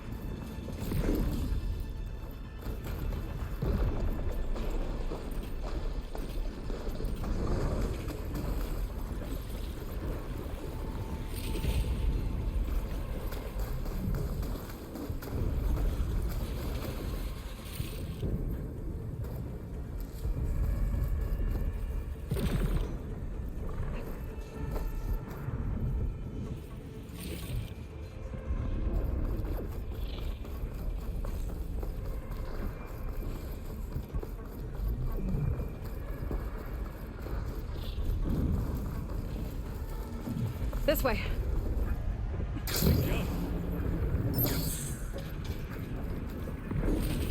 Smash these machines.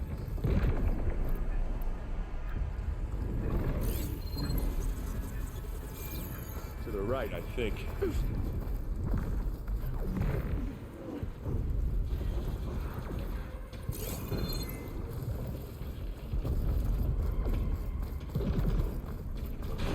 And now to the left.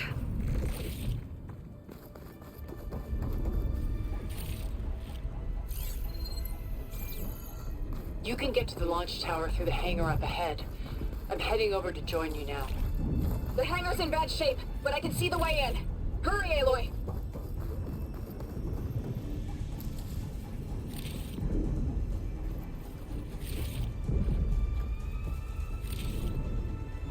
Another one. Here we go. By the blood of the Ten!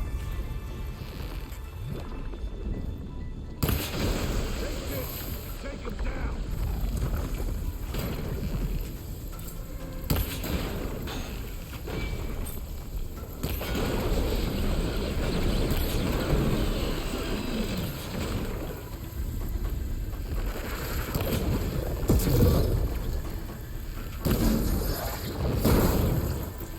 Good work, everyone.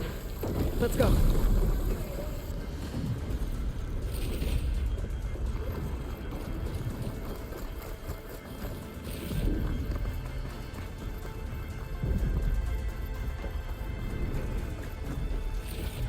This way.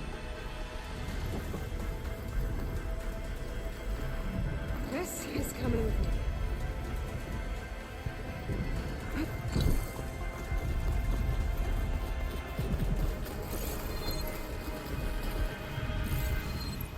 This is the way up.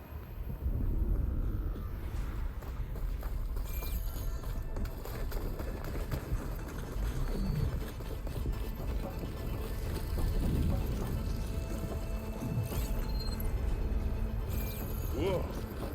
Look at all this Zenith Space stuff.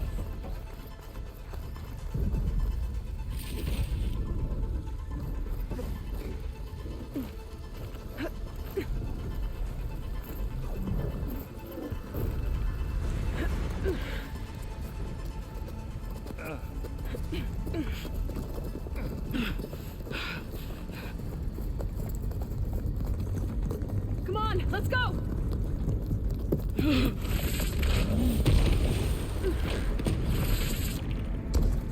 This way, demon! Ah!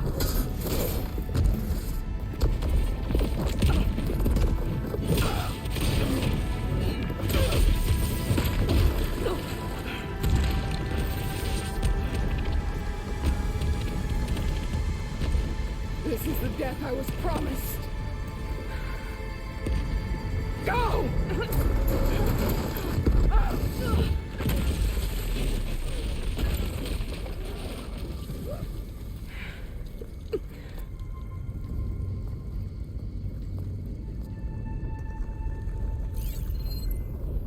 May Regala return peacefully to the sun. At least she died on her own terms. Oblivion. No such distinctions. That's bold. You sure you're not a Zenith? Aloy, it's been intense, but Kotallo got me to a network node. I'm trying to get in. Keep at it. We're almost to the tower.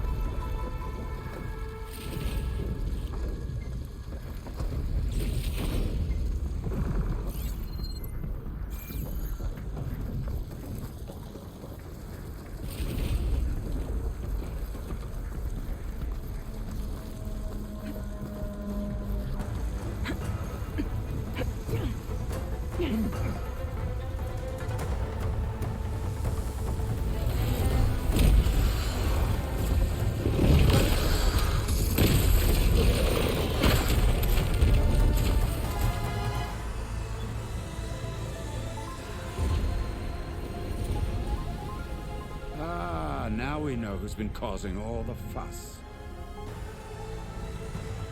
Tilda's little pet.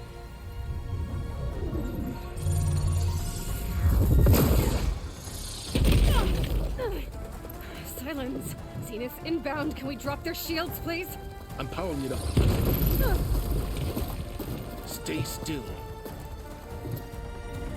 This is pointless! You can't hurt us. Face it, you're worms that ooze through the cracks into our basement. Silence? One moment more. But I might just spare you if you give up Tilda. I think it's safe to say she's forfeited her share of our operation. Permanently. There. No. Nothing. Fine. All right, people. Light 'em up!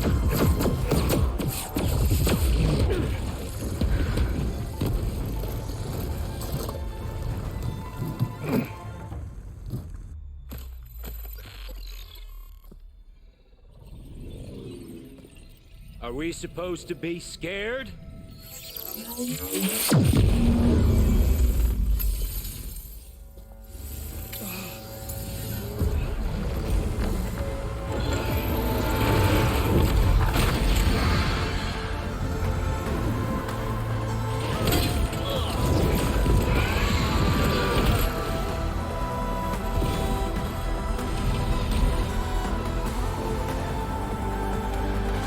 We can't let Gerard escape. It won't take long before he preps the shuttle for launch. Then he'll be able to take Beta and Gaia into orbit and onto the Odyssey beyond our reach. We gotta go through there? I failed to see another option. Then we'll carve a path. Ready?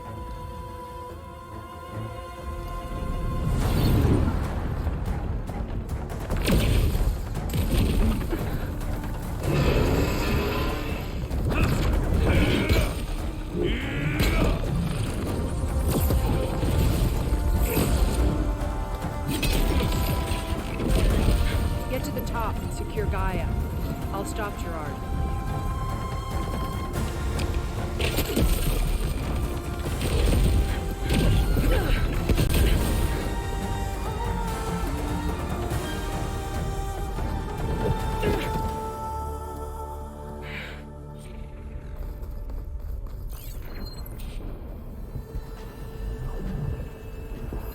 I gotta get to the top of the tower and free Beta.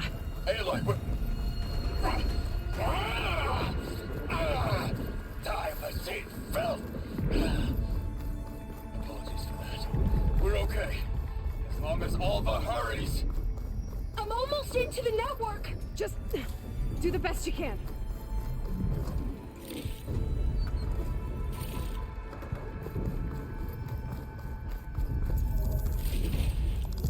Okay, an elevator. Promising.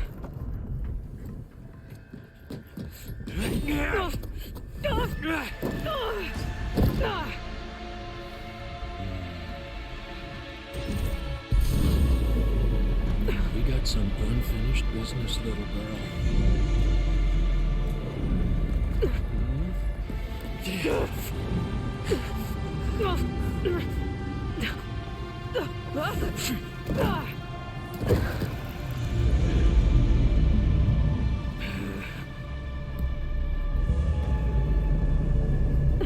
I don't need a shield to take you out. Trust me, you're gonna wish you had one. It's not the same. It's fear. Here!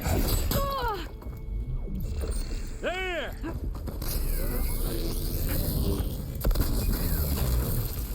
Hit me then!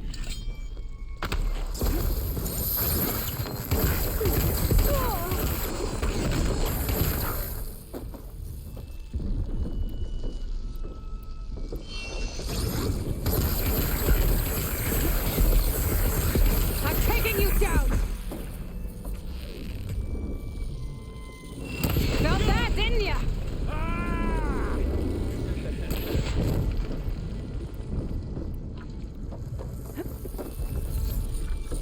You give me all those.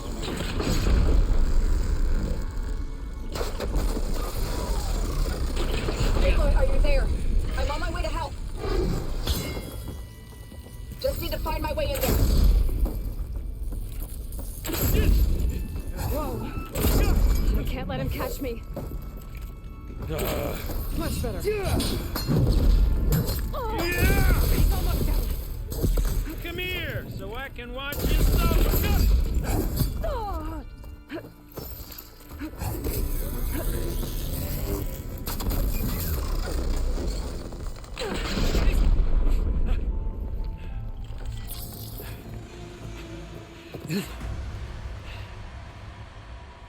I almost forgot what it was like to hurt.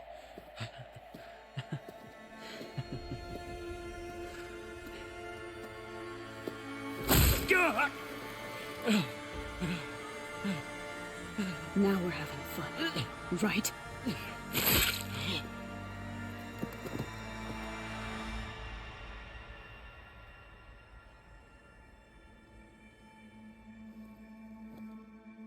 You okay? I will be. In time. Go. Rescue your sister. I'll regroup with the others and make sure they're all right.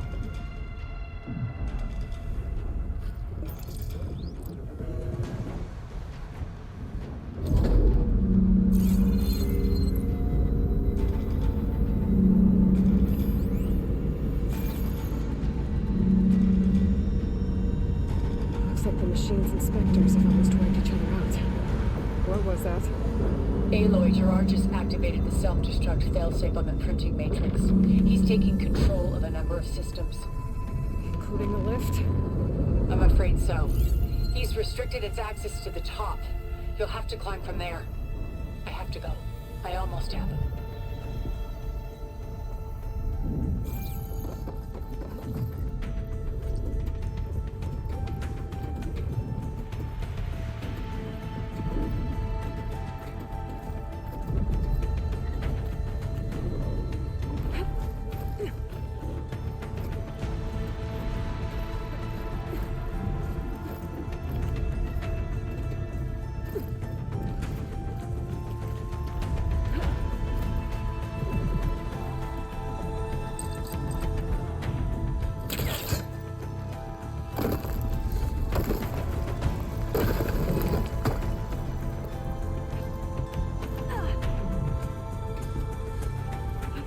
mind? Is everyone all right down there? Mostly. We're cleaning up the last few specters. What about the Zeniths? Dead, I think. Zoe told me you got Eric. Good work. Yeah. Thanks. I guess only Tilda and Gerard are left then. Aloy, you there? Listen, I got into the network, but only for a minute before I was shut out. I found a bunch of flight plans and trajectories, as if the Zeniths were planning to leave Earth. Doesn't make any sense. I know, but there's more. The files I found have a lot of references to something called Nemesis. Whatever it is, the Zeniths are afraid of it. Alva? Alva! What's going on here? Maybe Beta can help me figure it out. If she's okay.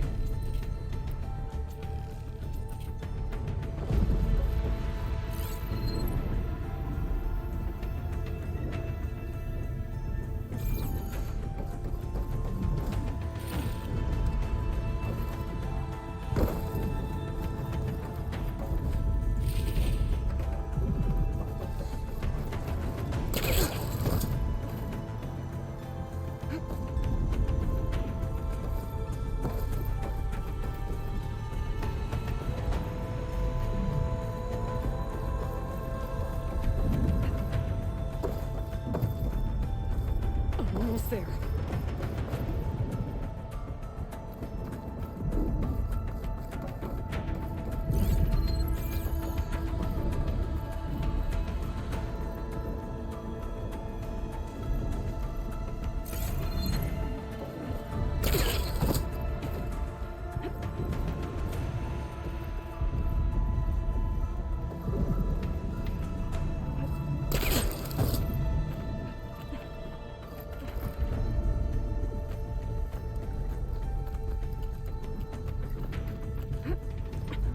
I'm coming, Beta.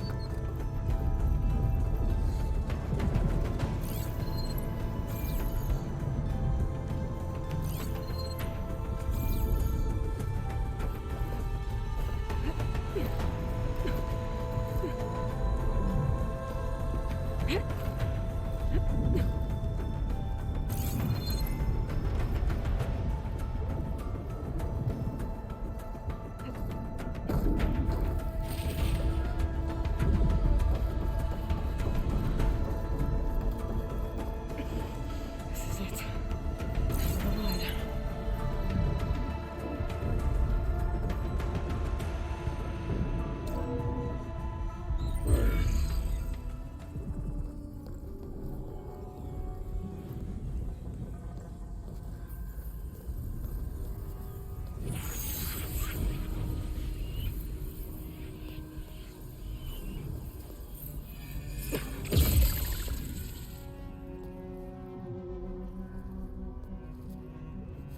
Are you okay?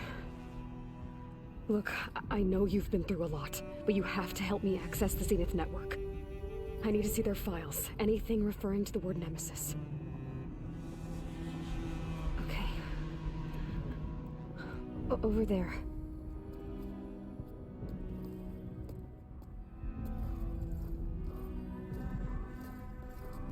The systems are down all over the base. I should be able to take advantage of... Yes, Nemesis. Here.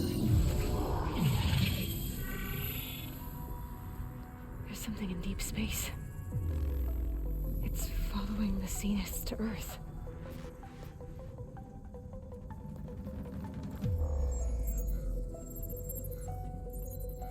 Look. Escape vectors. Alva tried to warn me about this. The Zeniths aren't planning to stay here. It's a machine of some kind. Or a swarm of them. The energy readings are astronomical.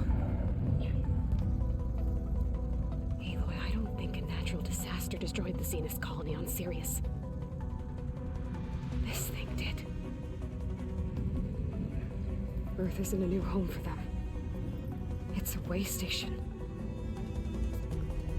They're on the run.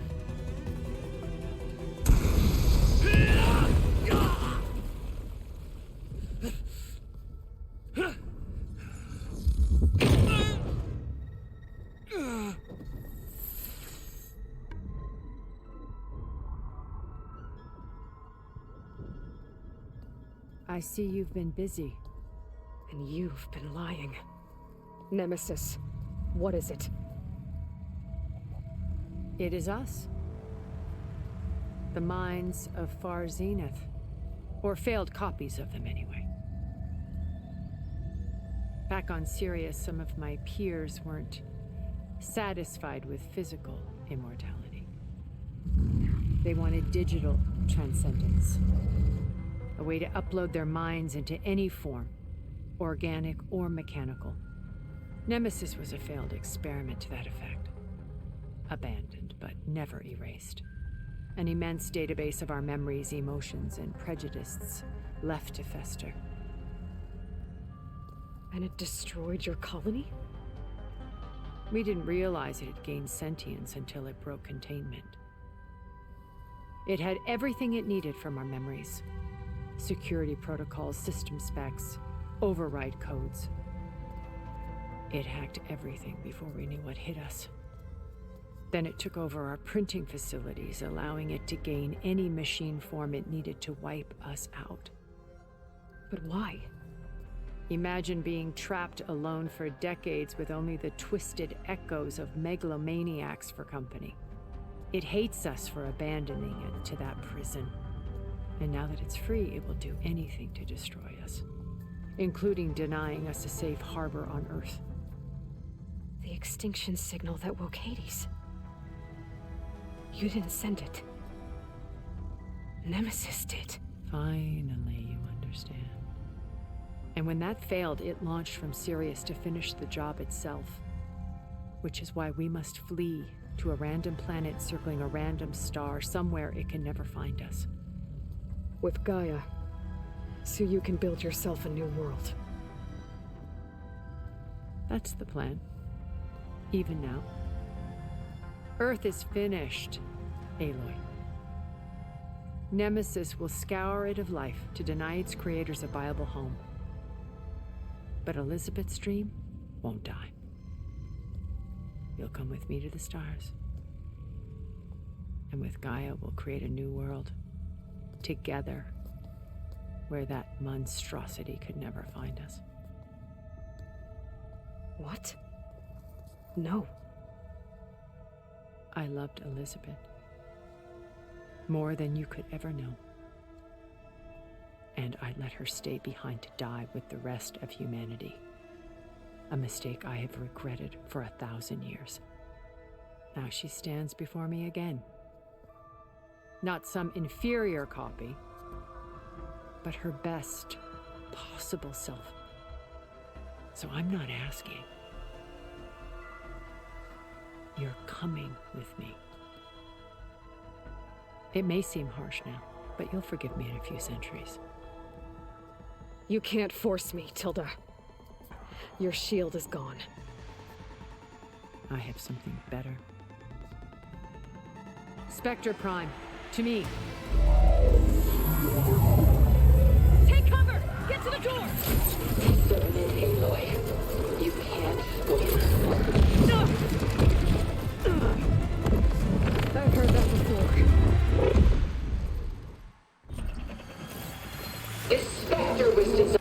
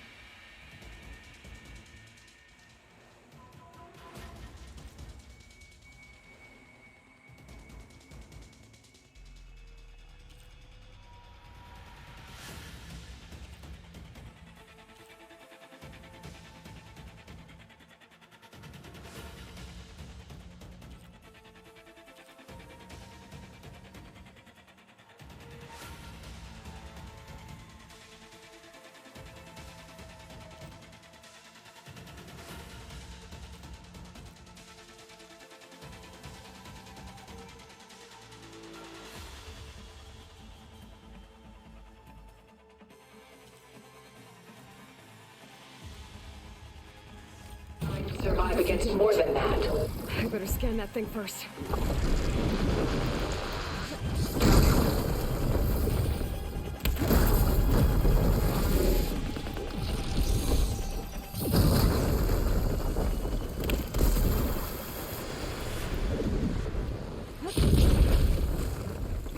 Take us up!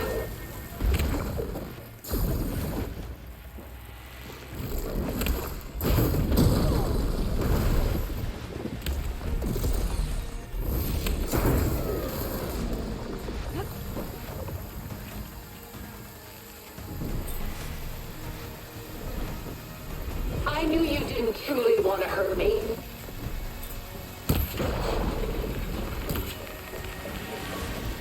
Ha!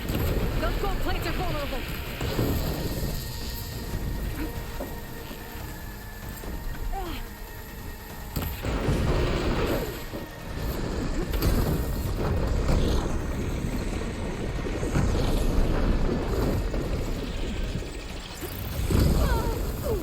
You're not taking me, Tilda!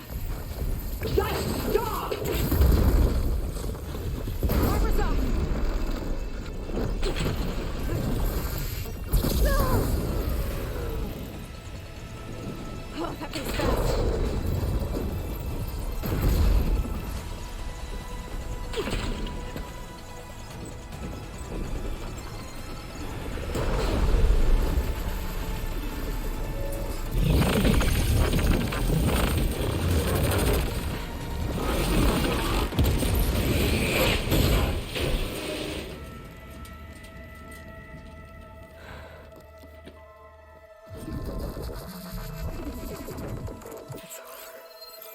Why couldn't you just let me choose?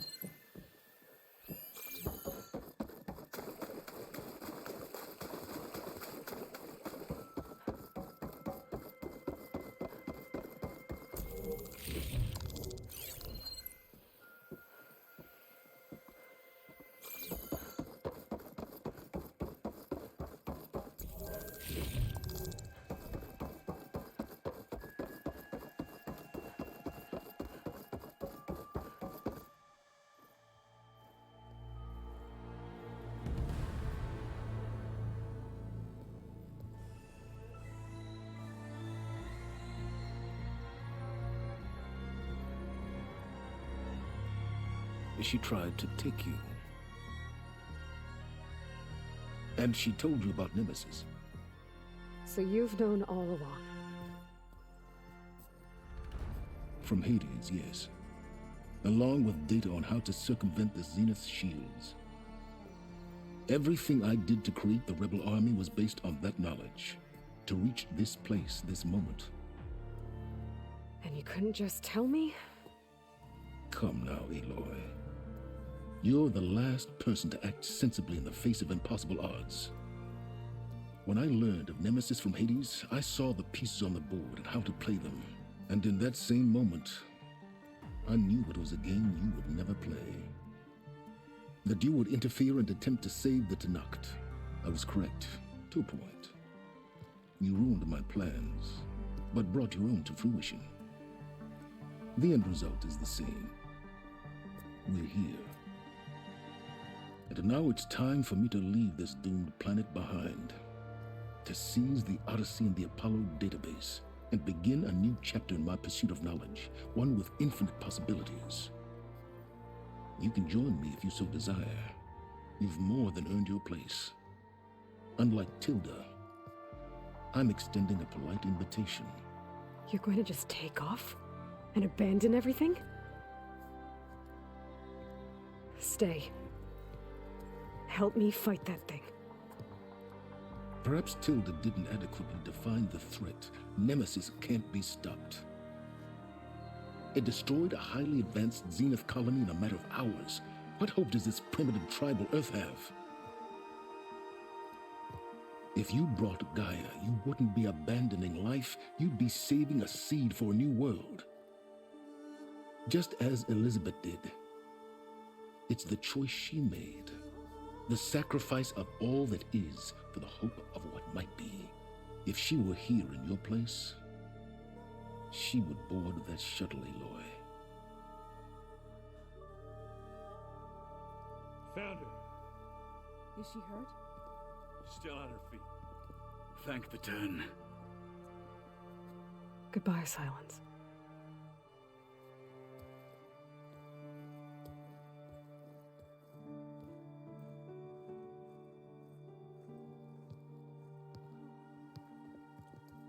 She looks okay. She looks victorious. As always. Aloy. You did it.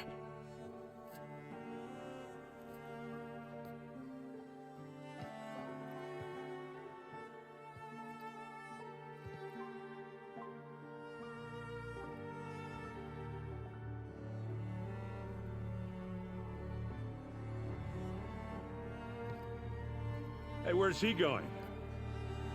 As far away as anyone can go. Oh. Are you sure?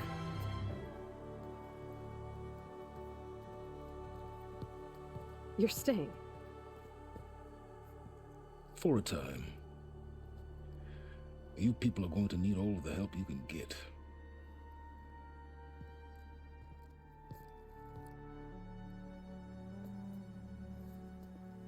Does anyone else need a drink? Not if it's that ale of yours. I'd be fine with a nap. Excellent idea. I hope it's really over this time.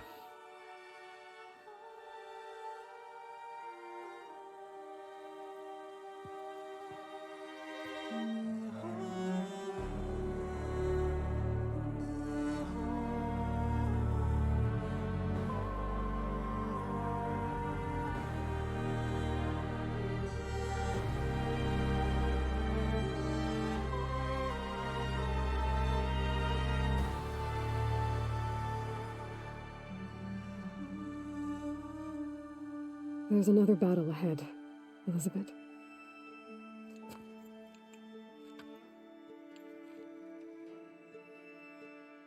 Very different than the one you fought.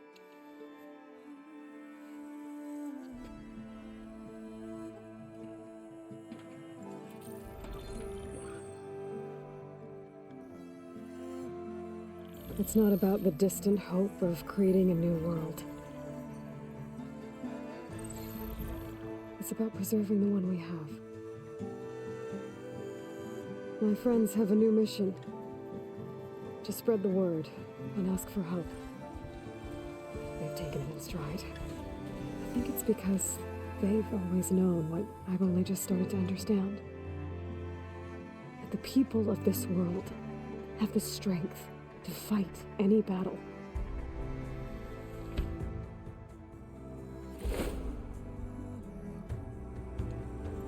The ingenuity to solve any problem.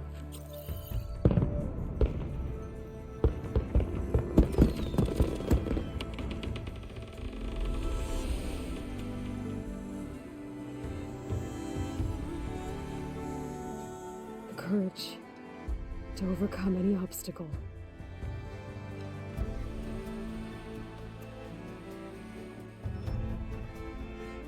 And the resilience to rise after any setback.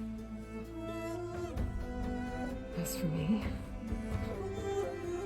I can't say I'm not afraid. What lies ahead will be harder than anything we've faced before. But I know I can put the fear aside. Because for the first time in my life, I feel like I'm not alone.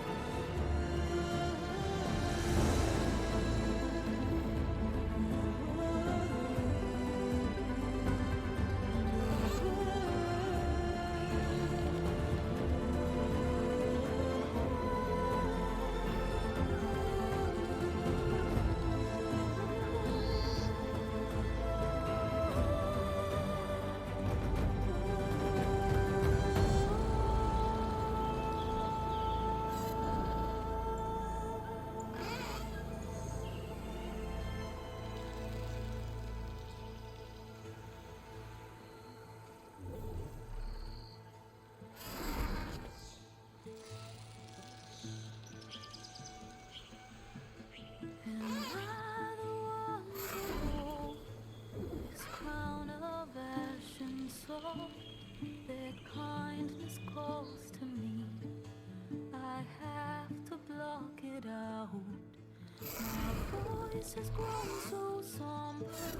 These words don't seem like mine, but the iron won't subside. No matter what I try.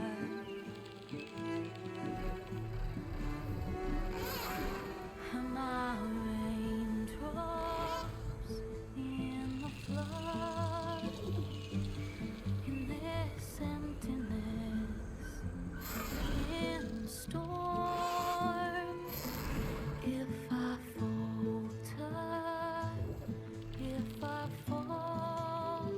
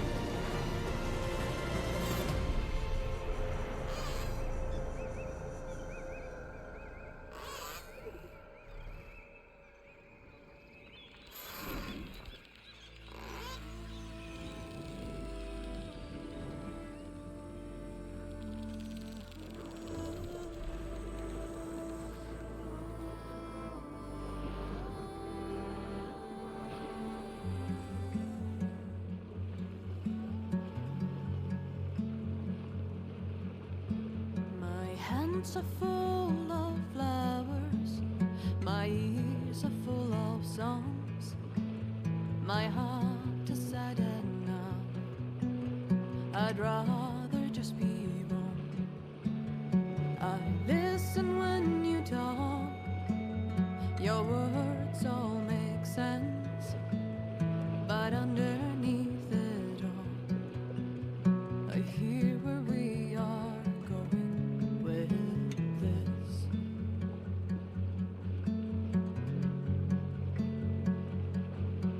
I am raindrops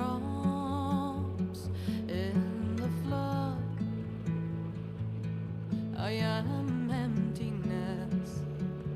I am home. I am lonely in a crowd. But when you hear me, you'll be near me. Stay with me in the flood.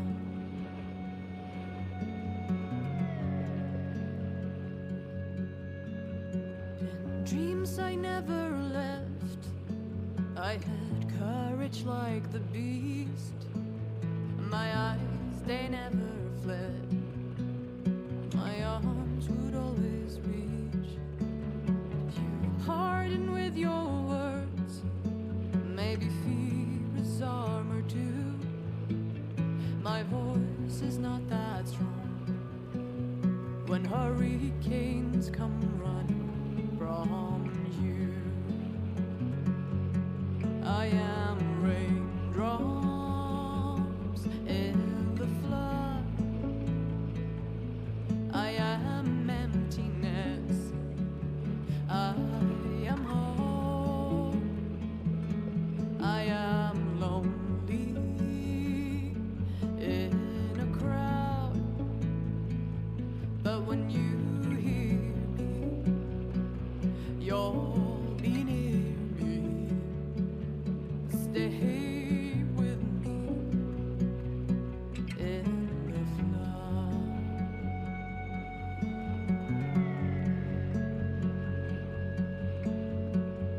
The little child inside is jealous of your strength, the way you hold your head when everything's aflame. Your back as straight as you walk away, straighter than an oak in a storm. Only I remain. Should I have been reshaped in your image? Is that what you want? I am raindrops in the flood. I am emptiness. I am home. I am lonely in a crowd. But when you hear me, you'll be near me. Stay here with me in the flood. In the flood.